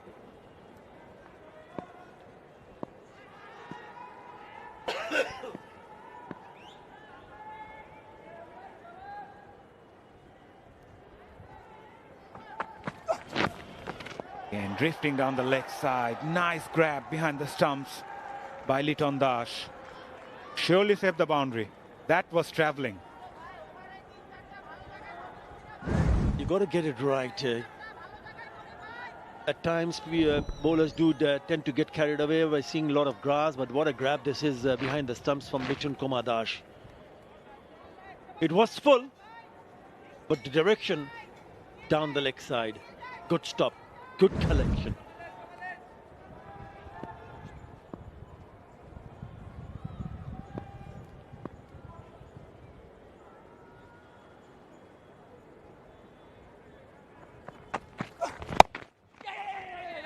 Better, much better from Rana. Equally better from the two batters. Rotating the strike. Taking things easy, especially someone like Rana, who can hurry you.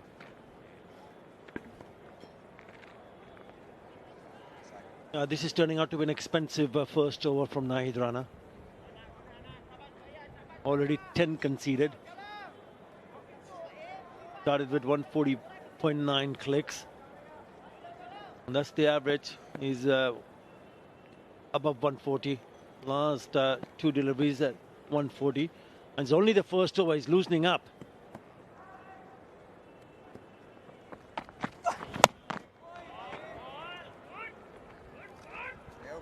Dot ball to finish the over. 36 without loss, Pakistan.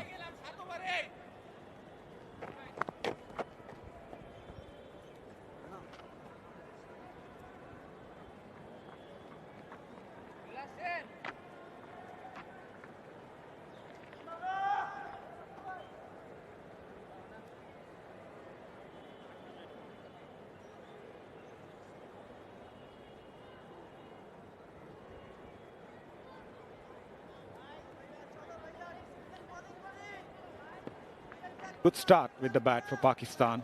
They're 36 without loss after Bangladesh posted 413 in their first innings. Bangladesh still searching for the first wicket.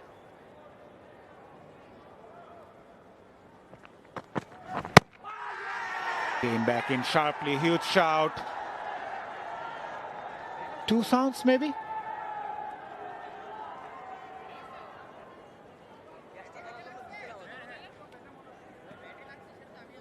He doesn't look interested.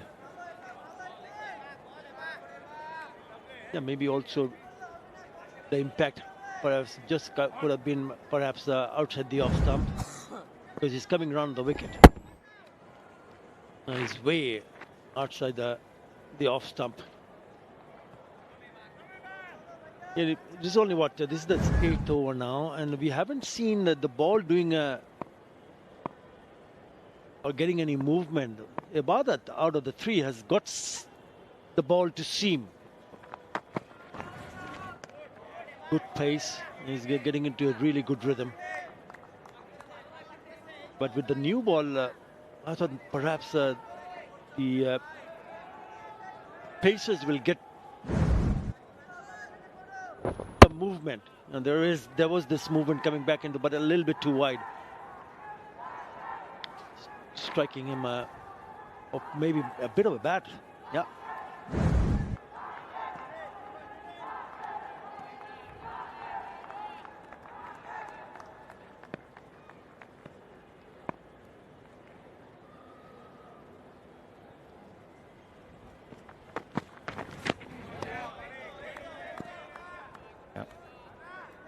Eyeing that channel consistently, Ibadat.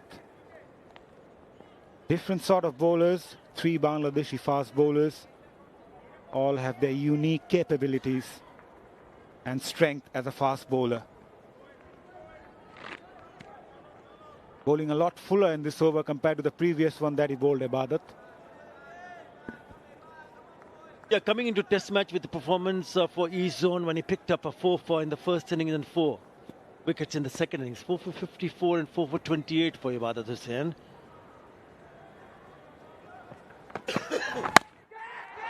Catch, it was the call.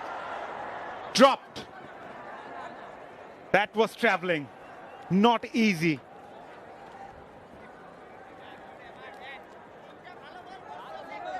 Got a bit of hand on that occasion. Fielder had slipped. But let me tell you, that was travelling. Mahmudullah Sanjoy was the fielder. You still have to latch on to it. I know it was going quick. He's bowling at a good pace. Just to the left of him. It's not an easy one. But he somehow managed to get the left hand. Disappointed.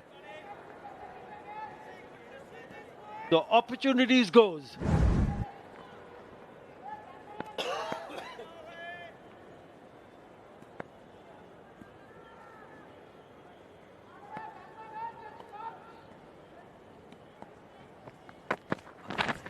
That kept low.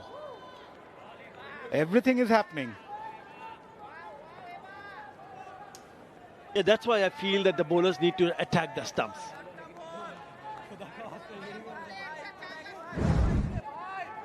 He's got a lovely follow through, lovely action, good approach. Yeah, keep slow. So had it been a bit straighter, he would have been in serious trouble if he didn't hit it. So we've seen the variable bounce even yesterday from Bangladesh batter today. So the idea is to perhaps better for the bowlers to bowl on stumps. Slightly fuller. Azam Awais lashed onto it.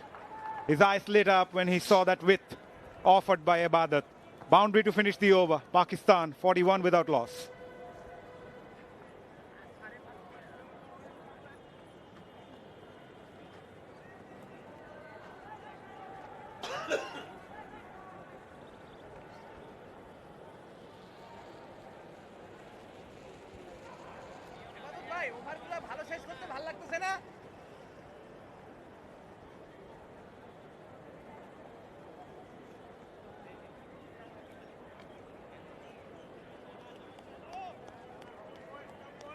Bangladesh still searching for that first wicket. 3 fast bowlers bowled so far. Rana, touch expensive in his first over. We have seen all the 3 fast bowlers bowling no ball so far in this innings for Bangladesh. That's the last ball of the previous over. That was a gorgeous shot.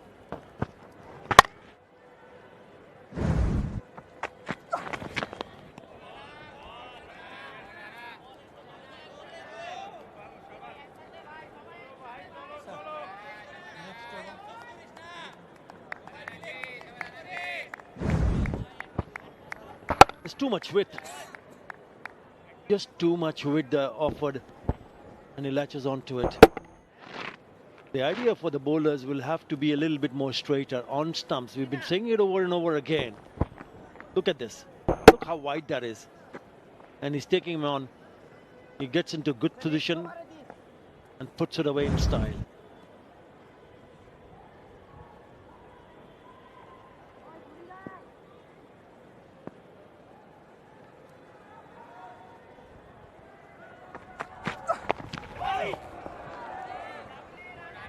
Well left in the end by Mushfiqur Haque, slightly surprised with the lack of bounce. Mushfiqur Haque, last year in September during the Hanif Mohammad Trophy, he struck his career best first-class knock of 330 of 291 balls for Multan region against Tera Murad Jamil region. That innings actually helped Imam to make a comeback to the Test side after 2 years against South Africa last year, where he scored 93 at Lahore in the first Test. He will have a close eye on the Bangladeshi fast bowler, Sean Tate. Oh, that looks close. Close. Given. Nahid Rana strikes for Bangladesh, but Mushfiqur Haque takes the review.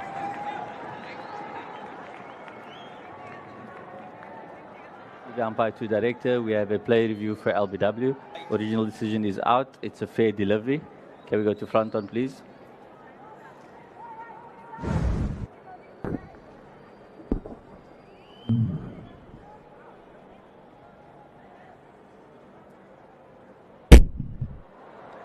Doesn't appear to be any bat. Can we just confirm with Ultra Edge?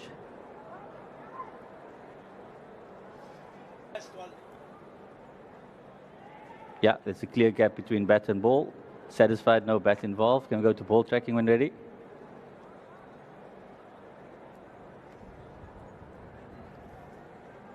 Original decision is out. Pitching in line. Impact umpire score and wickets missing. Richard, I'm going to ask you to reverse your decision from out to not out. Stand by. You're on screen, signal now. Yeah, decision overturned. Missing the stumps. Naked eyes, it looked very close. Mushfiqur Haque survives. Yeah, that's the quickest so far he has bowled. 144.3 clicks, the last delivery. The impact was the umpire's call, so the review has been retained.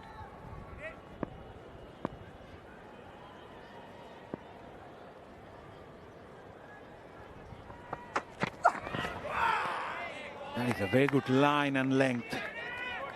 Just asking the batter to poke at that one. Keeping him in doubt.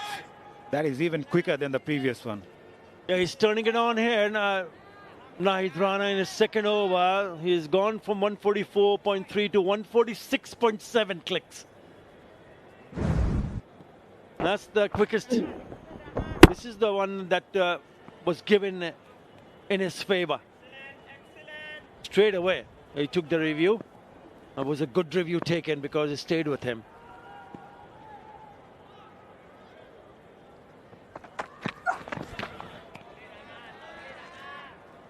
Been a very good over so far from Nahid Rana.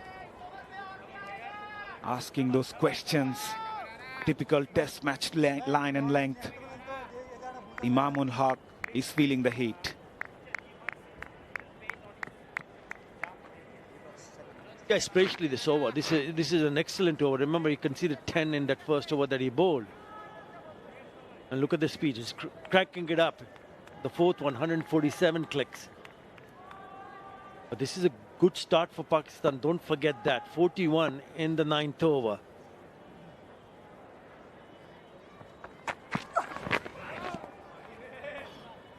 The leg side. Good comeback from Nahid Rana. Maiden to finish it. Pakistan 41 without loss. Excellent, boys.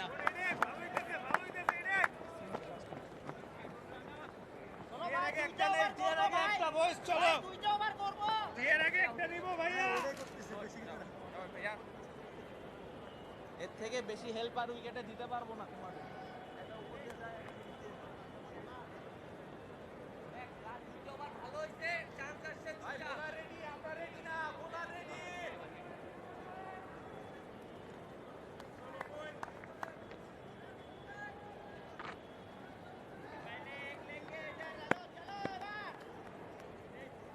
Going at a good rate here, Pakistan.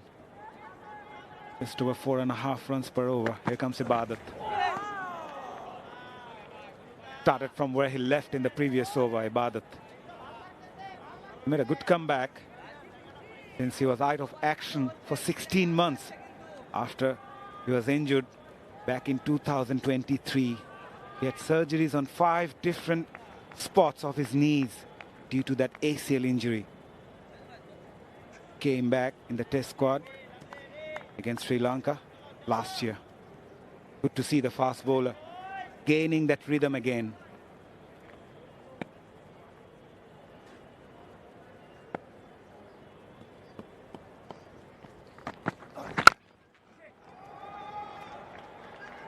That is meet and greet from Azam Awais. There to be hit, was full, but that looked gorgeous. He looks pretty organized, doesn't he? Quite compact. Look at that.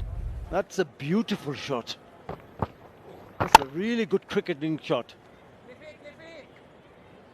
He's got a very good first-class average also. He averages almost 49 in first-class cricket. He's playing his first test match. And he's played some really good shots. He looks the part. Yeah, maybe he's feeling that blow that he took earlier on. And that can happen.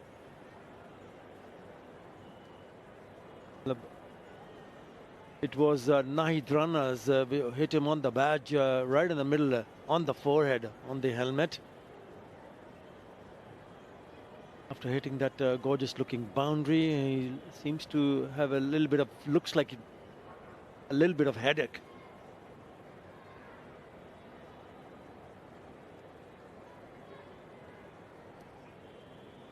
Never easy. Slightly feeling dizzy as well after that blow. Looked good after that, but once again, it's the hot and humid condition.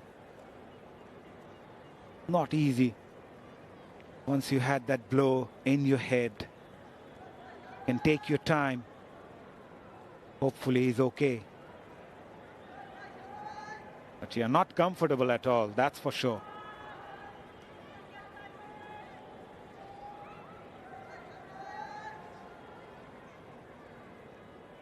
Yeah, 33 first-class matches for him. 2,673 runs. He's got a double 100 also. An unbeaten 202. Averaging close to 49. That's the reason why he's in the Pakistan team. In test match cricket.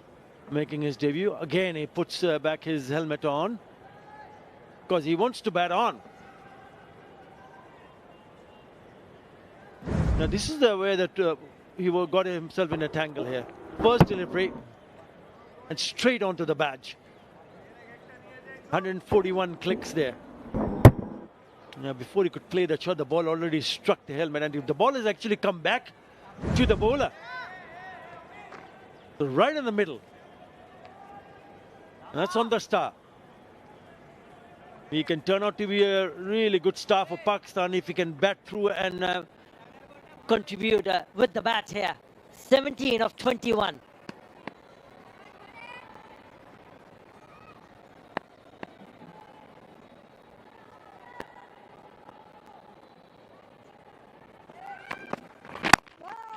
Has shown good character, Azam Awais.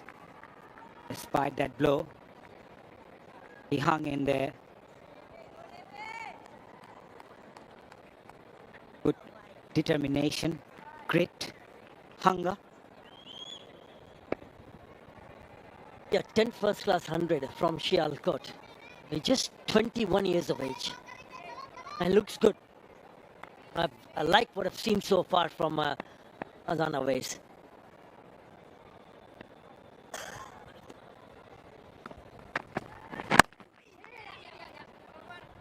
Now looking good, Azam. It's a great first-class debut season.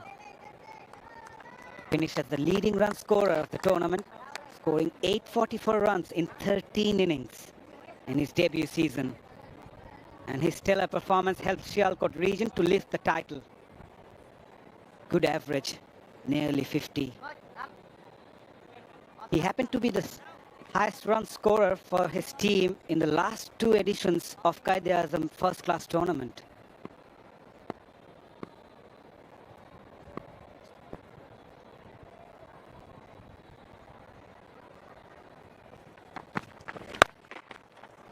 Pulled this time by Muminul Haque. That will reach the fence for 4. With that boundary, 50 comes up for Pakistan.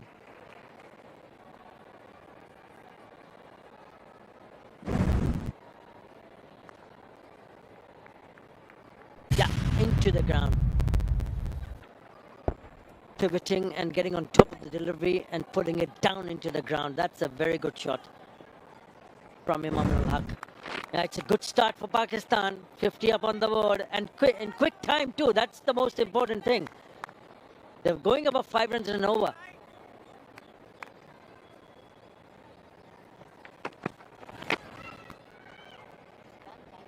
Nine runs coming off that over.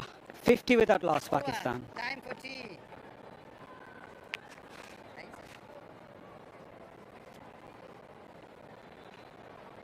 Well, it's also time for a tea break. So it's been a very good session for Pakistan. They're 50 without loss, 10 overs bowled in their innings, and both the openers showed good character. Never tend to throw it away despite some serious questions raised by the Bangladeshi fast bowlers. Yeah, both the batters were tested with some short pitch delivery, some good overs, but in the end they'll be very happy because they've raced to 50 in just 10 overs without losing any wickets. He took a blow on the head, but it's still there. Otherwise, Azam looks compact, organized. Muminul Haque, 28 of 41, 18 for Awais of just 23. That's the kind of start that Pakistan would have hoped for. This session, 3 for 83. Out of the 83 runs, 50 to Pakistan, 3 wickets, and the rest to Bangladesh. Yeah, Bangladesh came up with 301 for 4. Mushfiqur Rahim looked good, but Shaheen Shah Afridi was good enough to undone Mushfiq. Since then, it was Mohammad Abbas who rattled through the Bangladesh tail end, picking up his 6th 5-wicket haul in Test match cricket. Taskin Ahmed added some valuable runs in the end. He was lucky as well, survived that run-out chance, but that was a gorgeous shot from the left-hander in the end.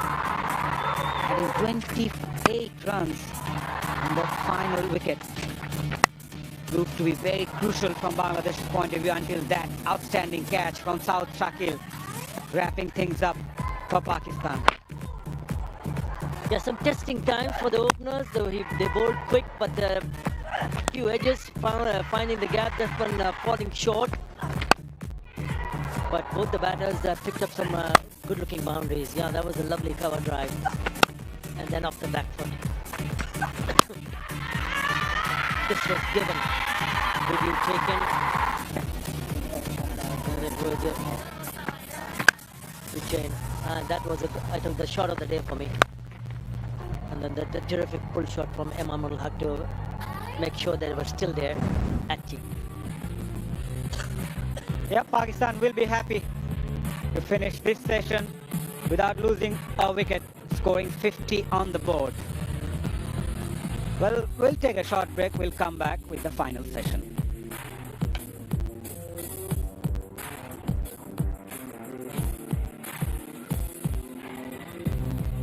Three bowlers used so far.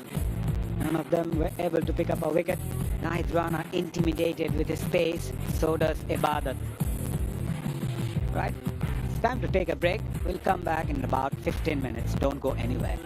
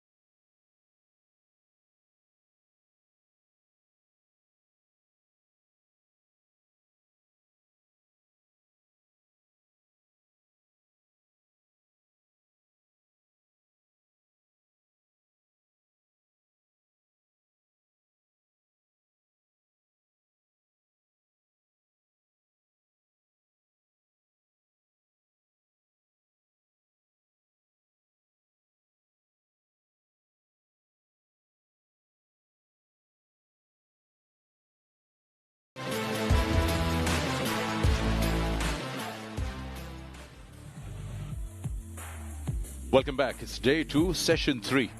Live from Mirpur. It's the Dutch-Bangla Test series between Bangladesh and Pakistan. It's been a good session for Pakistan in terms of scoring rate, 5 and over. Just 10 overs to get to that 50.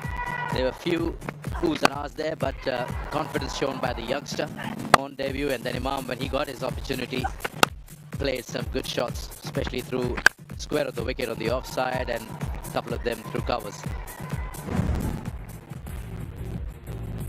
That's what's happened up till now. They've looked positive, that's the main thing. If they keep going like that, then that pressure will build up on the bowling unit because the run scoring has been brisk. Shamim alongside me. They've used 3 bowlers. With no success, but I must tell you there's been some pacey bowling, but all credit to the Pakistani batters, particularly Azam always very impressive after being hit. When Rana came and hit him in the helmet, and he recovered and attacked. So that is good mindset for the youngster, guided well by Mominul Haque, who's looked more the sketcher of the two. But all to play for in this last session. It's going to be a period where Bangladesh will be looking to get amongst the wickets, get some new batters in, unsettle the smooth flow so far of the Pakistan innings. Richard Kettleborough and Dharmasena, Kumar Dharmasena, the 2 umpires, they've had a good test match. They'll be happy with themselves, good decisions. They've had to exercise one arm quite a few times, so many no balls. Pakistan had 9 and Bangladesh already have 4.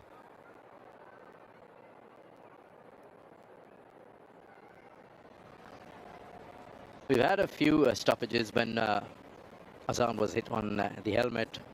It was a long assessment of the shock that he received as the concussion protocol, and then a few overs after that had to stop again and make sure that he is sighting the ball well. Good to see him back after tea along with Mominul Haque. Even as a youngster, no matter how quick a bowler is, you don't want to miss out on an opportunity like this representing your country. You finally come here and you don't want to be that softy. You don't want to be putting that impression out that I'm moving away from the challenge. But yes, if there's a genuine issue and you're finding it tough with the heat outside, then it's better to make the right decision. But he's out here, happy to see him. Absolutely. I think he's been pretty brave in his approach, very positive. 3 boundaries so far, 15 dots, so he's interspersed his defensive play with some attacking strokes. All goes well for the future of Pakistan. Mominul Haque has been there for a while for his team, and I think he'll be the man that maybe Pakistan will be looking to get a move on, and otherwise will be more selective with his shots. Starting off with Rana into his 3rd over. He's got a maiden. He's all set to go again with the 5 men, including the keeper, behind the stumps. There you go. Standing in a row, waiting for that edge. And a short leg. So quite a few catching positions, men around the bat.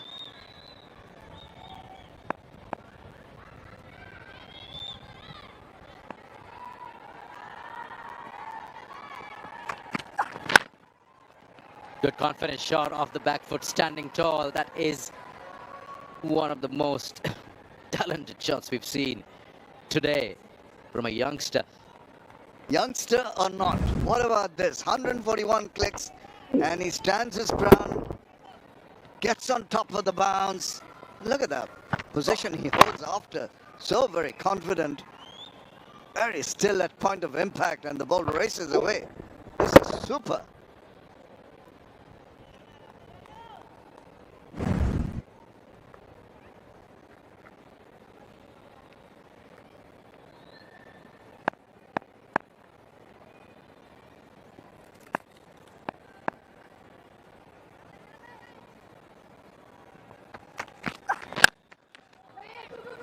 Yeah, a lot fuller, and he's played it very straight. There'll be a couple of runs. If they run quick, might be 3. No, Imam just wants to stroll back. It's often a good full face, vertical bat, even that square cut. Yeah, just have a look at the time that the batters have with the pace of Rana to react. Reaction times against Rana, 0.49, half a second. Wow. And when you take that into consideration, must give a lot of credit for the first two balls that young Azam Awais has faced. He hasn't seemed to be having all the time in the world.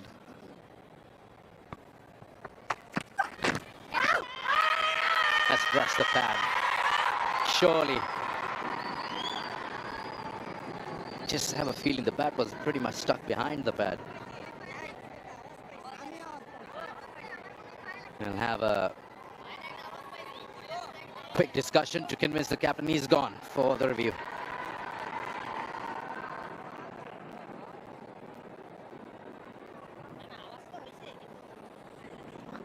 TV umpire to director, we have a player review for court behind. Original decision is not out, it's a fair delivery. Can we go to front on, please?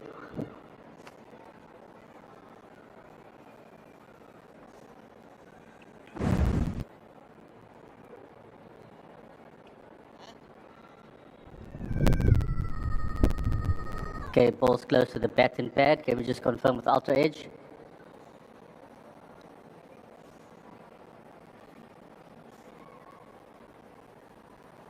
Yeah, there's a clear gap between bat and ball. Keep rolling that through. Yeah, that touches the pad. Can we just go to ball tracking, just to check for LBW?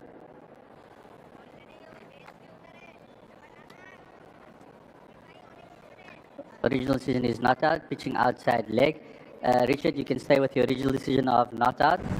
Stand by, you're on screen, signal now. Yeah, that's rather a wasted delivery in every sense of the word. Pitching outside leg, even if it was pitching in line, it was brushing the pads.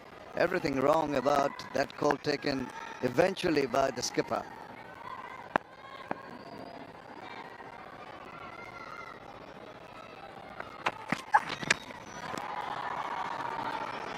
Yeah, good sharp delivery, and the way Azam has avoided that's good. Kept his bat down out of the way and just ducking, getting out of the way of the ball. And another no ball. Make it 5. Now this is not good. You can see the annoyance with that reaction just behind the umpire of the bowler. Tall guy overstepping quite a bit of a spate of no balls from the Bangladeshis. And one problem that Rana tends to have is when he gets hit around, he tries different things. Tries to crank up his pace, tries to bowl all over the place, trying different things, and that plays into the hands of the batters.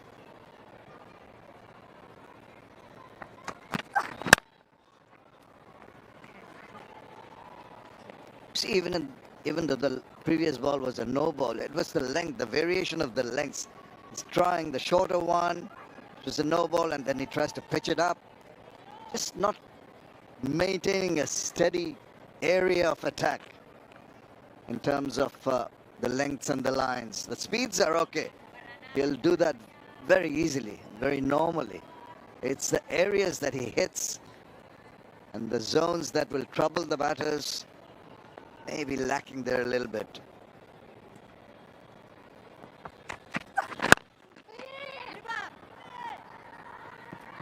Yeah, good call, good single taken.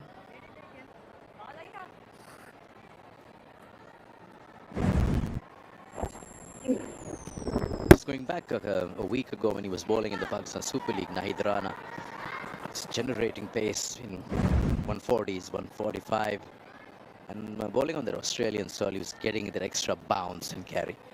Made him almost unplayable. And then you have T20 cricket when the batter has to go after you. That was creating more opportunities and chances. Yeah, the bounce has not been trustable. We saw Ibadat's delivery just dying on the batter completely, 1.5 foot over the ground, and then a couple of shorter deliveries. Flying away again, that's past the third slip. And then coming back for the second. That's good running here, putting the pressure. And that's been the highlight up to now from Pakistan's innings. The scoring has been brisk, 5.5 runs and over, 60 for no loss.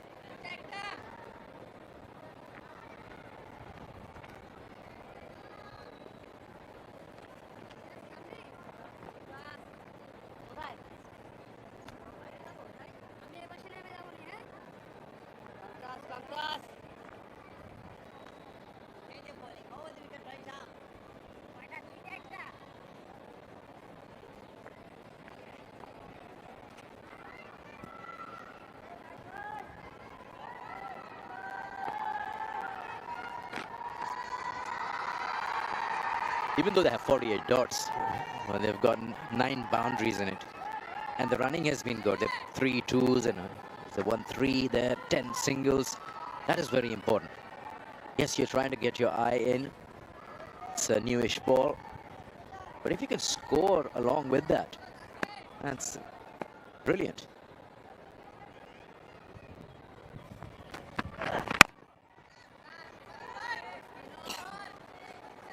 So this guy, what I want him to do is not get carried away. He scored in quick time, 4 boundaries, 25 of 30. Times you get a little too cocky and a little bit overconfident, and youngster into his first test match, he has to just curb some of the instinct he might have to just keep on going after the bowling. Got to be selective.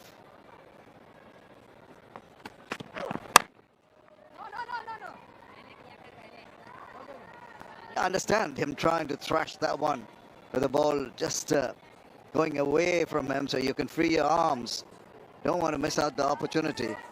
I just don't need to improvise or take any kind of risk. And this is good. Talking to the senior partner, going across, getting a few pointers. I'm sure Mominul Haque is telling him, just play the ball to its merit. There have been good deliveries. There have been pacey deliveries. Can ill afford to lose a wicket after such a solid start here.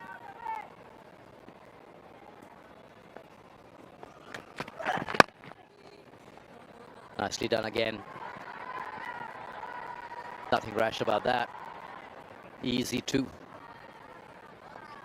Sometimes you got to take the fight back to the opposition. I'm not saying play T20 style. It's just that when the bowler is fast and quick, someone like Rana, he's hit you on the badge. You got to show him the full face of the bat. You got to let the opposition know that you're up for the challenge. Getting into a shell might just create more problems for you. I wasn't meaning going into your shell. Play your natural game. What I was saying is do not take that extra bit of chance, extra risks. Full face of the bat is absolutely perfect in terms of the technical side and the mental side of it. But you've got to respect the good balls, and that's what I mean. Do not take a chance. When you've done the hard work, you've got the skill sets, you're representing your country, don't want to throw it away. Totally with you on that. Now that's one way of watching the ball. Not teasing or playing around anything that you're not fully confident of that you can strike through the covers. Now the number of men behind the bat have reduced. There's more gaps being plugged in front of square.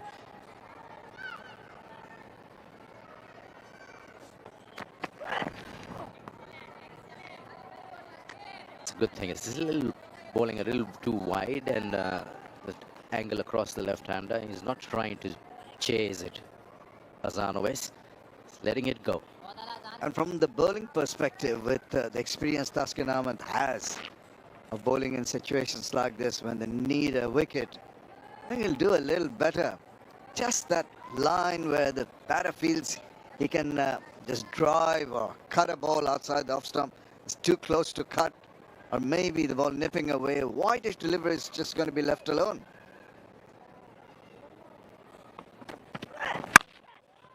Again, every time he gets bat on ball, it looks elegant, looks good, in control. He'll get a boundary to end the over. 66 for no loss.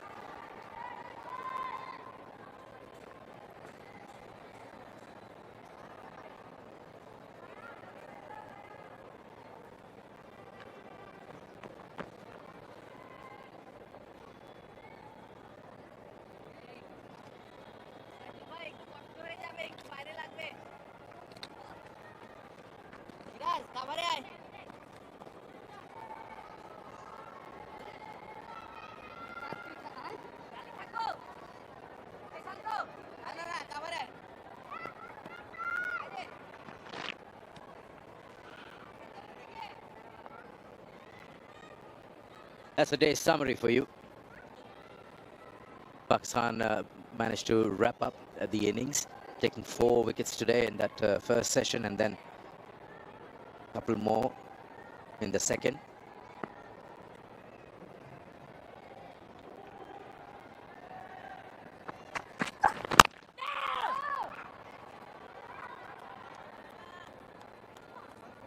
Yeah, it was elegance personified here. Look at this.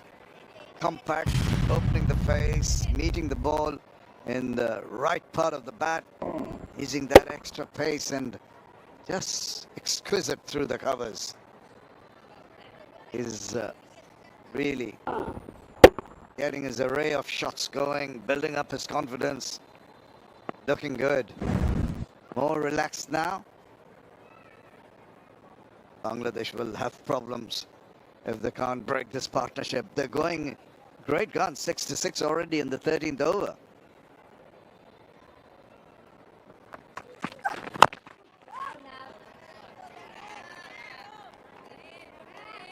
Yeah, more of that. More of that.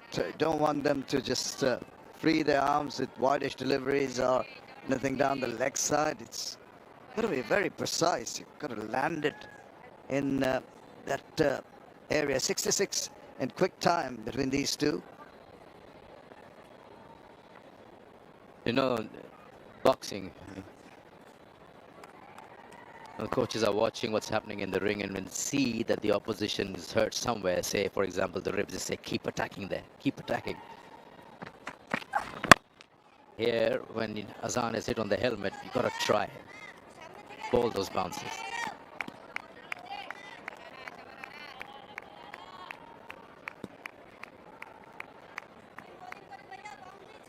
Bowlers on both sides have been shy to bowl the bouncers. I've seen too many in the Pakistan bowling innings, and except for 1 or 2 here with the height and also pretty good carry at times from the wicket, you get that response from the wicket. So why not try to upset him with a short one? Yeah, again a good shot. Once again runs here. This time it's Imam and go to the boundary for 4. So that fuller length trying to search for that outside edge is not working as of now. Let unleash one of the bowlers saying just bowl quick. That will be Rana, the bouncers. And it's Mominul Haque joining the fun, similar kind of area. Impeccable. These two have played the shots through the covers with a lot of confidence and certainty, and the placement and the timing have been just about right. Rana has gone for 24 runs into his 4th over. He will be concerned. His captain should be just talking to him. The youngsters, just quieten him down, get him to bowl with some more discipline.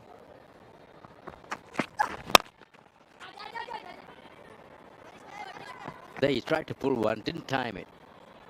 You've got to try and bowl what you feel will work here, at least to the youngster. His delivery was almost 149 clicks, so he's gaining that pace as he's getting into overs now. He's getting warmed up, to say the least, bowling 149 clicks at ease. But it is the length that matters. It is the line that matters. The batters are comfortable despite the pace. They seem to be negotiating the balls pretty well.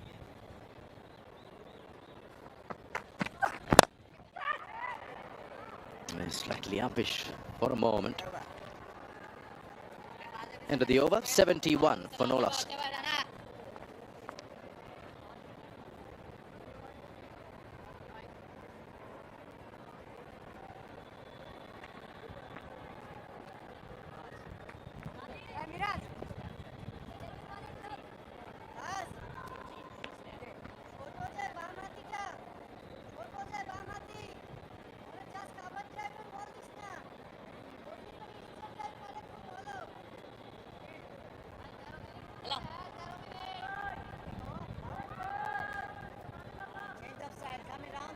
.71 of just 83, cruising at the moment at almost 5.5 runs and over.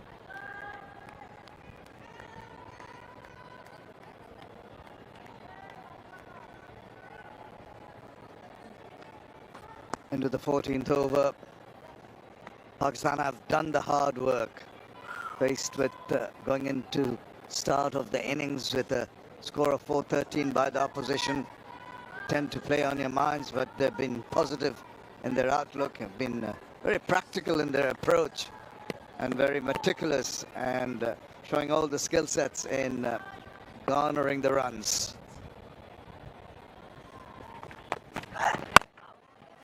That's a different angle now, coming around the wicket. Not only is trying a different angle, he's changed ends.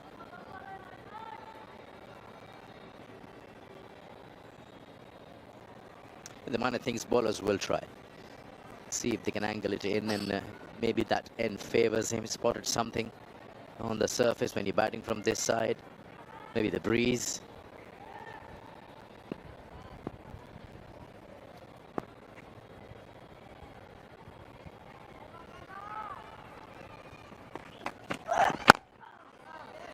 Something similar in the pace bowling attacks of both the teams is that there's hardly been any swing in there. Even early in the morning yesterday and today, and even now, there's hardly any reverse swing.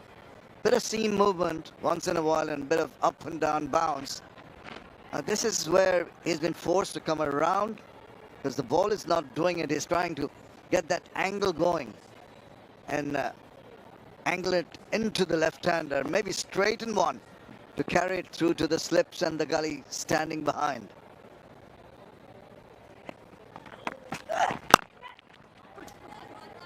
Another good looking shot, should be two, and they come back. Yes, putting pressure on the boundary rider.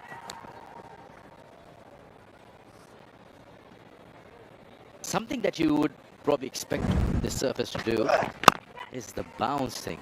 As days pass by, we get to grade 3. We've seen a couple of deliveries just not going anywhere in terms of carry. It'll be interesting to see how the batters handle that when time comes. Yeah, one of the reasons, Sikandar, I think, because the bowlers are not trying to bounce the batters, is the fact they're not confident it will bounce high enough to trouble the batters. Instead, it'll come at a height, a comfortable height for them to cut it square or pull it.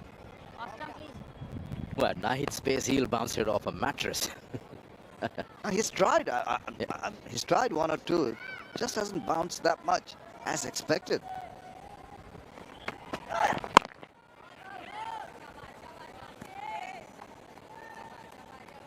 Maybe the areas in the pitch where one dry, hard area, it might bounce a little more than the grassy patches. So even that bit of confidence that the bowlers require and bowling bounces at the rib cage area might not be there. That did nip up a little bit from the back of the length, and he negotiated that.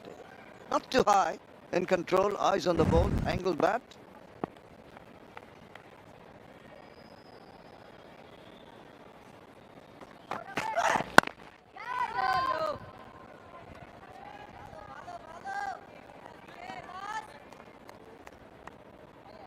These two surely have got their eye in now. 31 for Ovais, 37 for Imam. Don't see any reason why they shouldn't multiply this and cash on.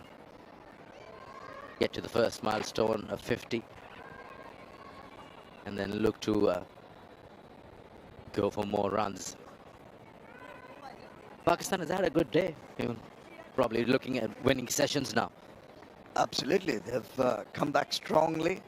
They're doing well with the bat here.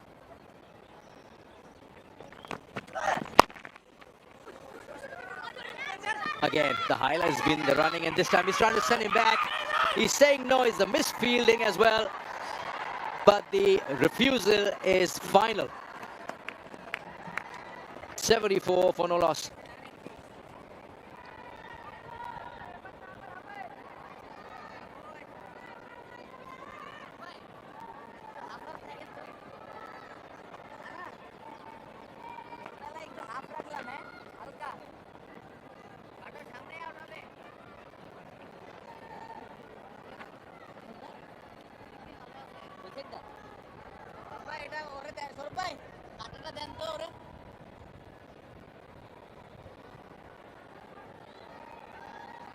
Session summary on day 2. That's how it's gone. And look at the run rate column. 6 and over. That's what's happening, and that's what we are watching and enjoying, especially the youngster, Azam Awais. We thought Bangladesh getting 300 on the first day was pretty good. Is even better. Very impressive from the two batters for Pakistan. A good, positive response from an awkward situation. Now the pressure back on the bowlers to do something. Get a breakthrough.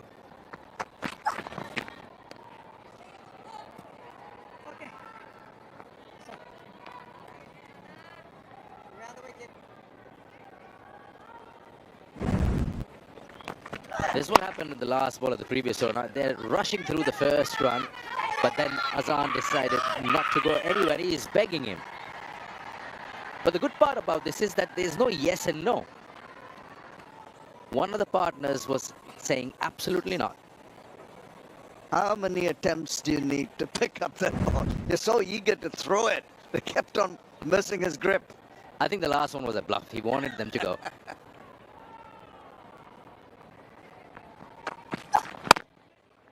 Now both Taskin and Rana have decided to come around the wicket to the two left-handers. Let's bring it more into that rib gauge. His slowest is 140 now. That's probably someone's quickest. More than most of the paces of Pakistan. I don't think any of them clocked 140.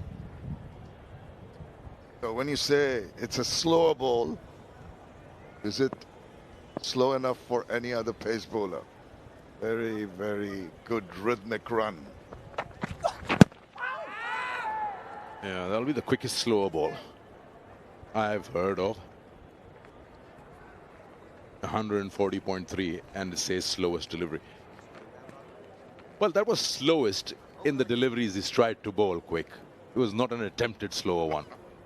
We try to make up words and conjure up words to explain his slower delivery. But more than the pace, I think, Sikandar, it's the areas that he's bowled on. It's left a little to be desired because it's been a little tardy in terms of hitting the right areas from the angles that he bowls now that he's bowling around.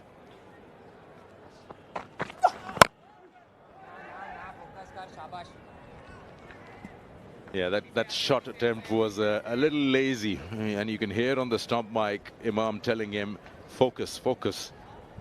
Because that was a half-ordered attempt, just loose hanging of the bat away from the body. Yeah, you can be lulled into a false sense of security when you see things going away, when you feel that you've got the shots under control. You tend to just be a little lazy about that shot you mentioned.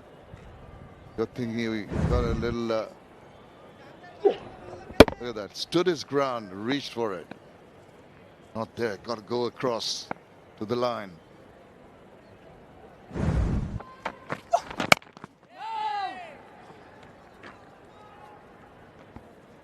He's doing a good job, both Imam and Awais. Because of the high release point, Naid Rana, he is getting some extra bounce, and they're facing him, batting right on their toes, so that they keep the ball down. It doesn't fly away to slips. Like you say, they're riding the bounce. So just trying to get a little taller than they are, than their own height, and using soft hands. Seems to have that initial trigger movement of a little jump up to get to a better height for more control over the ball.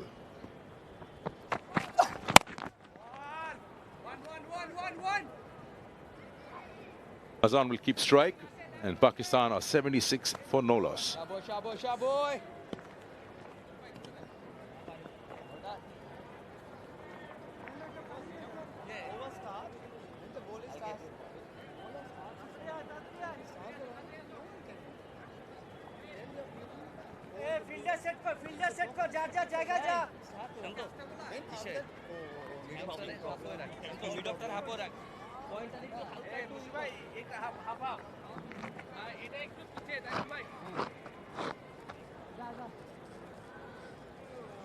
Change in bowling, and first sign of spin here.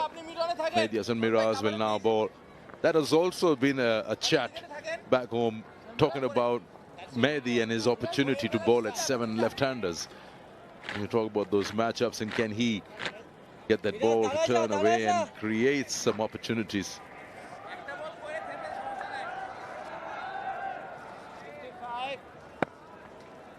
Seven for 58 is best. It's a question on how much purchase he can get off the wicket. The ball is just 16 overs old, still pretty new, the red cherry, and it won't be having any scruffed areas. So what you'll have to depend more on is not to get turned off the track, more the variations of his lines and lengths and the arm balls to put the batters in trouble. Can be very deceptive at times. Sometimes you'll just float the ball in, it carries on with the arm.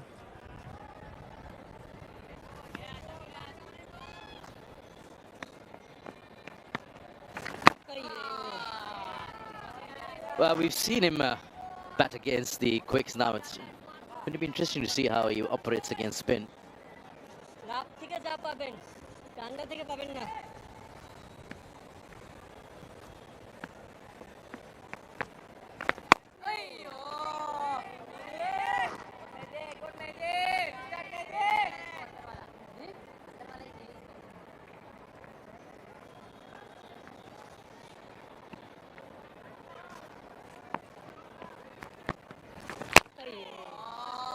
So the batters also realize when the bowlers are going wicketless, and the change is going to come soon, and that will be your first hurdle crossed out of the way. Nahid Rana for a while, maybe Taskin. Now it's to a challenge number 2. Spin 76 for no loss.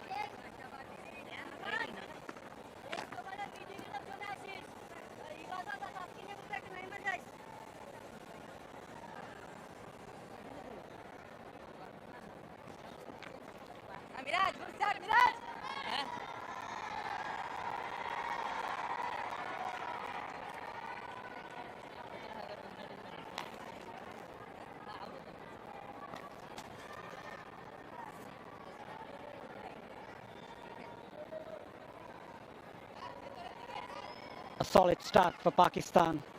In reply to Bangladesh's 413 in the first innings, they are 76 without loss, courtesy of some very good batting from the 2 openers, Mominul Haque and Azam Awais, the debutant. He is looking solid after that blow early on in the innings. Shown some great character here. Good afternoon, Ramesh bhai. Good afternoon, Mazhar.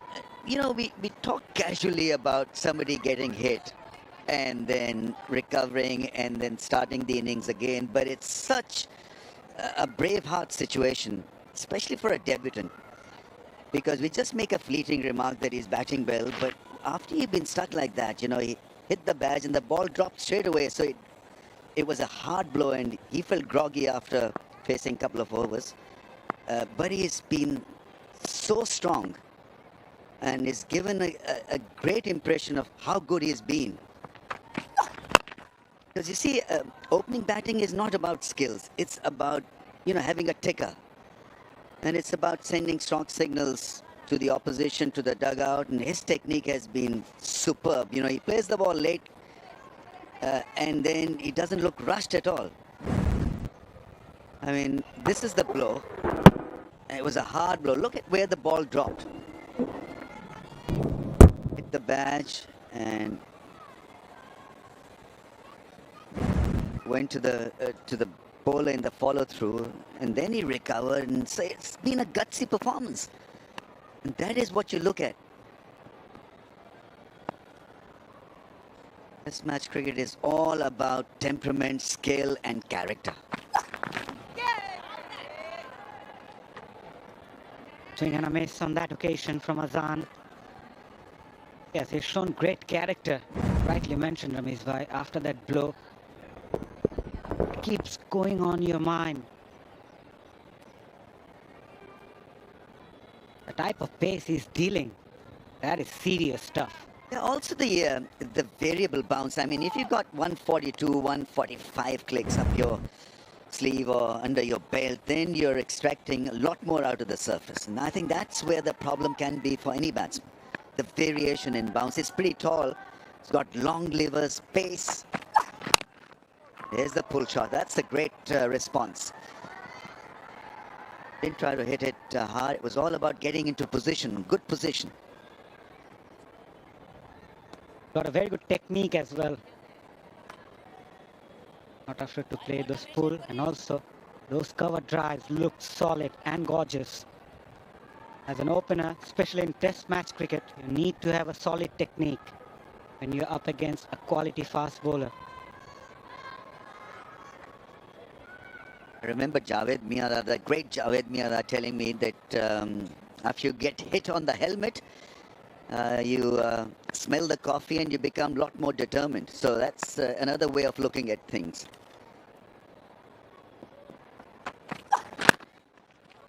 It probably makes you tougher. I felt that, if you get hit on the helmet, it was about your ego being hurt, and how dare somebody hit you on the helmet. But there are two ways of looking at it. Some would subside and flinch, some would stand tall and readjust, reset, and get cracking again.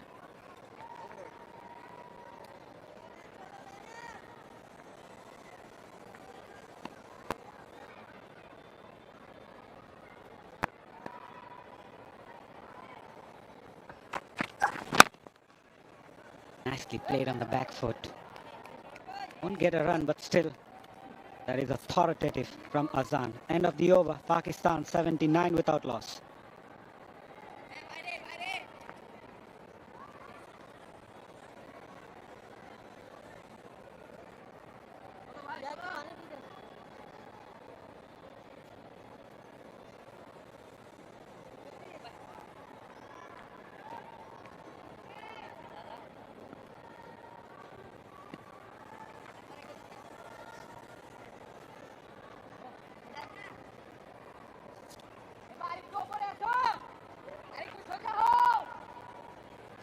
Miraz to continue. Bowled well in his first over. Up against the left-hander, Imam. Good use of the feet. Good work as well from the big fast bowler, Taskin Ahmed. One very important aspect, Ramesh Bhai, I'd like to pick your brain from a batter's point of view, especially in the test match format. To be able to switch on and off in the middle is very important. So how were you used to deal during your playing days? How do you used to think in the middle? And what is switch on and switch off for the youngster, if you could? I mentioned that earlier also, that little stall that you take after playing a delivery, you move towards where the leg umpire is usually. And so that's a switch off period for you, where you're not thinking a lot. But once you are back on the guard, then you are absolutely switched on, or should be switched on. That's a nice hit, kind of nice hit.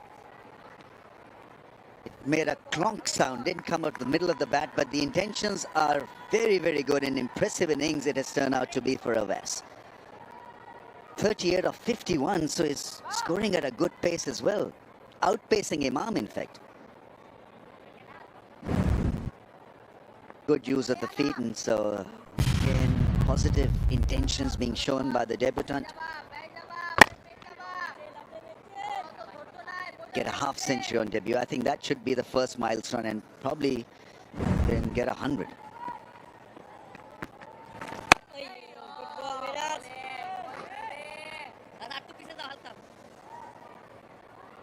Not only about switching on and switching off, it's also about targeting certain bowlers. So you got to be, mindful of the fact, at times that, this bowler causes me more pain, so let your partner handle the situation. And you should be frank enough really to share such thoughts with your partner. It doesn't make you a lesser batsman, but it's just that, you can't be an all-round batsman all the time. Good partnership is not only about reputation of strike and feeling comfortable. It's about technically feeling comfortable as well. 84 without a wicket.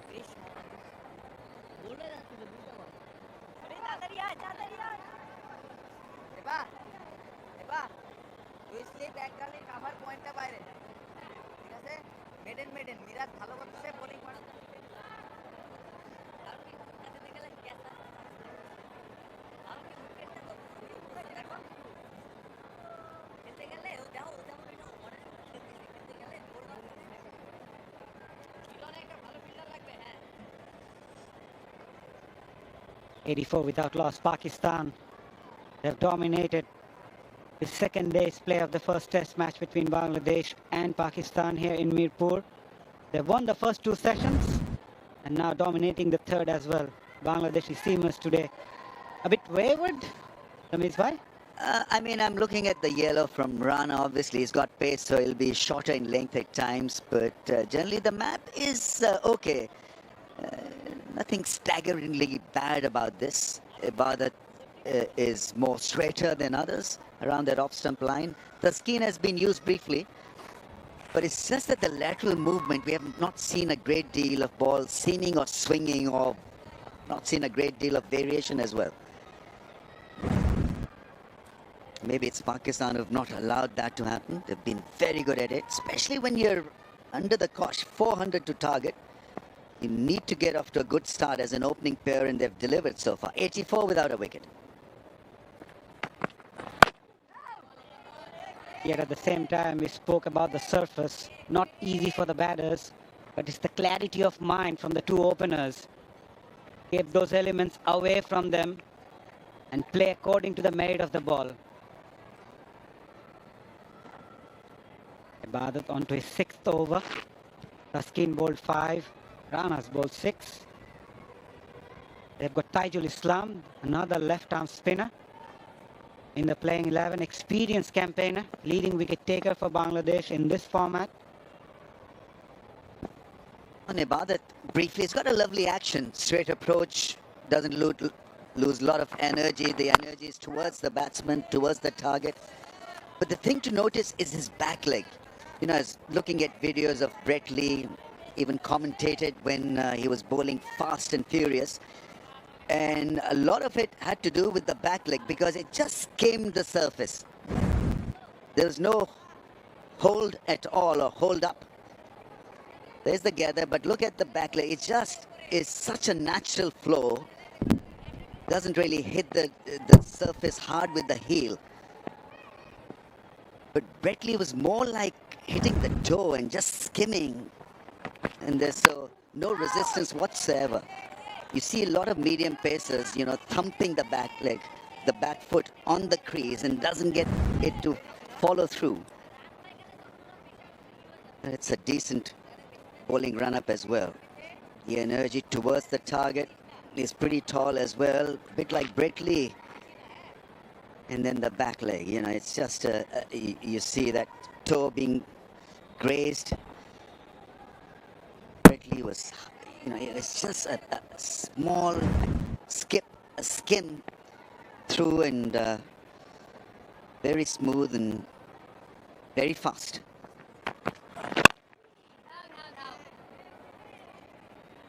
Yeah, he does idolize Brett Lee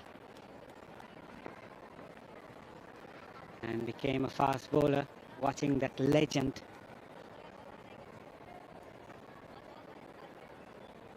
One of the comms earlier saying that he's had 5 knee operations. You were telling us about the ordeal and really to then rise back and once again bowl at a good pace, at a fastest pace is commendable, to say the least. Shot off the back foot. There's protection there for that length. Imam is a fast runner. He tracked it as 2 and so got 2 in the end. Recovering from injury and then once again bouncing back is such a strong view of your character. We take it for granted that the fast bowlers suffer injuries, and so this is part and parcel of bowling fast. Nice, lovely action. and a nice shot.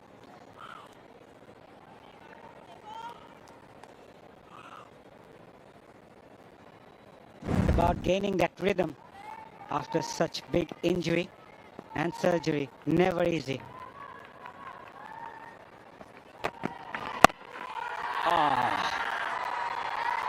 Ibadah to send things. Hit him in the pad first. I reckon Imamul Haque played that with the bat.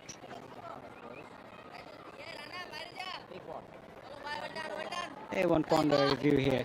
Pakistan 86 without loss.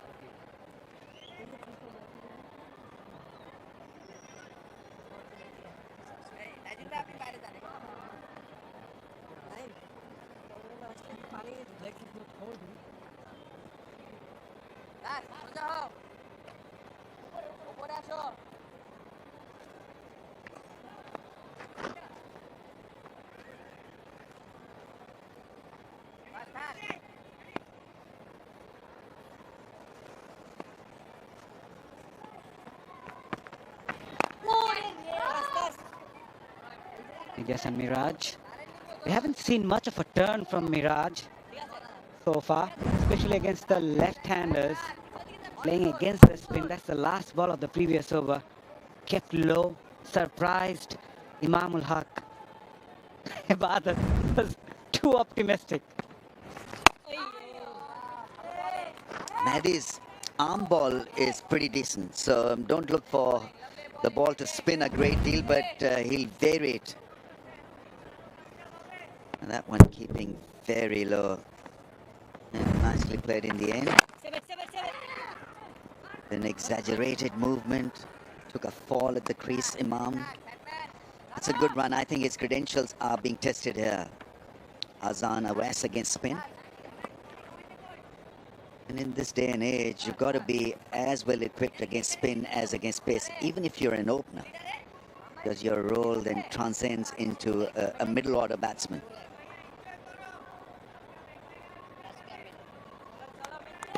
It takes a bit of time marking the guard, Imam. Well, that's why he wanted to use the zinger so that his guard could lit up.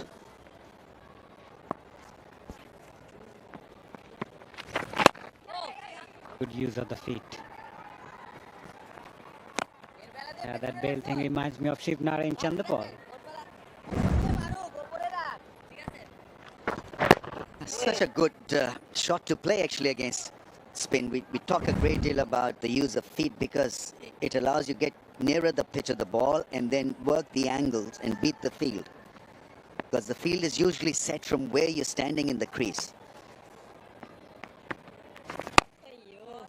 And it also shows the level of confidence when you use your feet against the spinner, especially against the off spinner being a left-hander. There's always a tendency of the ball going away from you.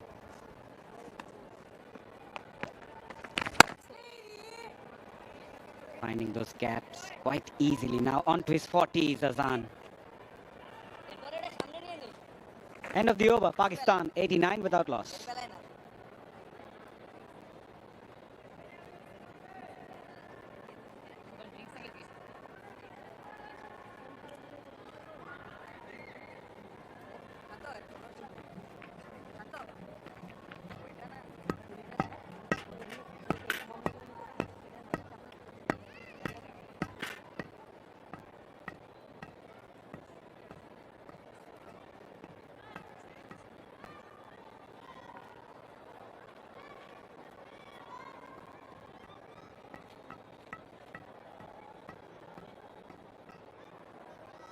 Pakistan dominating the proceedings here in day 2 of the first test of this 2-match test series.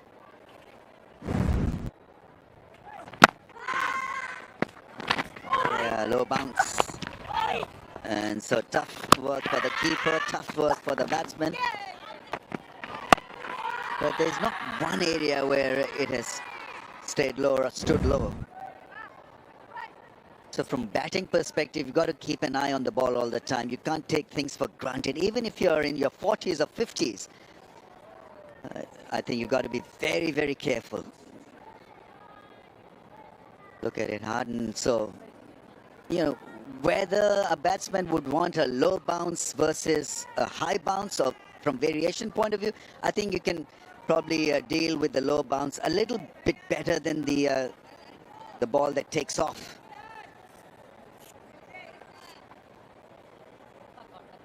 And obviously, I mean, a true bounce is preferred all the time.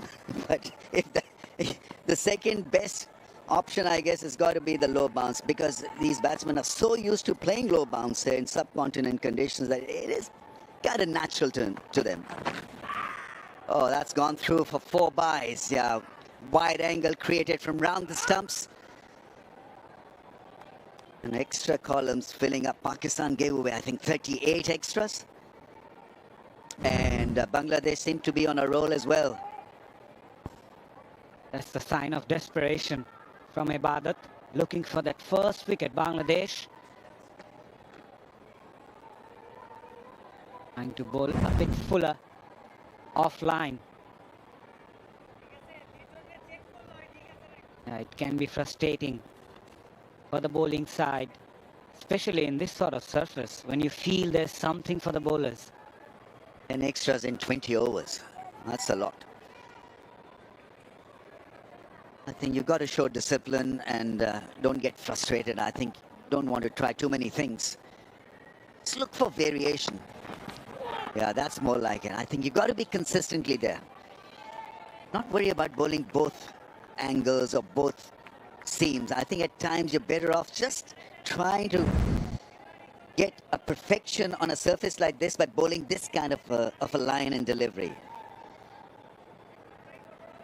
And it's such a good line from round the stumps, because even half an inch of deviation appears as if the ball has moved 2 feet. Yeah, consistency is the key, especially in this form of the game. You have to purchase a wicket by working hard. Slightly fuller. Brilliant. This is gorgeous from Azam. Oozing in confidence now. If you want to dissect his batting so far, I think easiness and simplicity has got to top the list. Not rushed at all, minimum of effort, and the great thing about that drive was the placement. Beautiful balance.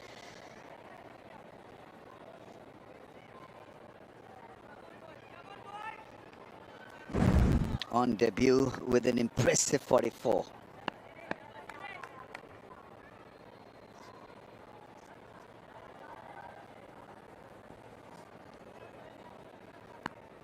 Steady head position at the crease.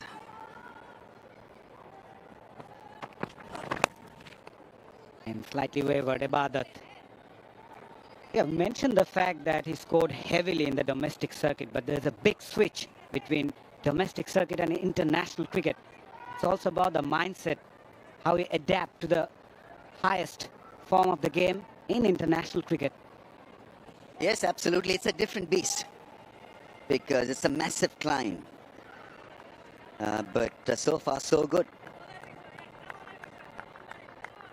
Good thing about his selection is that he's been included in the playing 11 when he's been in good form, good touch. So use that form, making him play test match cricket. Once again, a great drive. I mean, something very special from this left-hander. 100 comes up for Pakistan as a result of that beautiful caress through the onside. And it's a no ball, so I mean, it's got to be frustrating for Bangladesh. They don't seem to be cracking the code here. The opening pair is relishing this now. Just marginally over or on the line. But have a look at this drive. Beautiful shot. Holding his pose, trusting the pitch, and minimum of effort. Almost playing from the crease. That's the hardest shot in the book for a batter, playing that on drive against a fast bowler. Again, outside edge. Will it reach the fan? No, but still, Azam Awais picked up a maiden 50 on his test debut. The 42nd player for Pakistan, scoring a 50 on Test debut. Yeah, I mean, it's a great achievement, but more than that, I think it's his selection. I mean, they took a risk on a green track, offering a chance to a rookie at 21. He's played a master hand. And it must relax the selectors and the think tank as well, because they relied on a young talent. And he's been superb, to say the least. Now you can see the confidence in his batting. End of the over, 1 of 4 without loss.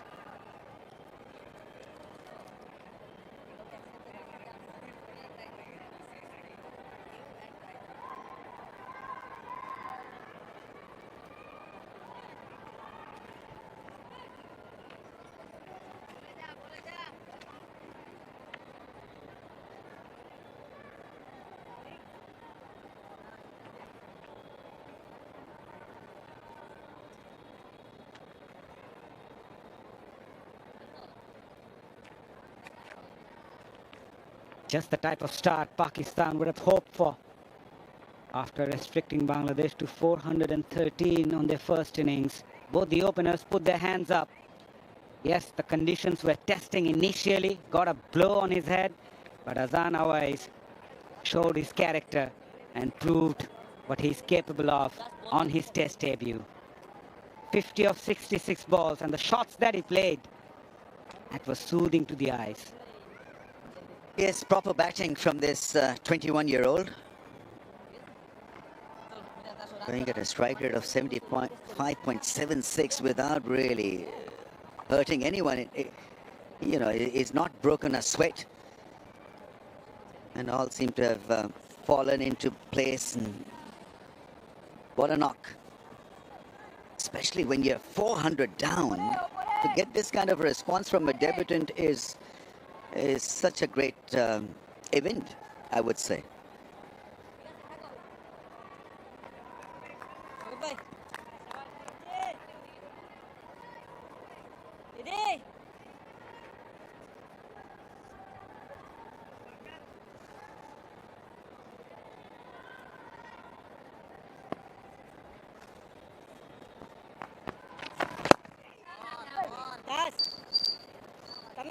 Now Bangladesh really need to come up with something different to break this partnership.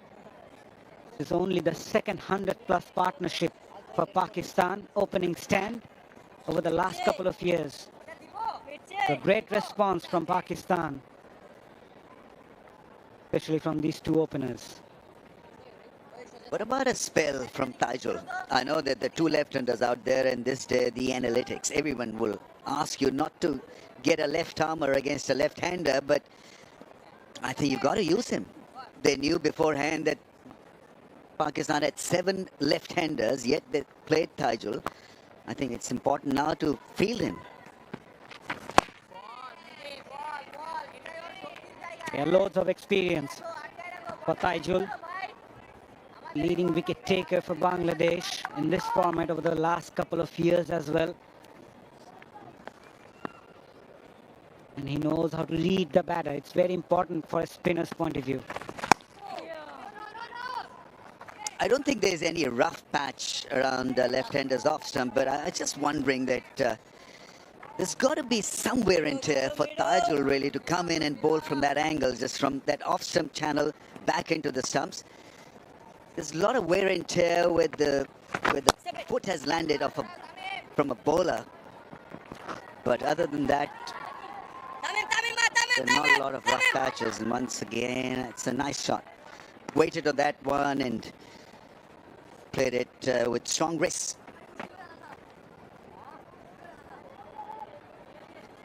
Yeah, no turn, no demons in the surface so far.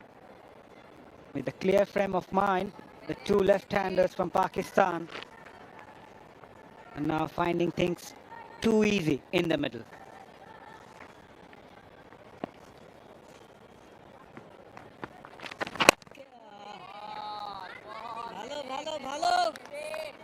dead keen on using his feet, which is not a bad ploy at all because the ball is not spinning. He's not going to get beaten by extravagant spin. So once he covers the line with his body and feet, he's okay. Oh, that's close. That's gone straight through. The finger has gone up. It looked close. It looked out. And Muminul Haque has got problem. He's taken a review. Let's see.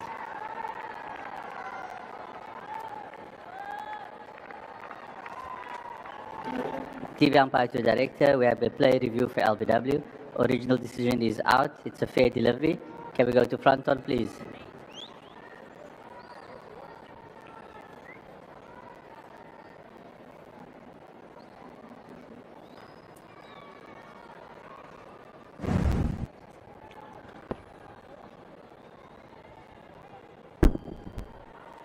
The ball is close to the back. Can we just confirm with Ultra Edge?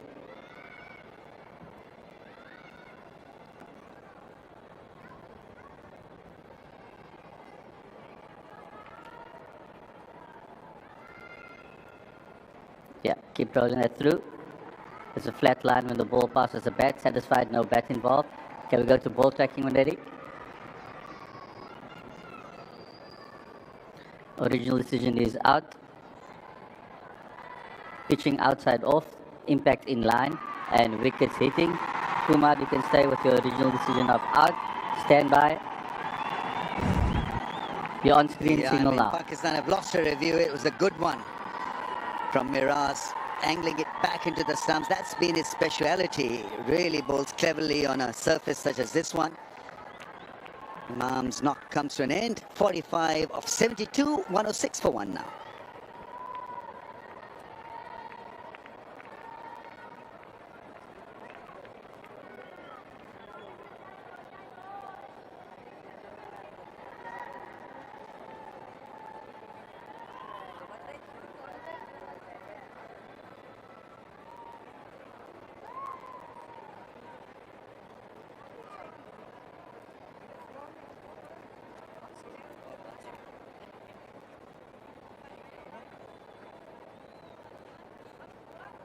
Medias and Mirage draws first blood as Muminul Haque departs after a well-made 40-odd run knock. Provided the start Pakistan were looking for. The off-spinner finally had the last laugh. Another debutant comes in, Abdullah Fazal. Two debutants now for Pakistan in the middle. Around 2,000 first-class runs, averaging over 40. 10 50s and 400s.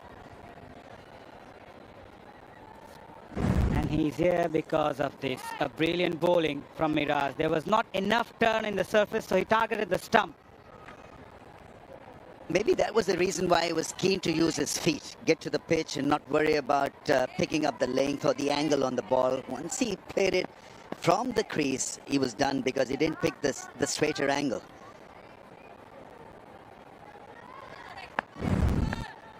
But a great start nevertheless. Over 100-run opening partnership.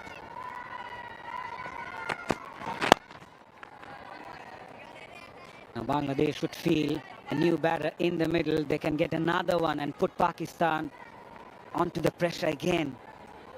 There's got to be some kind of a record for Pakistan, you know, to have a debutant at number 1, then have another one at number 3. Normally you have established souls looking after you against the new ball, but Pakistan obviously a bit of a trendsetter, I think. Just throwing them at the deep end. Deal with it. And that's how you grow up very quickly.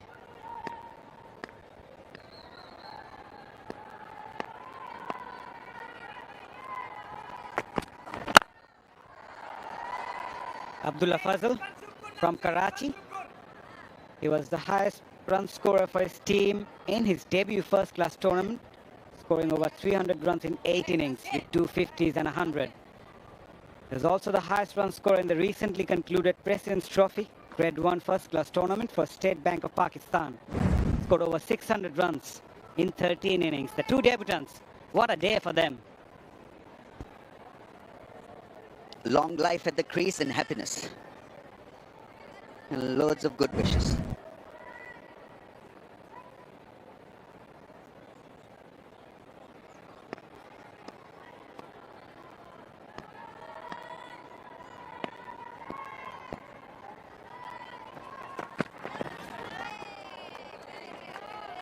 Making your test debut is always special, Ramesh Bhai. I'm sure you still remember yours. I did nothing actually, so I mean mine was a very forgettable debut. But you see, point is that, you know, once you make that debut game or you play your first test match, then it becomes a lot easier because, you know, getting there was such a hurdle, was such a struggle. You know, you remind yourself of all the hard work that went into that playing the first game. But once you reach there, then it becomes all too easy. Then you feel that you belong.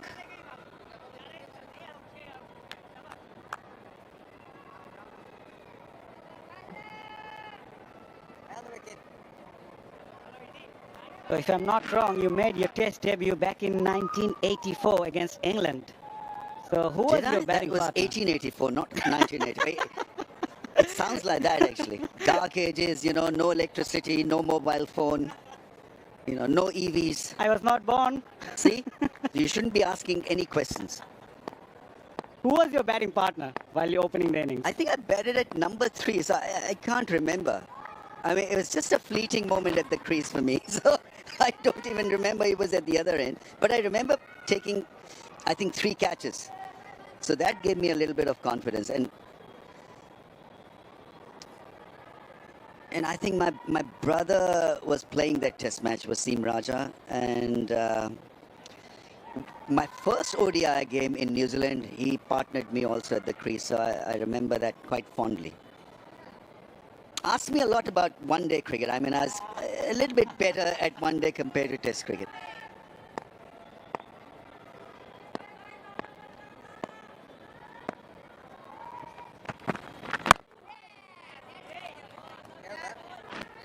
Let's stick to this game. Let's not go into my records. And it's 107 for 1.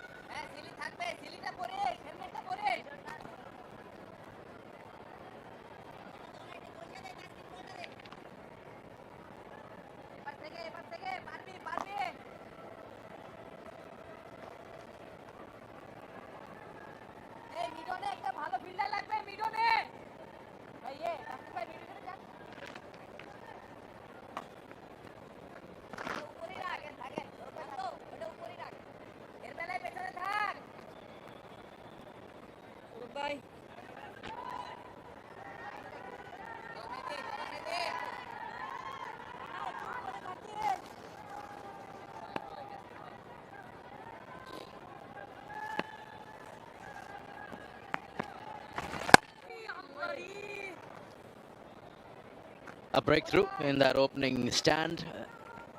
A little window created so that they can probably fancy their chances against the newcomer. There he is, Abdullah Fazal, another debutant. But what a start this is, 108 for 1. That's what you'd be hoping for as the visiting captain. Mehdi has got them the breakthrough. Slip, a short leg.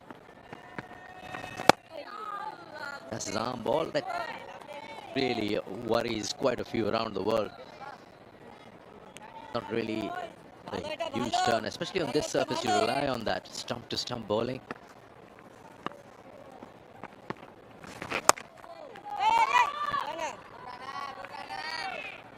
Those little variations that you need when you're not getting any turn out of the wicket. Does that very well.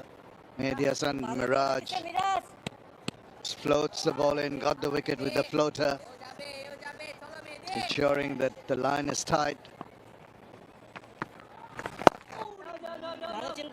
And the odd one that may just disturb the batters in terms of the bounce of the track. He's got a forward short leg in position. Looking to give the ball some rip, not really extracting the turn. A lot of revs on the ball, Sikandar, but not enough purchase.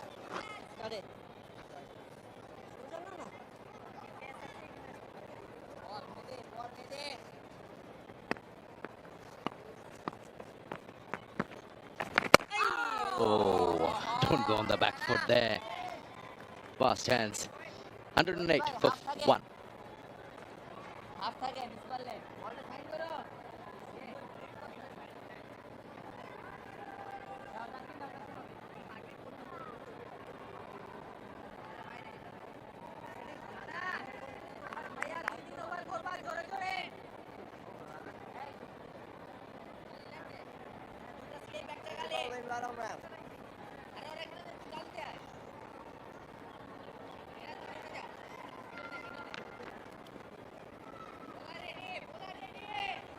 Salman at 7. That's probably the lowest he's batted on. Surely Sean will come at 4.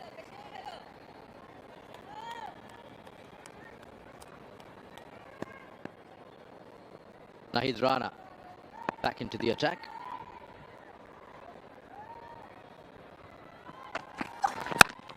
It's not a bad move with Abdullah Fazal coming in just now, bring in Nahid. Have a look at the superbly compiled 50 by Azam Awais. Very impressive for the newcomer.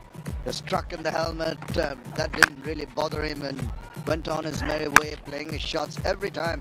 The opportunity, he was pretty good in taking advantage of that with some big hitting too. And impressed all and sundry. Very positive things for him in the future and for the future of Pakistan cricket. To have a very, very sensible approach.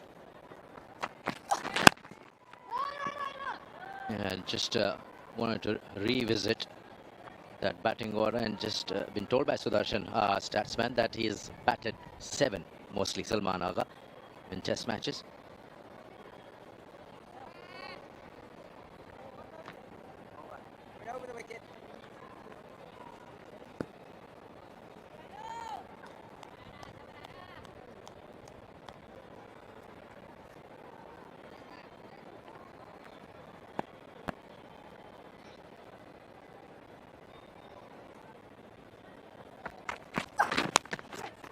Nicely handled there.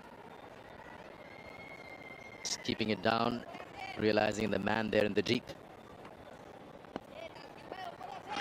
Now, Nahid Rana will have to do some thinking and do that pretty quickly, because despite his pace, batters seem to have been negotiating him quite comfortably. Pace coming on, they know exactly where, how it's coming. They seem to get into position very, very quickly.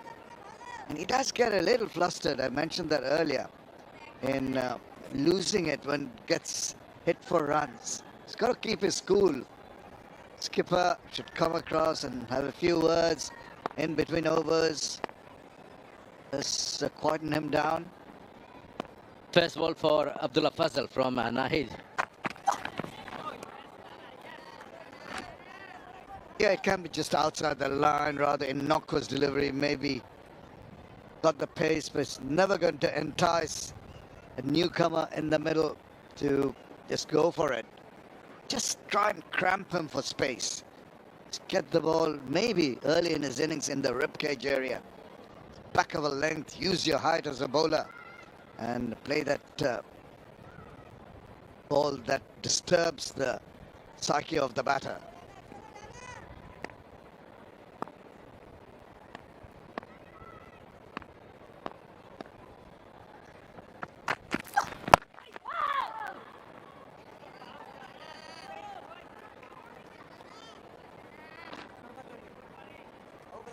Fazal has been patient.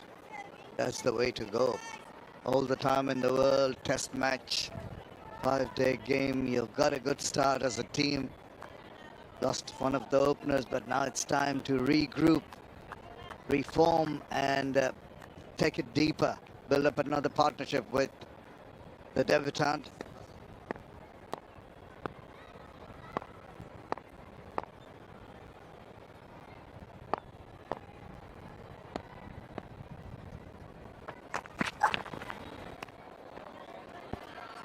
$109 for 1.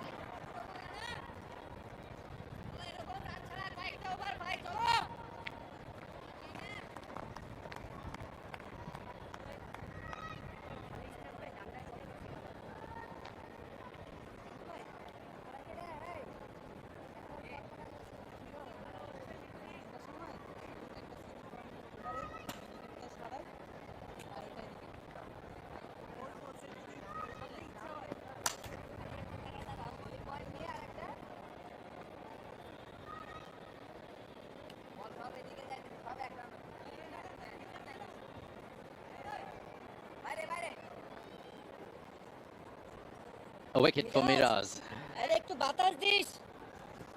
Fastest bowlers went for a few runs with that new ball in hand.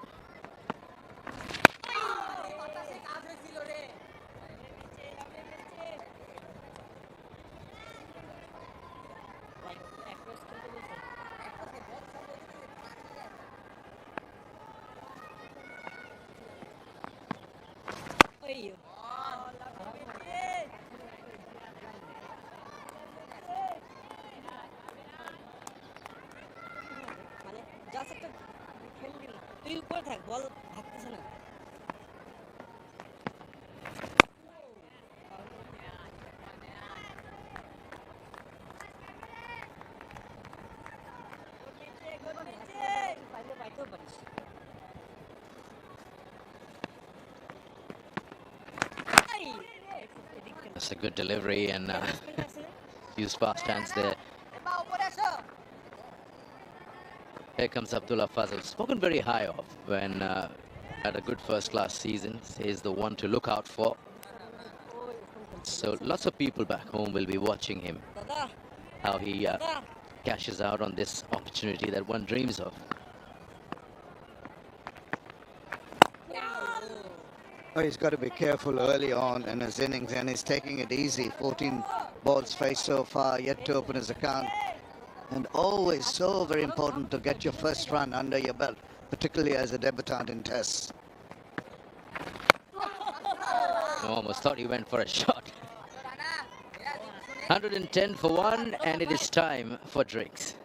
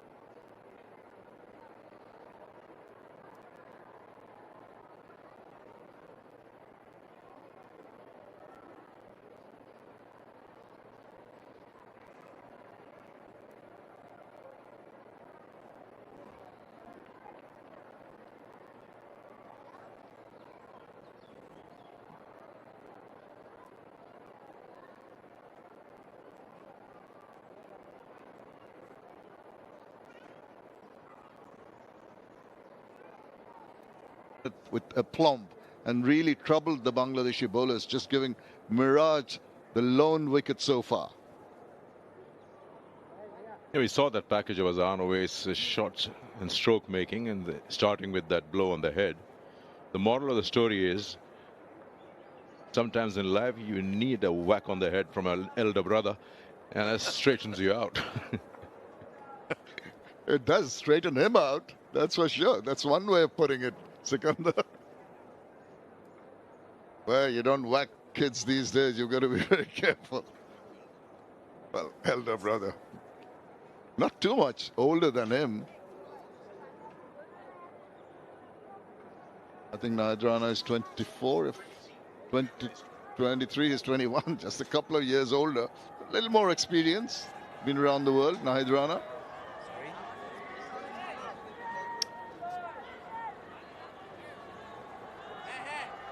It'll be interesting to see what he's thinking to bowl at Abdullah Fazal, who's faced 15 deliveries and is yet to get off mark in Test cricket. While he's still not opened his account, you probably would play with his mind. Get him on strike.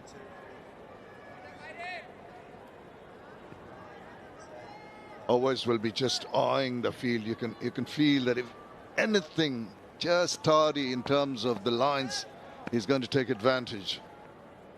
Wide spaces on the onside, just beyond the mid-on fielder.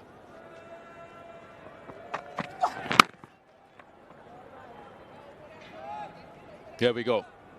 Abdullah Fazal now on strike.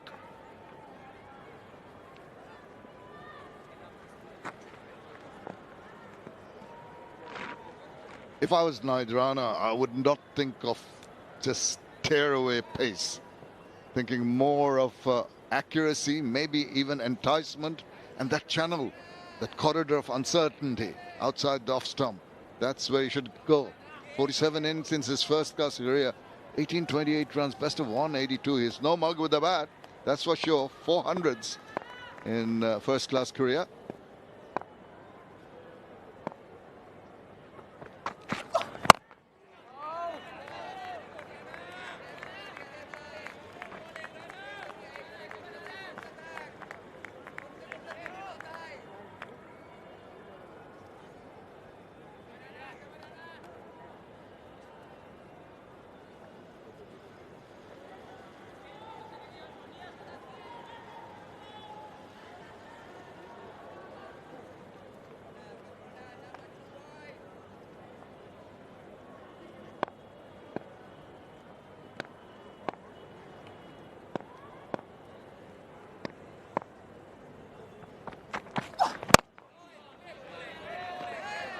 In between deliveries, just noticed Najmul Hussain Shanto, who's at slips now.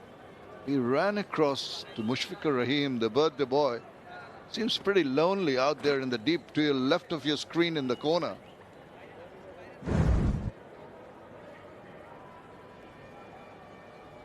And that can happen when you're not finding a wicket against your name. A solid defense. Should keep your patience because you got him where you want him to be. He's not yet off the mark.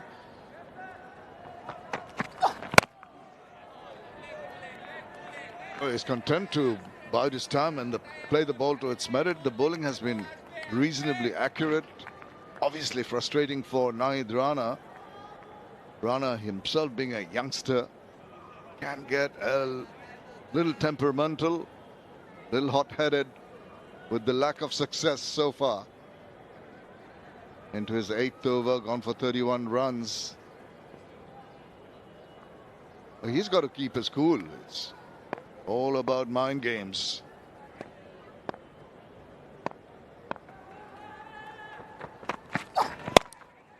And that shorter one helps him get off the mark in Test cricket with a boundary.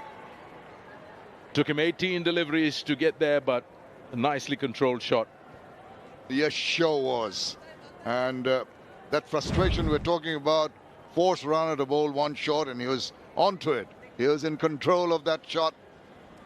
Eases a lot of the pressure with that flashy cut for 4 runs, and he's got more problems. How is he going to react to that attacking shot by Fazal? It's off the mark with a boundary.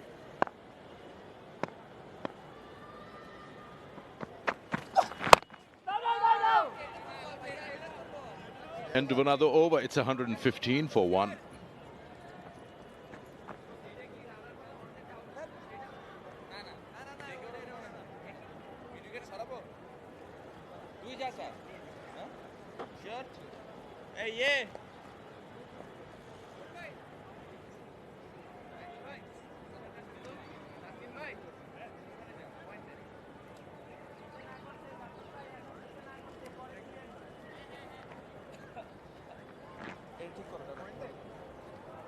Batman একটু পিছে যাও হালকা বাস বাস বাস বাইরে থাকো একটু বাইরে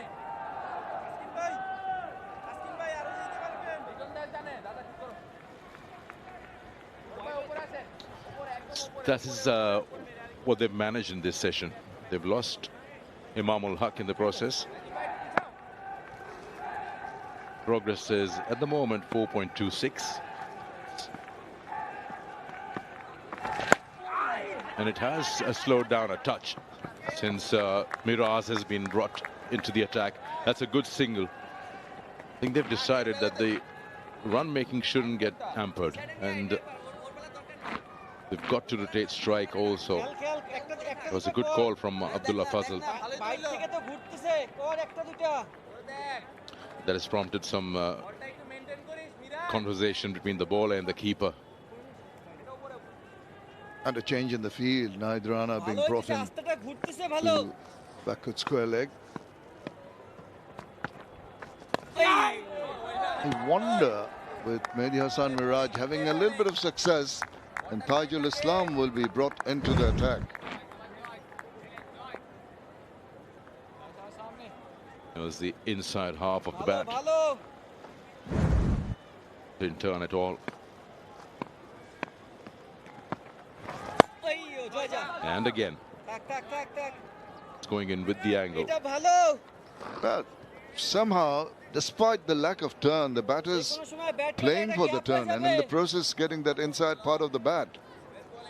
Just slipped through. Can be a little dodgy if there's a gap between bat and pad.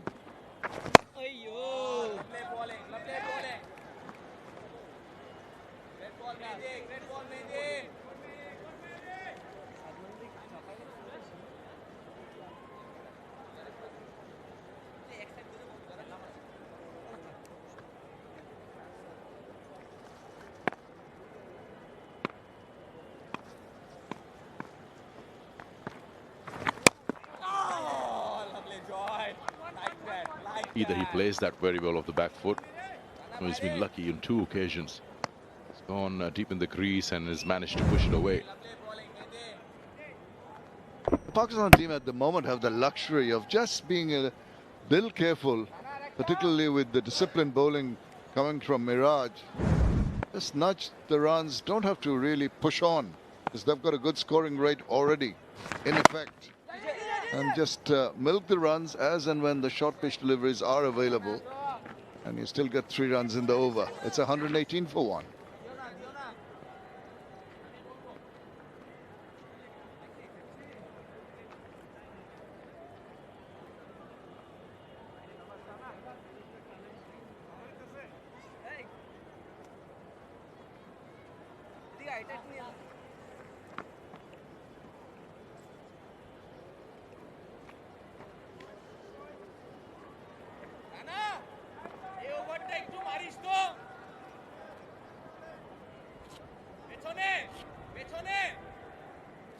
Now with that opening stand, this is looking a little more balanced compared to what it was, say, when Bangladesh finished 413 all out.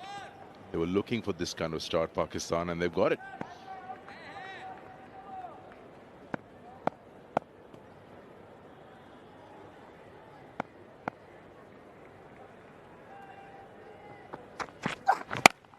Short run again, handled well by Oais. This might just go to the boundary here. Yes, it does.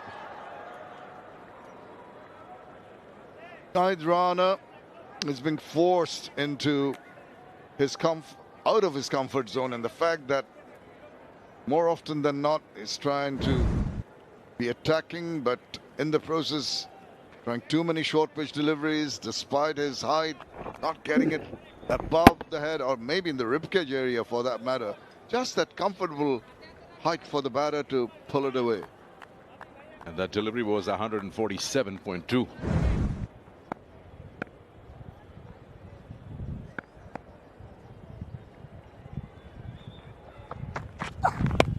And again, and this time it's gone between the 2 fielders back there.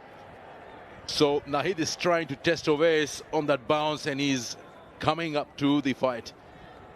He sure is, and Nahid should realize that. Oais is on song, is seeing the ball well, is moving around nicely at the wicket and swiveling round. It just can't beat a batter with just sheer pace. It's got to be a variation. Skipper has not really talked to Nahid often enough. A little bit away, but some senior player should do some talking to the young man, because he's losing it. And once a bowler loses his rhythm, it just plays so very quickly into the opposition's hands. 17 fours in the 126 compiled so far shows the positive attitude that the Pakistani batsmen have had in this innings.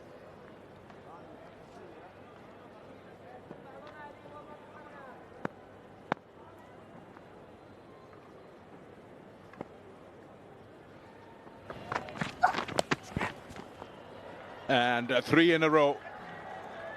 This time wasn't really short as the earlier two ones, but this was again just helped on its way. This is very ordinary from Rana. Just again trying to bowl one short of a length. Again, the height not high enough. All he had to do is just swivel around, put a little bit of bat on that, and help it on its way to the boundary. Yeah, he's still got an extra man at deep backward square. There's a deep fine leg on the onside. There, left of your picture, the deep mid wicket. So possibly still trying to bowl them short and trying to entice the batters to hook or pull. I don't know if that is the right strategy.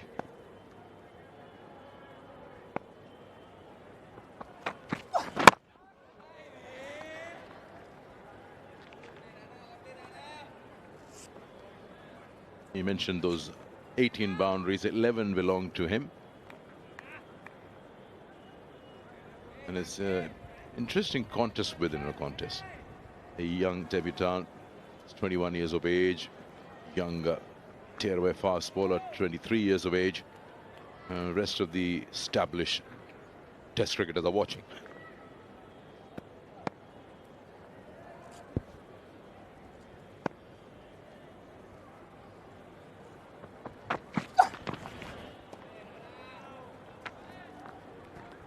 Well, frustration creeping in. This rather knock was maybe pacey, but the length was there for the batter to watch and duck under, let it sail away. Easy to negotiate. He's oozing with confidence. He's into position so very early. Reading that length is not going to trouble him. Nicely done. Yeah, with an extra man now there, will he curb the desire of attempting to play at the shorter one? That could be a little test here. Nahid won't be bothered about 3 boundaries hit of his bowling. He'll be thinking, will you try again? Yeah, that's a little bit of a setup. His bowls a fuller one into the stumps. 130 for 1.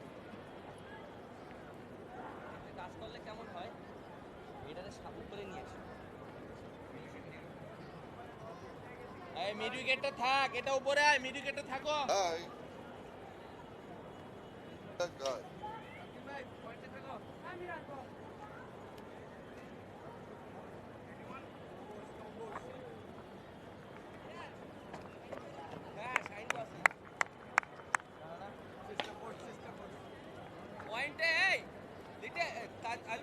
The two debutants taking responsibility for Pakistan with the bat. Azam Awais already struck his 50. Fazal just came in. Faced 24 balls for his 5. Awais looking solid. Miraj to bowl his 8th over.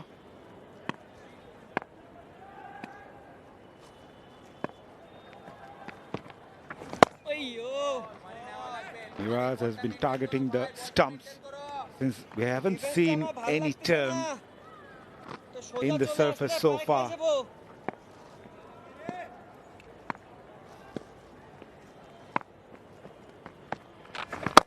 Use of the feet over the bowler's head. Perfection personified. Good afternoon, Atabhai. Good afternoon, Mazhar, and it is turning out to be a really good day and afternoon for Pakistan. 2 debutants in the middle, and he's got his dancing shoes on. Beautiful. Over the top of the bowler, straight as an arrow. Oh, he picks up his 2nd boundary.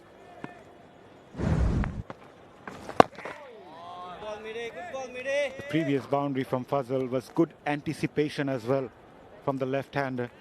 He noticed the fact that there's hardly any turn. Rather, Miraj was trying to bowl onto the stump, so use of the feet is the key at the moment. Abdullah Fazal from Karachi, also 23 years of age. Decent record in first class, averaging a 41 actually. Best of 182. Well, it's all been so far in this innings about one at the non-striker, Azam Awais. He looks solid. He looks the part. As an opening batter, you want to see this from a youngster playing his very first test match. Very clear in the mindset. Remember, it took an early blow on the head and he's looked even better after that. 134 for 1.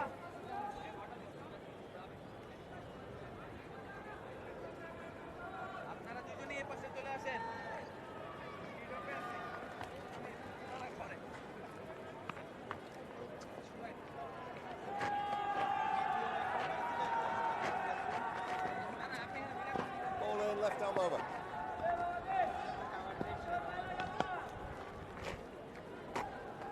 থাকেন কাভারে থাকেন অনিক ভাই Iran এই তাজুল ভাই এদিকে ঘুরতে পারেন একটা Medasan Miraj picked up the only wicket of the Pakistan innings. Mominul Haque, who departed after scoring 45. Skipper Nazmul Hossain Shanto still searching for another one. This partnership is looking good, 28 of 48 so far, as Shanto brings in his most experienced bowler, Taijul Islam, the left-arm spinner.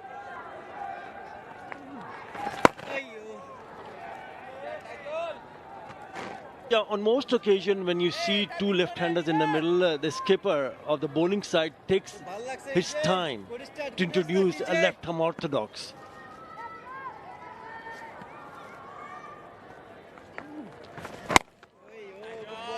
Well, finally, the fifth bowler being introduced is a left-arm orthodox. Yeah, he's looked solid, hasn't he? Azam base.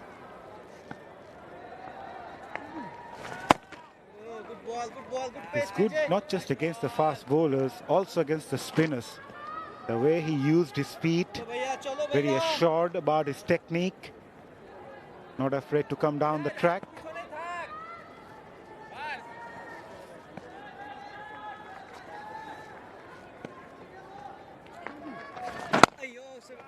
Also rotating the strike, keeping his cool in the middle.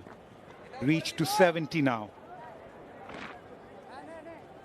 Yeah, the other thing that I've noticed today is that this surface have started to go in favor of the batter a little bit more. Hardly any ball has swung in the air for the seamers. There's no movement of the surface. The spinners hardly have got any turn. So these are really good batting conditions, Mazhar. Very good batting conditions. So, which means that Bangladesh bowlers have to work a little bit more harder to create a little bit more pressure. Runs are coming.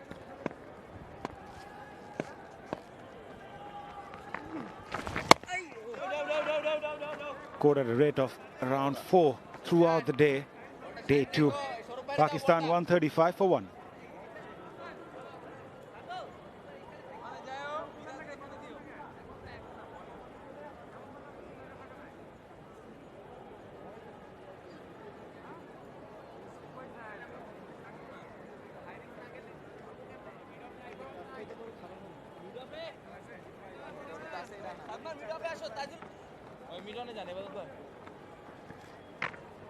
যাবে কিন্তু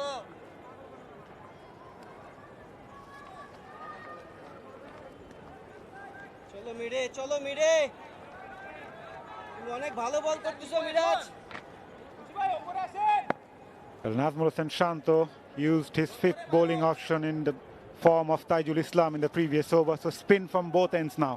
Miraj to continue.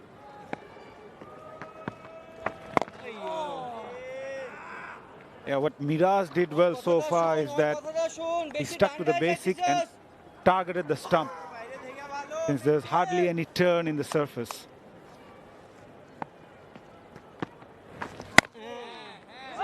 And that has been the problem for the other bowlers, because they haven't bowled too many on stumps.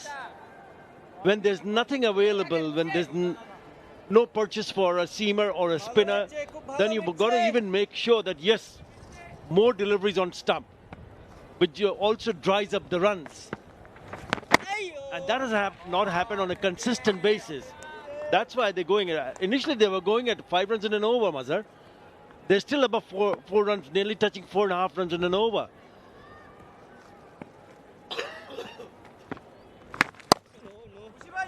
On the shorter side, Mushfiqur Rahim does well, hurt himself in the process.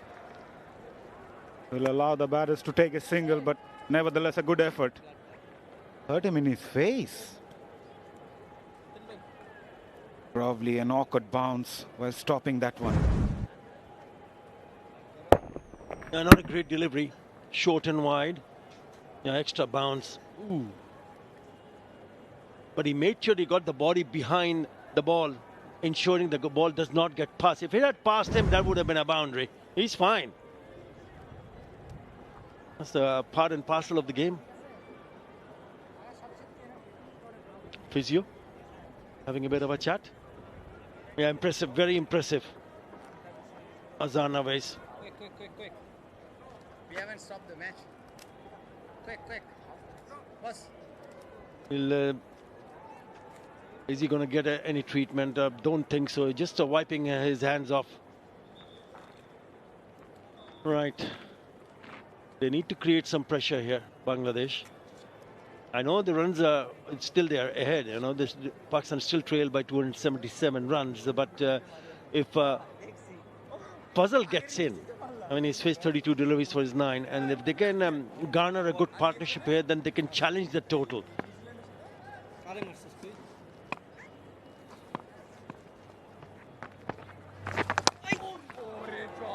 Bit of extra bounce on that occasion. Heard the fielder at short leg. Yeah, it surprised him. Oh, on the knee. Yeah, have a look at the reaction from the batter. And it was on the stumps.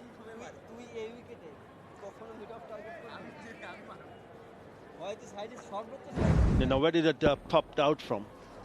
Yeah, on the stumps. Just on the top of the off stump.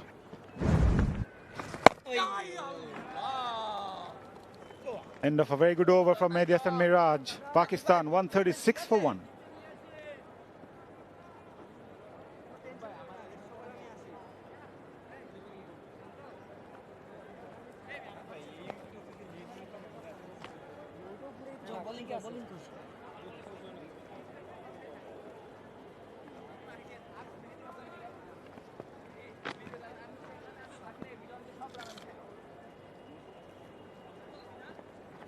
তুমি আপনি ঠেকাই দাও সরফ ভাই come on উপরে আয় রানা কাজ মামা দুইটা স্টেপ পিছা এটা উপরে রাখলাম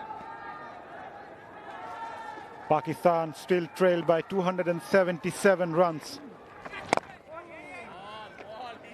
They've come up with a solid approach in reply to Bangladesh's 413 in the first innings. They've dominated the first 2 sessions of the day and now still going strong.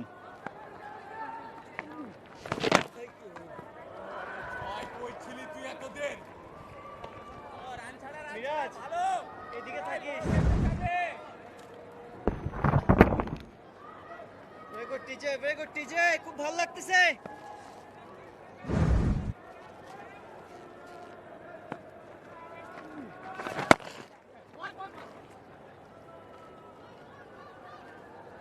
For Taijul, when he's bowling against the left-handers, since there's hardly any turn in the surface, could stick to the ball right outside the off stump, maybe 4th stump, force the batter to drive against him.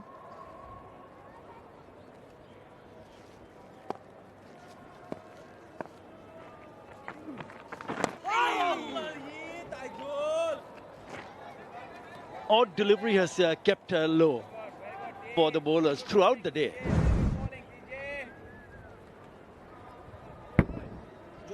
Maybe just a hint of turn, but nothing big.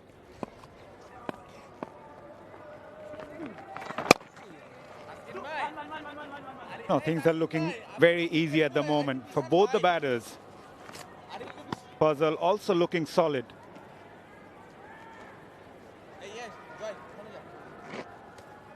ভাই এর বেলা সিলিটা সরাই দিলাম ছোট ভাই সোজাই থাকেন ঠিক আছে এটা খেলুক ঘুরায় সাইড ব্যাট খেলুক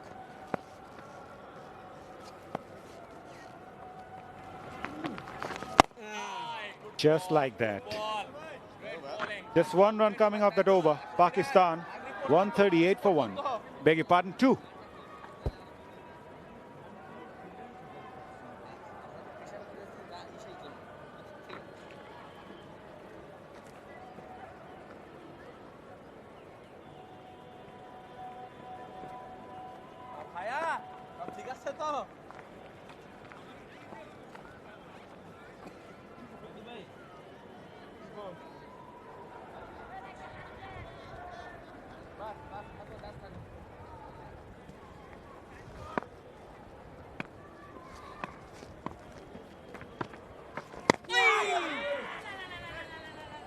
Maybe some Miraj has been outstanding. Yes. Just picked up a wicket, but he's asking those questions every now and then.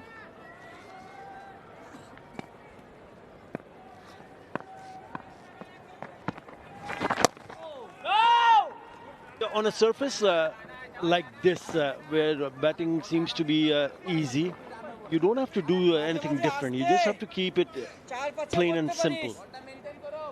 Attack the stumps, make sure you produce a defensive stroke from the batter. And if you can do that over and over again, that the pressure will build up. If they can manage to, let's say, bowl like 4 or 5 maidens on the trot, then the batter will start to think, how can I pick up a single here, because this is getting on to me, and the batter will try to do something different. But you release the pressure when you bowl wide and given a freebie, an easy single given away. So the batters is off the strike, and the pressure is off. This time he misses out straight to the fielder. Yeah, rightly pointed out. They have to bowl in tantrums. Pressure from both ends might prompt the batters to do something out of the ordinary. So far it has been a tight over. Goes for that big one. Too full. Onto the pads. Just help that away. Ruins the over. Boundary to finish it. Pakistan 142 for 1.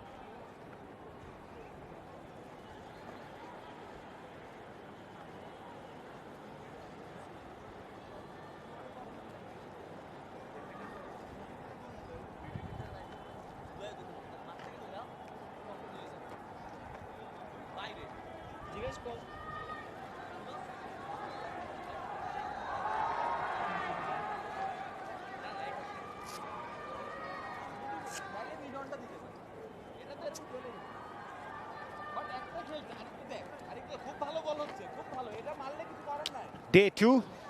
The first 2 sessions belongs to Pakistan. Even the third one, they are dominating. They're 142 for 1. It's the last ball of the previous over. Easy picking from Fazal.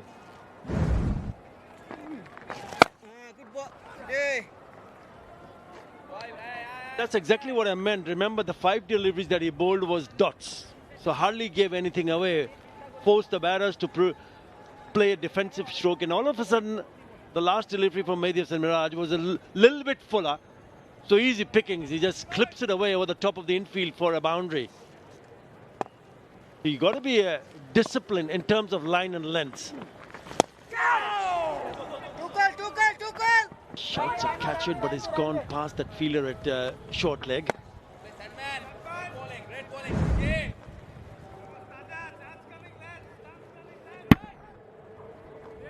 That was for the first time Tajul managed to deceive the batter in flight. Yes, it was away from the fielder at short leg, but it was in the air for a while.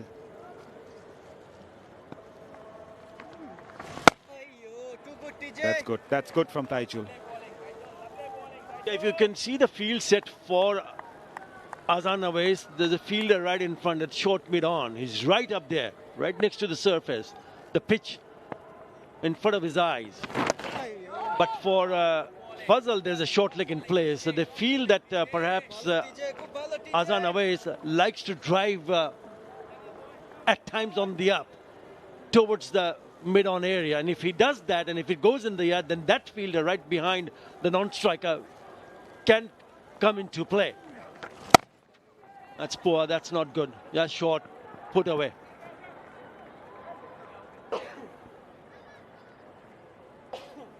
Giving those boundaries pretty often now, Bangladesh. Boundary of the last ball of the previous over. Now another boundary here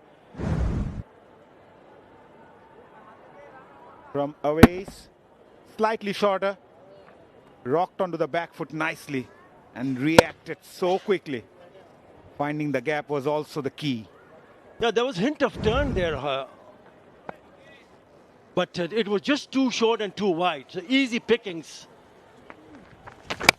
Again on a shorter side. 6 in that over. 148 for 1.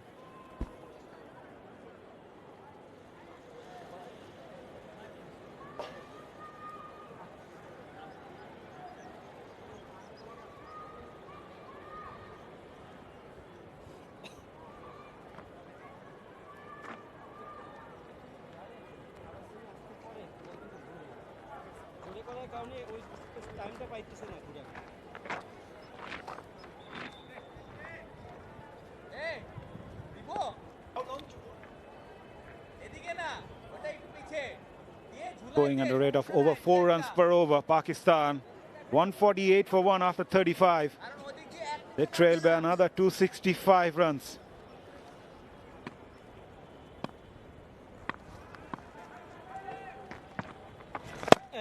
That's good. That's good from Miraj. Taking the pace off the ball. 77.4 kilometers per hour.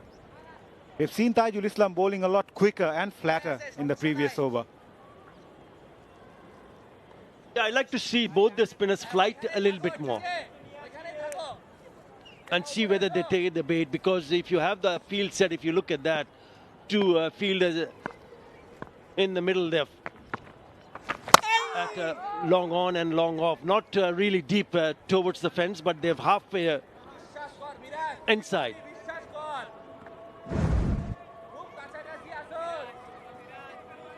Yeah, at times it is kept low, but they've played it nicely. They're watching it till the very end. He's got a very good defense, Fazal. Very assured. And I'm sure the selectors of the Pakistan side will be very happy to see these two debutants showing great character. No.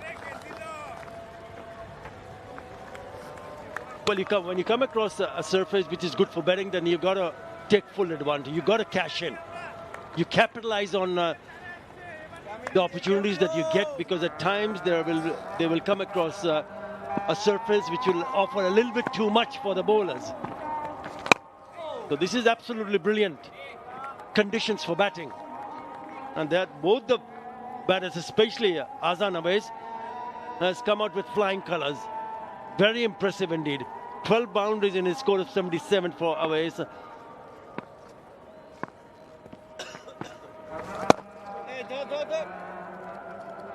A good tight over comes to an end. A maiden from Medias and Miraj. Pakistan 148 for 1.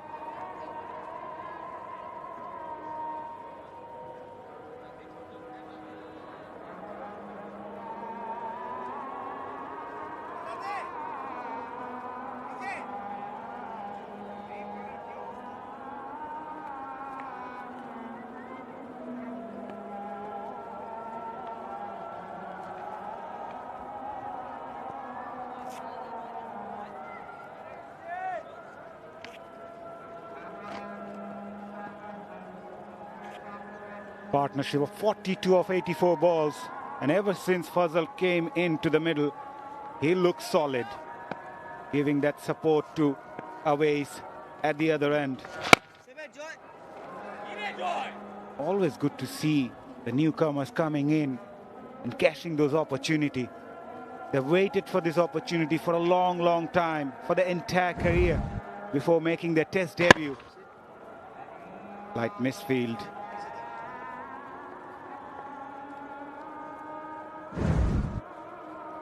That should have been stopped. That is why he was posted there when Awais was on strike. Nothing happening for the bowlers. Nothing at all. They need to find someone. Start doing something special here. Otherwise, Pakistan is looking good for a big total, a big reply.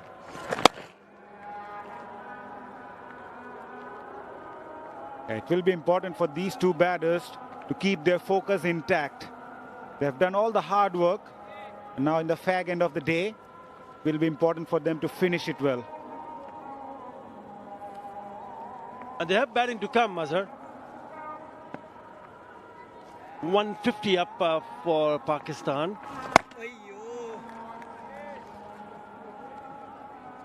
Well, it's important for the bowlers to concentrate on the pair that is in the middle. Yes, this, the next to bat, the skipper Shan Masood, Saud Shakil, Mohammad Rizwan, all can bat.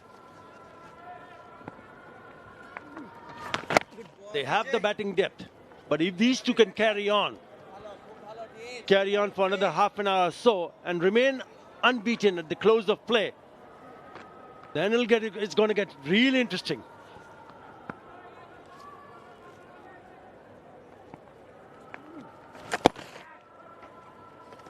Yeah, winning those sessions is key for Pakistan. They are 150 for 1.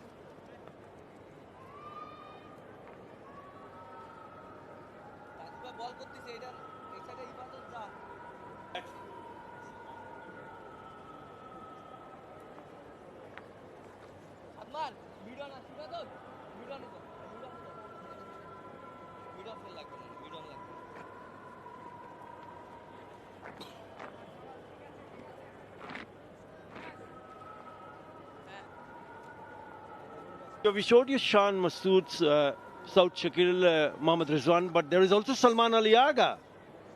So that is a very strong batting lineup. And they'll be happy to see what these youngsters have done so far in the middle. Always nice to see a big partnership in the making. They've added now 44. So they'll be hoping they can add more. Shot, cut away, 4. Even Fazal has looked good. Lovely shot. Poor delivery.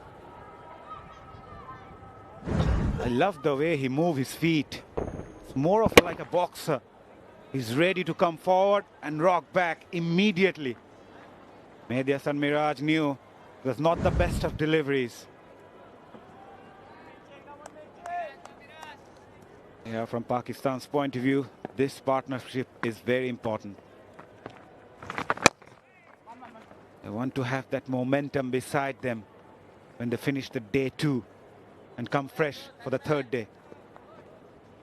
And what a wonderful opening partnership that was between Muminul Haque and Azam Awais.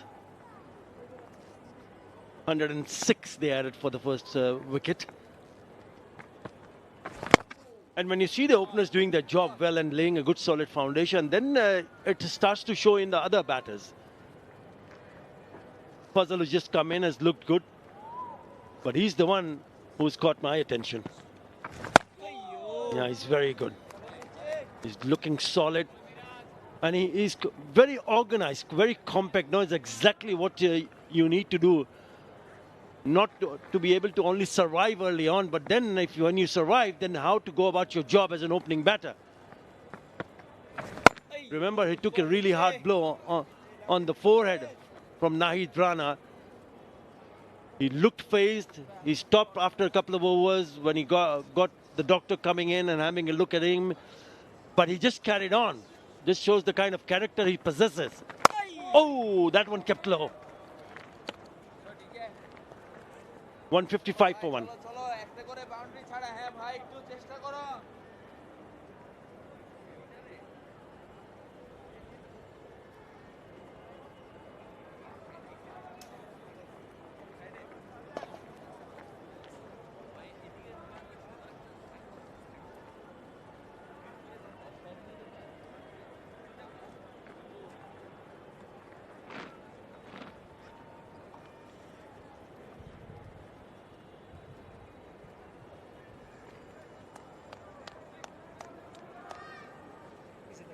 $155 for 1. What a brilliant riposte to the Bangladesh innings by the first pair of Muminul Haque and Azam Awais, and now continued by Fazal. Abdullah Fazal has also been impressive. Started off slowly, now got 21 runs, includes 4 boundaries. Very confident. 2 debutants have been very impressive for Pakistan. Sikandar. Yeah, they've shown purpose, they've shown confidence, and they look to be grabbing this opportunity with both hands. And what we liked about Azam is that he's ticking boxes here. Earlier on, the quickest Rana, and then the spin-on operation. He's just responding very well to all the challenges thrown at him, and also looks like a player who has the hunger for runs. He's going through the different phases of his innings, trying to reach landmarks. He's not in a hurry. He's not trying to prove something to anyone. The 50-run partnership has come up. This is a tad slower. You're talking about the adjustments needed, particularly from Azam Awais. Took on the pace bowlers, used the pace to get some quick runs and some boundaries, 12 of them. But now his run strike rate has come down to 70.27. At one point in time, it was above the 85-90 mark. It's just changed gears to a lower gear and moving smoothly along and playing the ball to its merit. Very impressive. 156 for 1.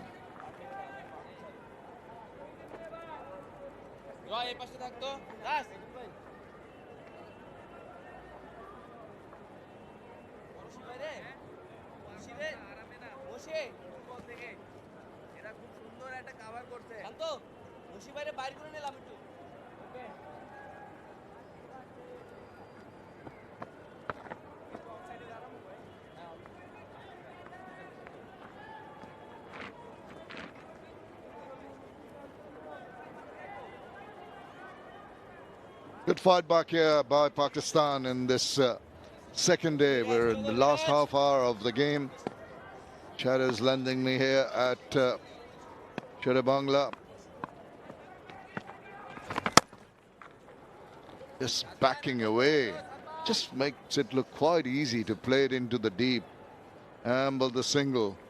It's the manner in reading the length so very quickly from Mehdi Miraj. See this?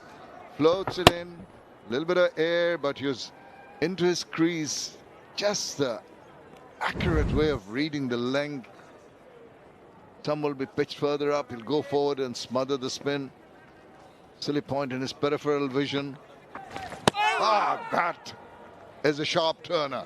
Now, we haven't seen too many turn like that. Drift, and then that turn and bounce.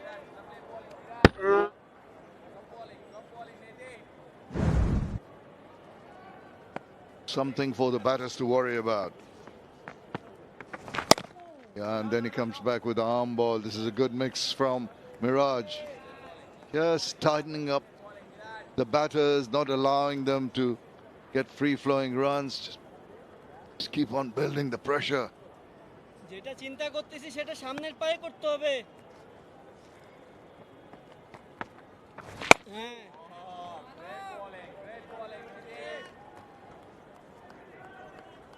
সামনের পায়ে যতক্ষণ খেলাবি ততক্ষণ health থাকবে। একদম পিছে না, একটু উপরেই থাকো।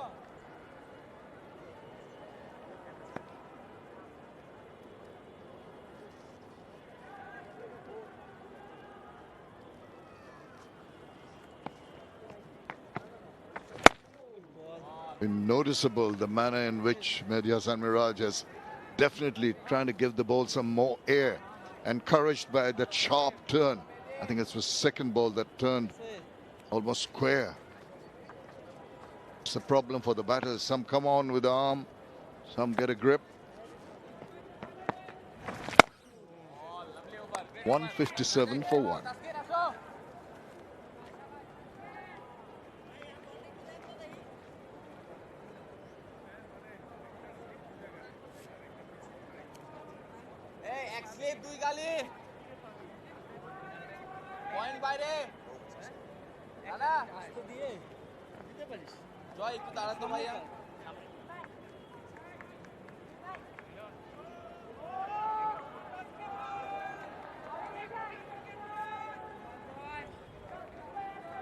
The longer session, half an hour more to facilitate as many of the 90 overs targeted to be completed in a day. 107 runs, just the lone wicket of Muminul Haque. Bangladesh have got a fight on their hands.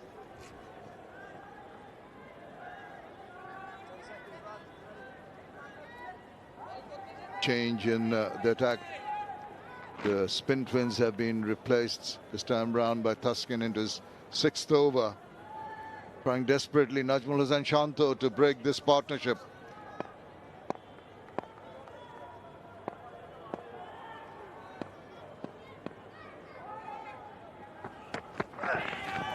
Oh, first ball up. That's the perfect line.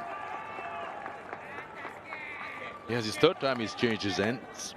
And he starts off with an absolute jaffa. This is got that extra carry there. The bounce is again testing the batters.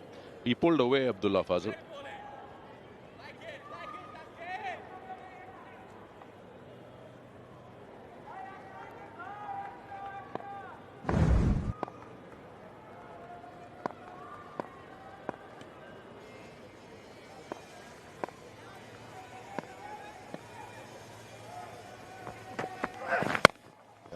Line, keep it tight. Do not allow the batter to free their arms. Need some disciplined bowling. It's not a question of the pace, as we saw Mohammad Abbas. All you got to do from the bowling perspective as a pace bowler is just take a leaf out of the book of Mohammad Abbas and the manner in which he bowled within his limitations, but just simple discipline. Tight lines, lengths. Hardly gave anything away.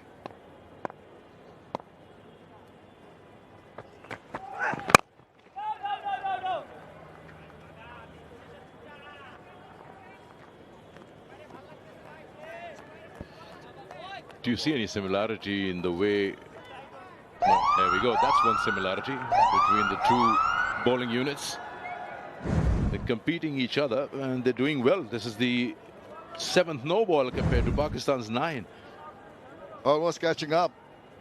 That's not going to please the bowling coach, that's for sure. John Tate will be a little annoyed with 130 clicks. Don't expect the bowler to overstep. And he comes back with that pretty good line once again. You were asking about some similarities. Yeah, about the new ball use from the two opening bowlers from each side. We spoke about how Pakistan could have done better in that first innings with that first new ball. Then when you saw Ibadat and Taskin coming out and they went for runs, almost scoring, what, 50 in 10 overs? Saw that Shaheen was a little wayward. That wasn't the case with the two bowlers from Bangladesh, but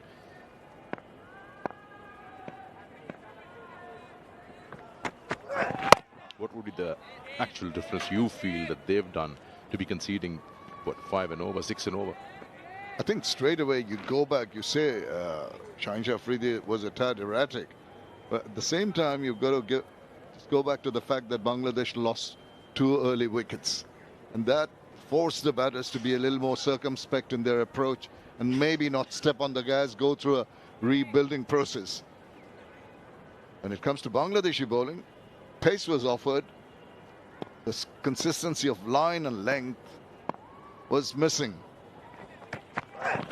And the Pakistani batters used the pace very, very well. What a lovely looking shot that is. Through the covers and into the boundary. Yeah, it was slightly upish. There was a moment where a dive came in from that fielder at short cover. We'll get a better idea how far he was in one of these replays. This one would tell us. Oh yeah, way far away. Afford to play that when you know it, that you've got it nicely between the two. Wide, mid off and short cover. Yeah, to your right of your screen.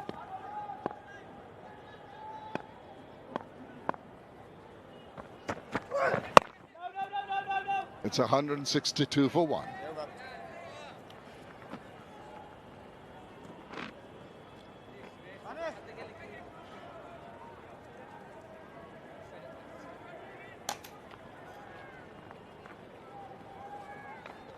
জয় একটু নাইম একটু পানি নিয়ে আসিস নাইম একটু পানি নিয়ে আসিস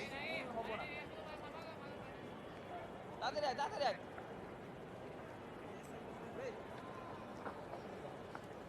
নামিনি তোকে খাও বন্ধু Loves the game of cricket.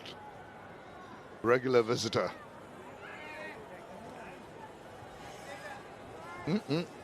Stay away. Might get hit by a ball heading towards you.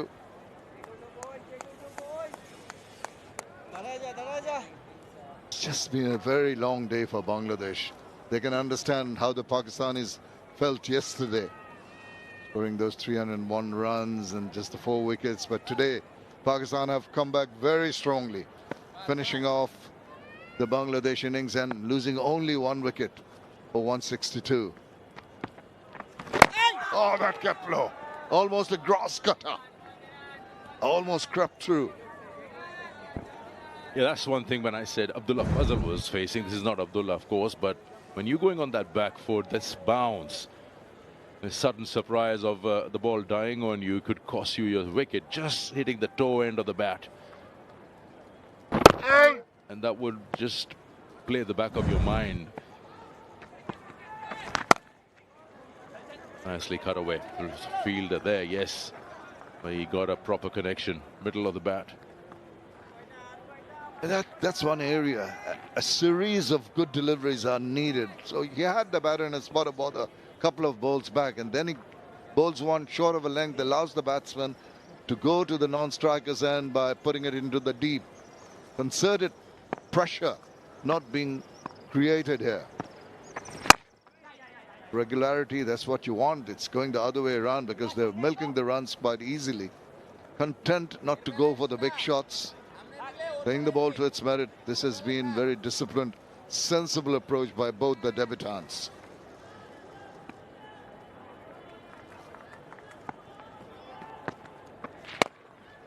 This must be a new kind of challenge for like Taijul Islam and Miraj, the kind of surfaces now Bangladesh is looking to prepare, which helps the faster bowlers. Because earlier they would run through oppositions and get wickets for fun. Now here there's a different ball game where they themselves are being tested with patience. Was close. Hello, how close was that? Yeah, he knew the batter was in a spot of bother. Look at this, going forward and just passed. Couldn't get a foot to that either. But some encouragement here, inducing the thick outside edge. Waits on that one. Good delivery to finish the over. 165 for 1.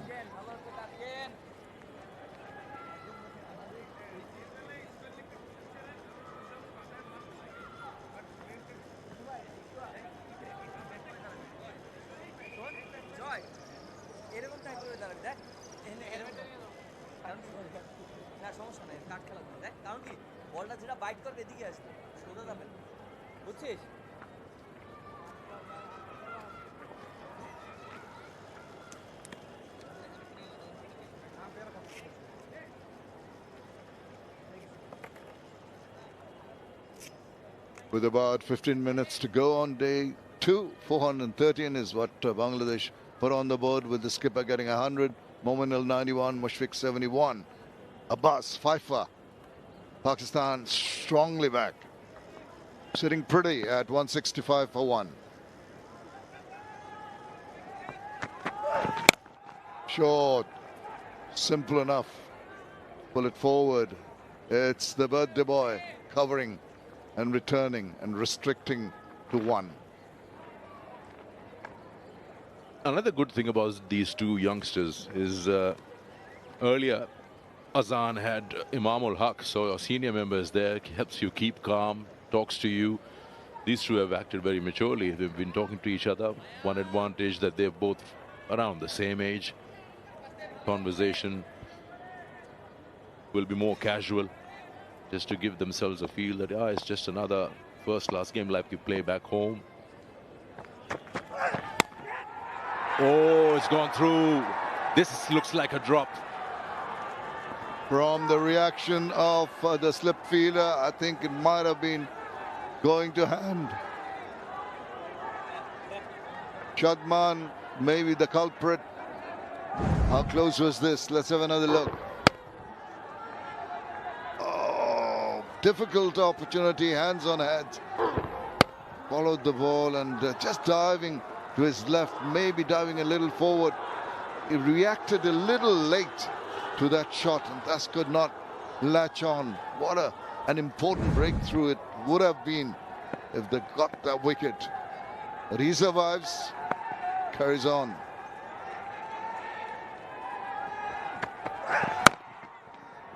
Got at the other end now. Abdullah Fazal, now it's always on strike. You're talking about the two debutants complementing each other. I suppose when Awais was batting with Mominul Haque, he had that senior partner, as you mentioned.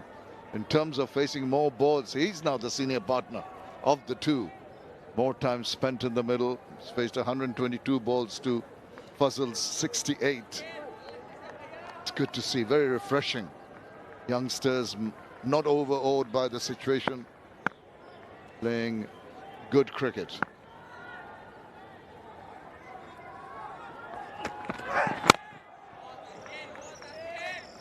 Yeah, you mentioned Shadman was a little late to react on that opportunity. Happened to the best of the best. Not much is happening around you. Wickets are not coming in easily. And suddenly, one opportunity comes your way and we don't react. And you never know when the next one will come. There it is. Just a little slow to react, to move to his left. He's got his hand to it, so it's a drop. But then after dropping that, you sit and wonder, when will I get that opportunity again? And have I missed a big chance over here before the end of day's play? More often than not, it happens in test matches, in the dying minutes of a match. You feel that you're coming to the end of the day's play, maybe lose a bit of focus. Just at that point in time, that unexpected things happen. So, lot to think about in maintaining your concentration and focus right till the end of the day. Imam was earlier dropped on 23. That's the second one today, Abdullah.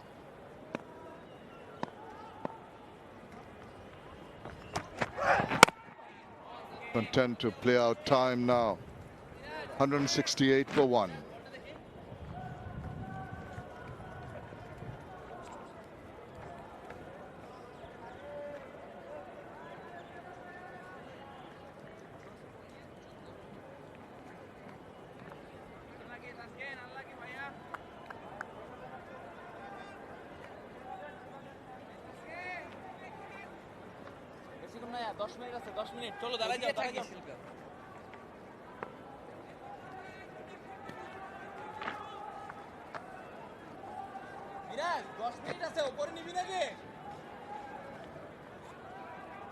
The summary of the 2 days, 85 overs, 301 runs with 4 wickets. Then Bangladesh losing their wickets.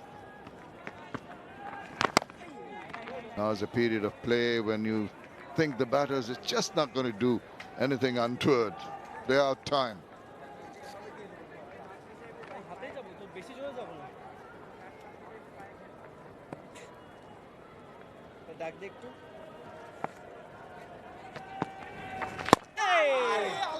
You see, looking at these two youngsters, what's commendable is the focus. This format is such that it demands from you every single delivery you got. When you take your stance, you start focusing on that particular ball. In the shortest format, you sort of have a license to go after the bowling, and in the process, if you lose your wicket, you won't be asked many questions. But here, you've been provided time, so you ought to build your innings. And they've shown great courage, initially with that new ball, and now,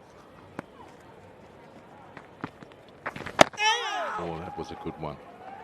Then building through the sessions and through the days, because conditions keep changing. Unlike the shortest format, the pitch will offer different challenges apart from bowlers.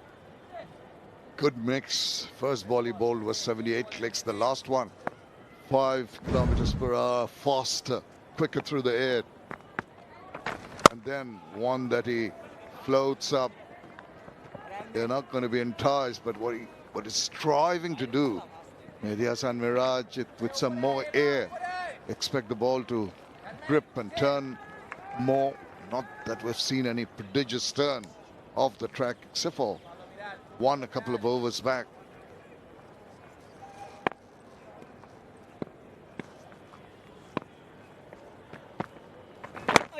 Another quicker one through the air. 169 for 1.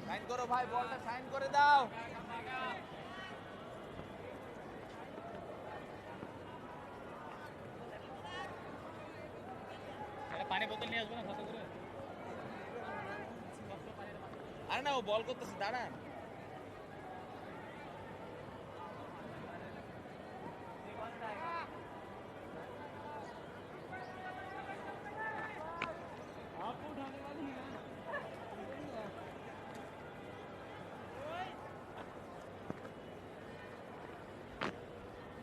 Third session today, 34 overs and maybe a couple more. Wicket and 119 runs belongs to Pakistan.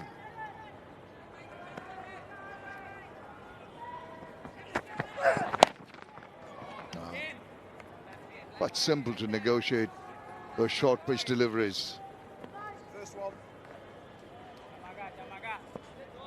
See, 10 overs to go after this in the day, or another 13 minutes. These are the opportunities that have gone by, and a few fielding mistakes, some fumbles. And then this was the final opportunity not so long ago. Bowlers are working hard, going to the top of their mark in this heat. They don't like it when an opportunity created is missed. So 10 overs to go after this, or another, what, 13 minutes in the day's play? Or less than that. 6 minutes, okay. So it's more of a survival mode for the two, rather than looking to score runs. Just want to go out there with a name not out against them. Absolutely, that's what's going to be what's in their mind at the moment. Opportunities like that, loose delivery down the leg side, you whip it away, help yourself to 4 runs. No problem. Makes it look so very easy. Yeah, you're right about that. I mean, when an opportunity comes, something like this, you would say, why not? But it starts just playing on your mind. Okay, another 6-7 minutes. It's almost like when you're in the 90s, nervous 90s. That's the time where the bowlers can just, try something. Knowing, especially when two youngsters are there. I want to go back to your hotel room and thinking about what I want to do tomorrow when I restart my innings, not as someone who's missed an opportunity. So, yeah, these will be testing 6-5 minutes.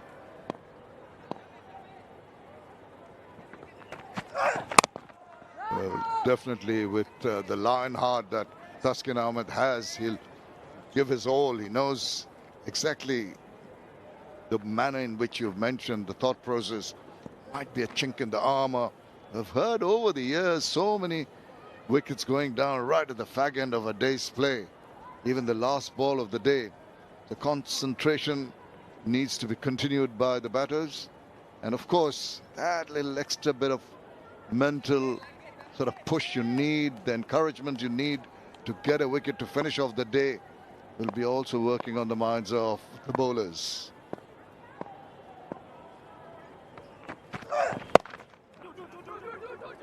A bit of a grunt. You can see the reaction, the demeanor of Taskin Ahmed. Seems to have just given it up after that ball was bowled. And that's not good. Exactly the opposite. Have a look at this. When the shot is played after this, look at Thaskin's body language. Put away, and then he turns around. He says, goodness, no, that is not on. Yeah. Sort of just waiting for end of the day's play. In the meantime, they get a brace and get some more runs on the board. Possibly this is going to be Thaskin's last over today. Should come back with 2 good deliveries. Try and get a wicket.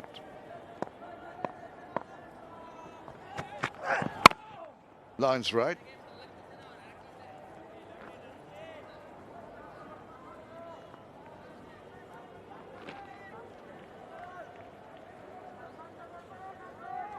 You can see the head down, heading back to the top of his run. It's going to be a weary walk back. Sean Tate will have things to ponder about the performance of his charges with the new ball, and later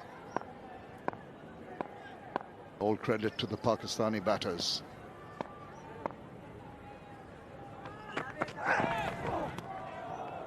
It's 176 for 1.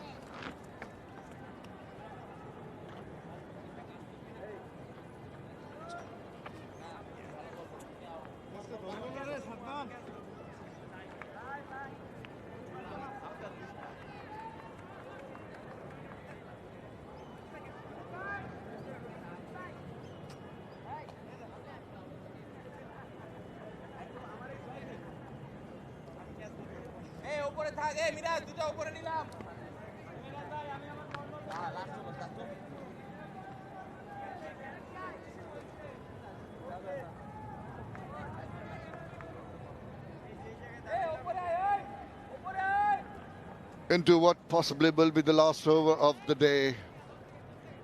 Till that silly point in your peripheral vision for Azana Weiss and the slip. Miraj into his 16th over.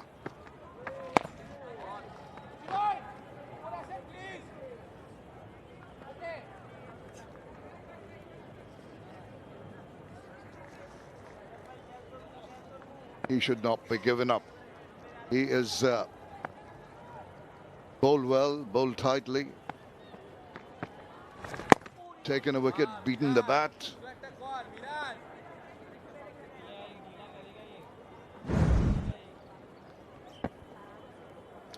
That's Fazal, and he's played quite a few of that back foot, the ones in blue against Miraj. He's gone deep in the crease and used the space available to him. And he looked in trouble on a couple of occasions, but he still found a bat on ball.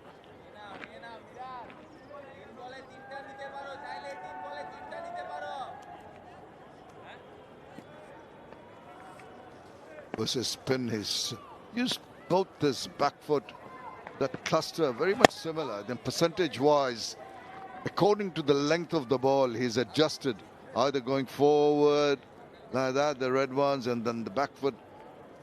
Not too deep into his crease, just enough. There's an example of that. Bit of a yes and no, don't want a mistake and a fumble that tells the story. For Bangladesh in the field, it's Rana once again being a little tardy in the outfield.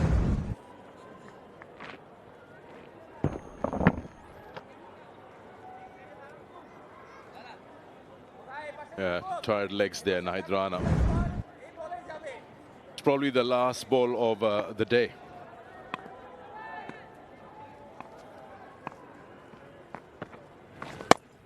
Yes, it is. And that completes day 2 in this first test match of the Dutch-Bangla Bank Test Series, powered by Rocket co-sponsor Nexus Pay.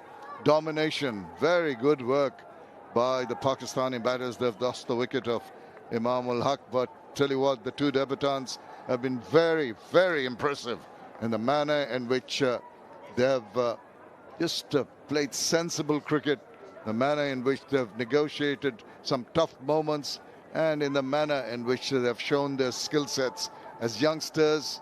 They can take a lot of credit in bringing Pakistan back into the game. 129 scored in these 36 overs in this session. They've lost Muminul Haque in that, but what a start they've provided, especially the two youngsters. 179 for one for Pakistan, and they look to have won the sessions.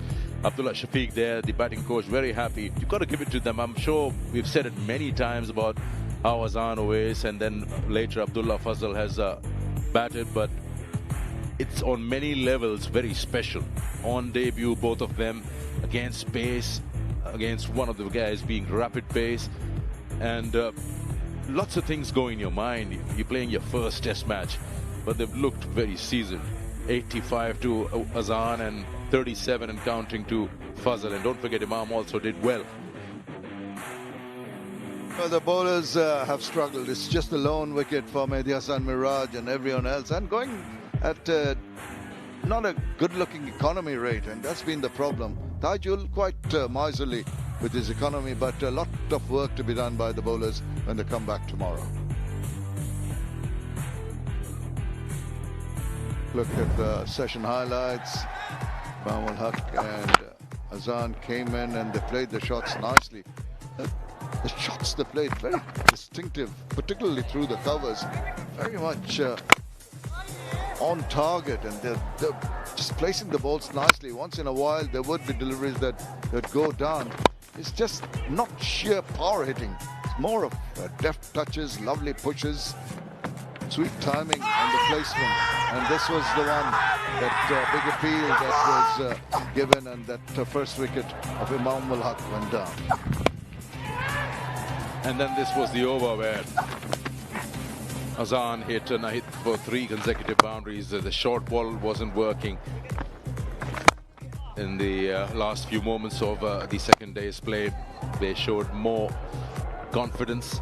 Both left-handers, both debutants, dealing with everything that was thrown at them. Some very good-looking shots, and they've been strong. This was the opportunity missed. Could have been 2 down, but wasn't to be.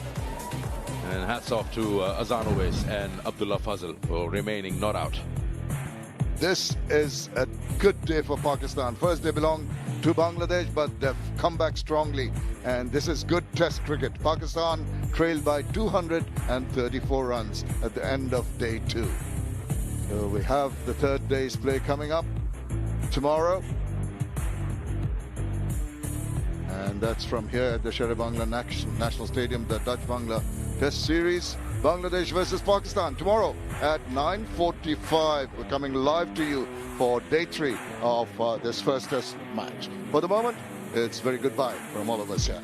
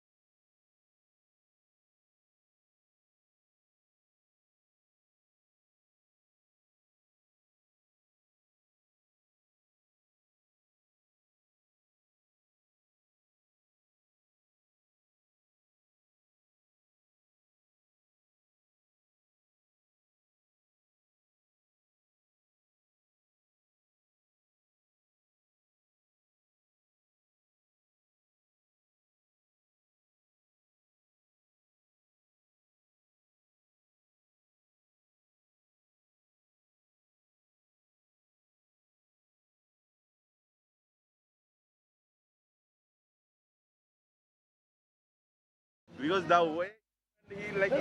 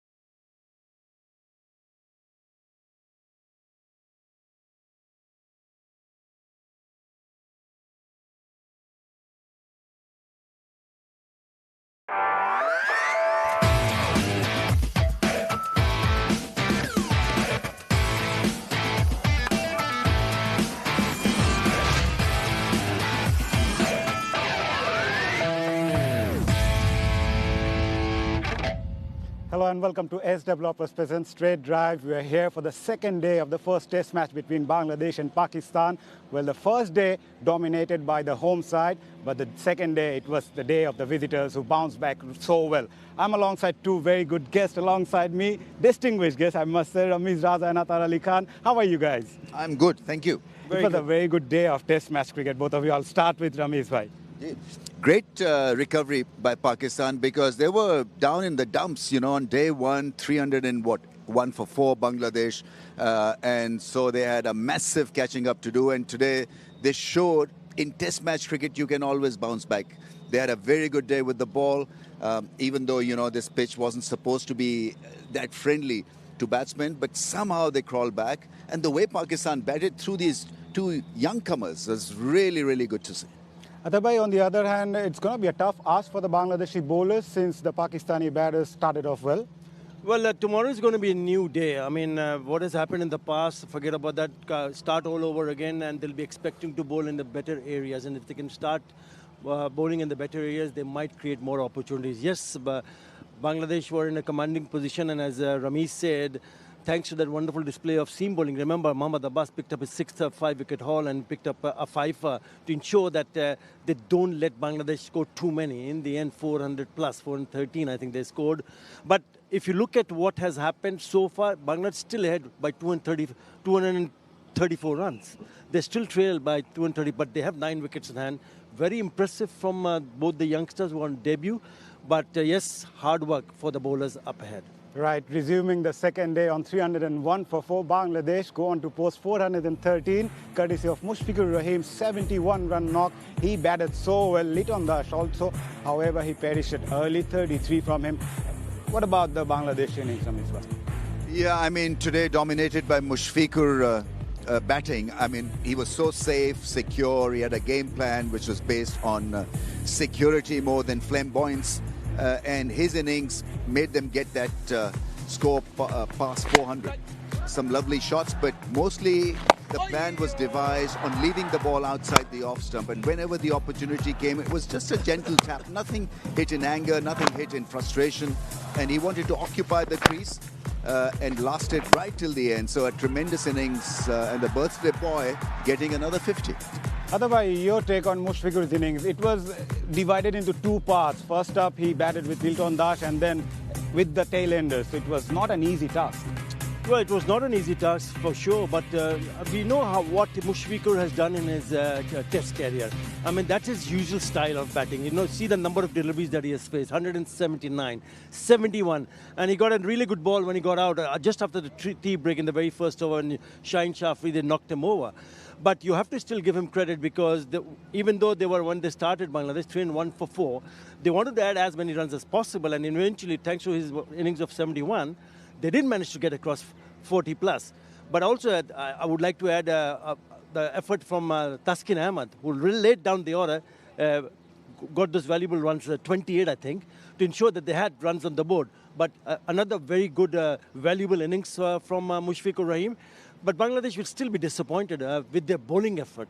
Couple of catches gone down. Also, remember, the fielding was not great in the slips. Both the unbeaten batters who are in the crease for Pakistan were given opportunities. But you got to, when the surface is very good for batting, and if there's an opportunity, then the fielders have to grab it with both hands. They missed two opportunities. Right. For Pakistan, their bowlers came up hard after the first day. They bowled so well, especially Mohammad Abbas picking up a 5-wicket haul. Shaheen Shah Afridi also picked up 3 wickets. He was outstanding, Ramesh Bhai Abbas. Yes, he knows how to bowl on such surfaces, bowl well within himself. There was the short pitch stuff delivered as well. And I think Pakistan should have experimented a bit more with that length. Because you're so set up in the stance position and in the mind also, playing him off the front foot, because he's not a threatening fast bowler. He backs himself on line and length, but today was a little different and reaped the rewards for being intelligent and clever. Yeah, I think he was not afraid to bowl the short pitch delivery. That's the delivery I was talking about when he knocked him over in that very first over at the. And Abbas, just going back to Abbas, once he saw that the ball rearing up, he was not afraid to pitch a few more short pitch deliveries. And by doing so, he did pick up wickets. Right, it was an outstanding bowling effort. In the end, dominated the first 2 sessions with the ball, bundling out Bangladesh to 413. But with the ball, it was Abbas, obviously. But from Bangladesh's point of view, bowling was a disappointing part. Pakistan replied strongly in reply to that 413. I think even us in the Combox was expecting a little bit more from the surface, to be really honest. When you see a surface with so much grass in it, and there was a little bit of movement, especially when Abbas was bowling, I was expecting a little bit more purchase for the seamers. That was not the case. So all of a sudden just flattened out. When the pitch is flattened out, then the bowlers have to have different kind of skills, maybe a slower delivery, maybe a cutter, maybe a yorker.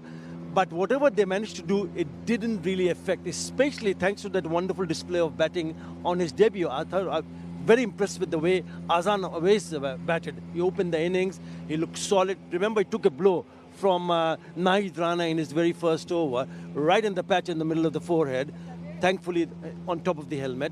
He got dazed up, but then he played some beautiful shots. I think future star for me, still a long way to go, but he looks the talent, he looks the part.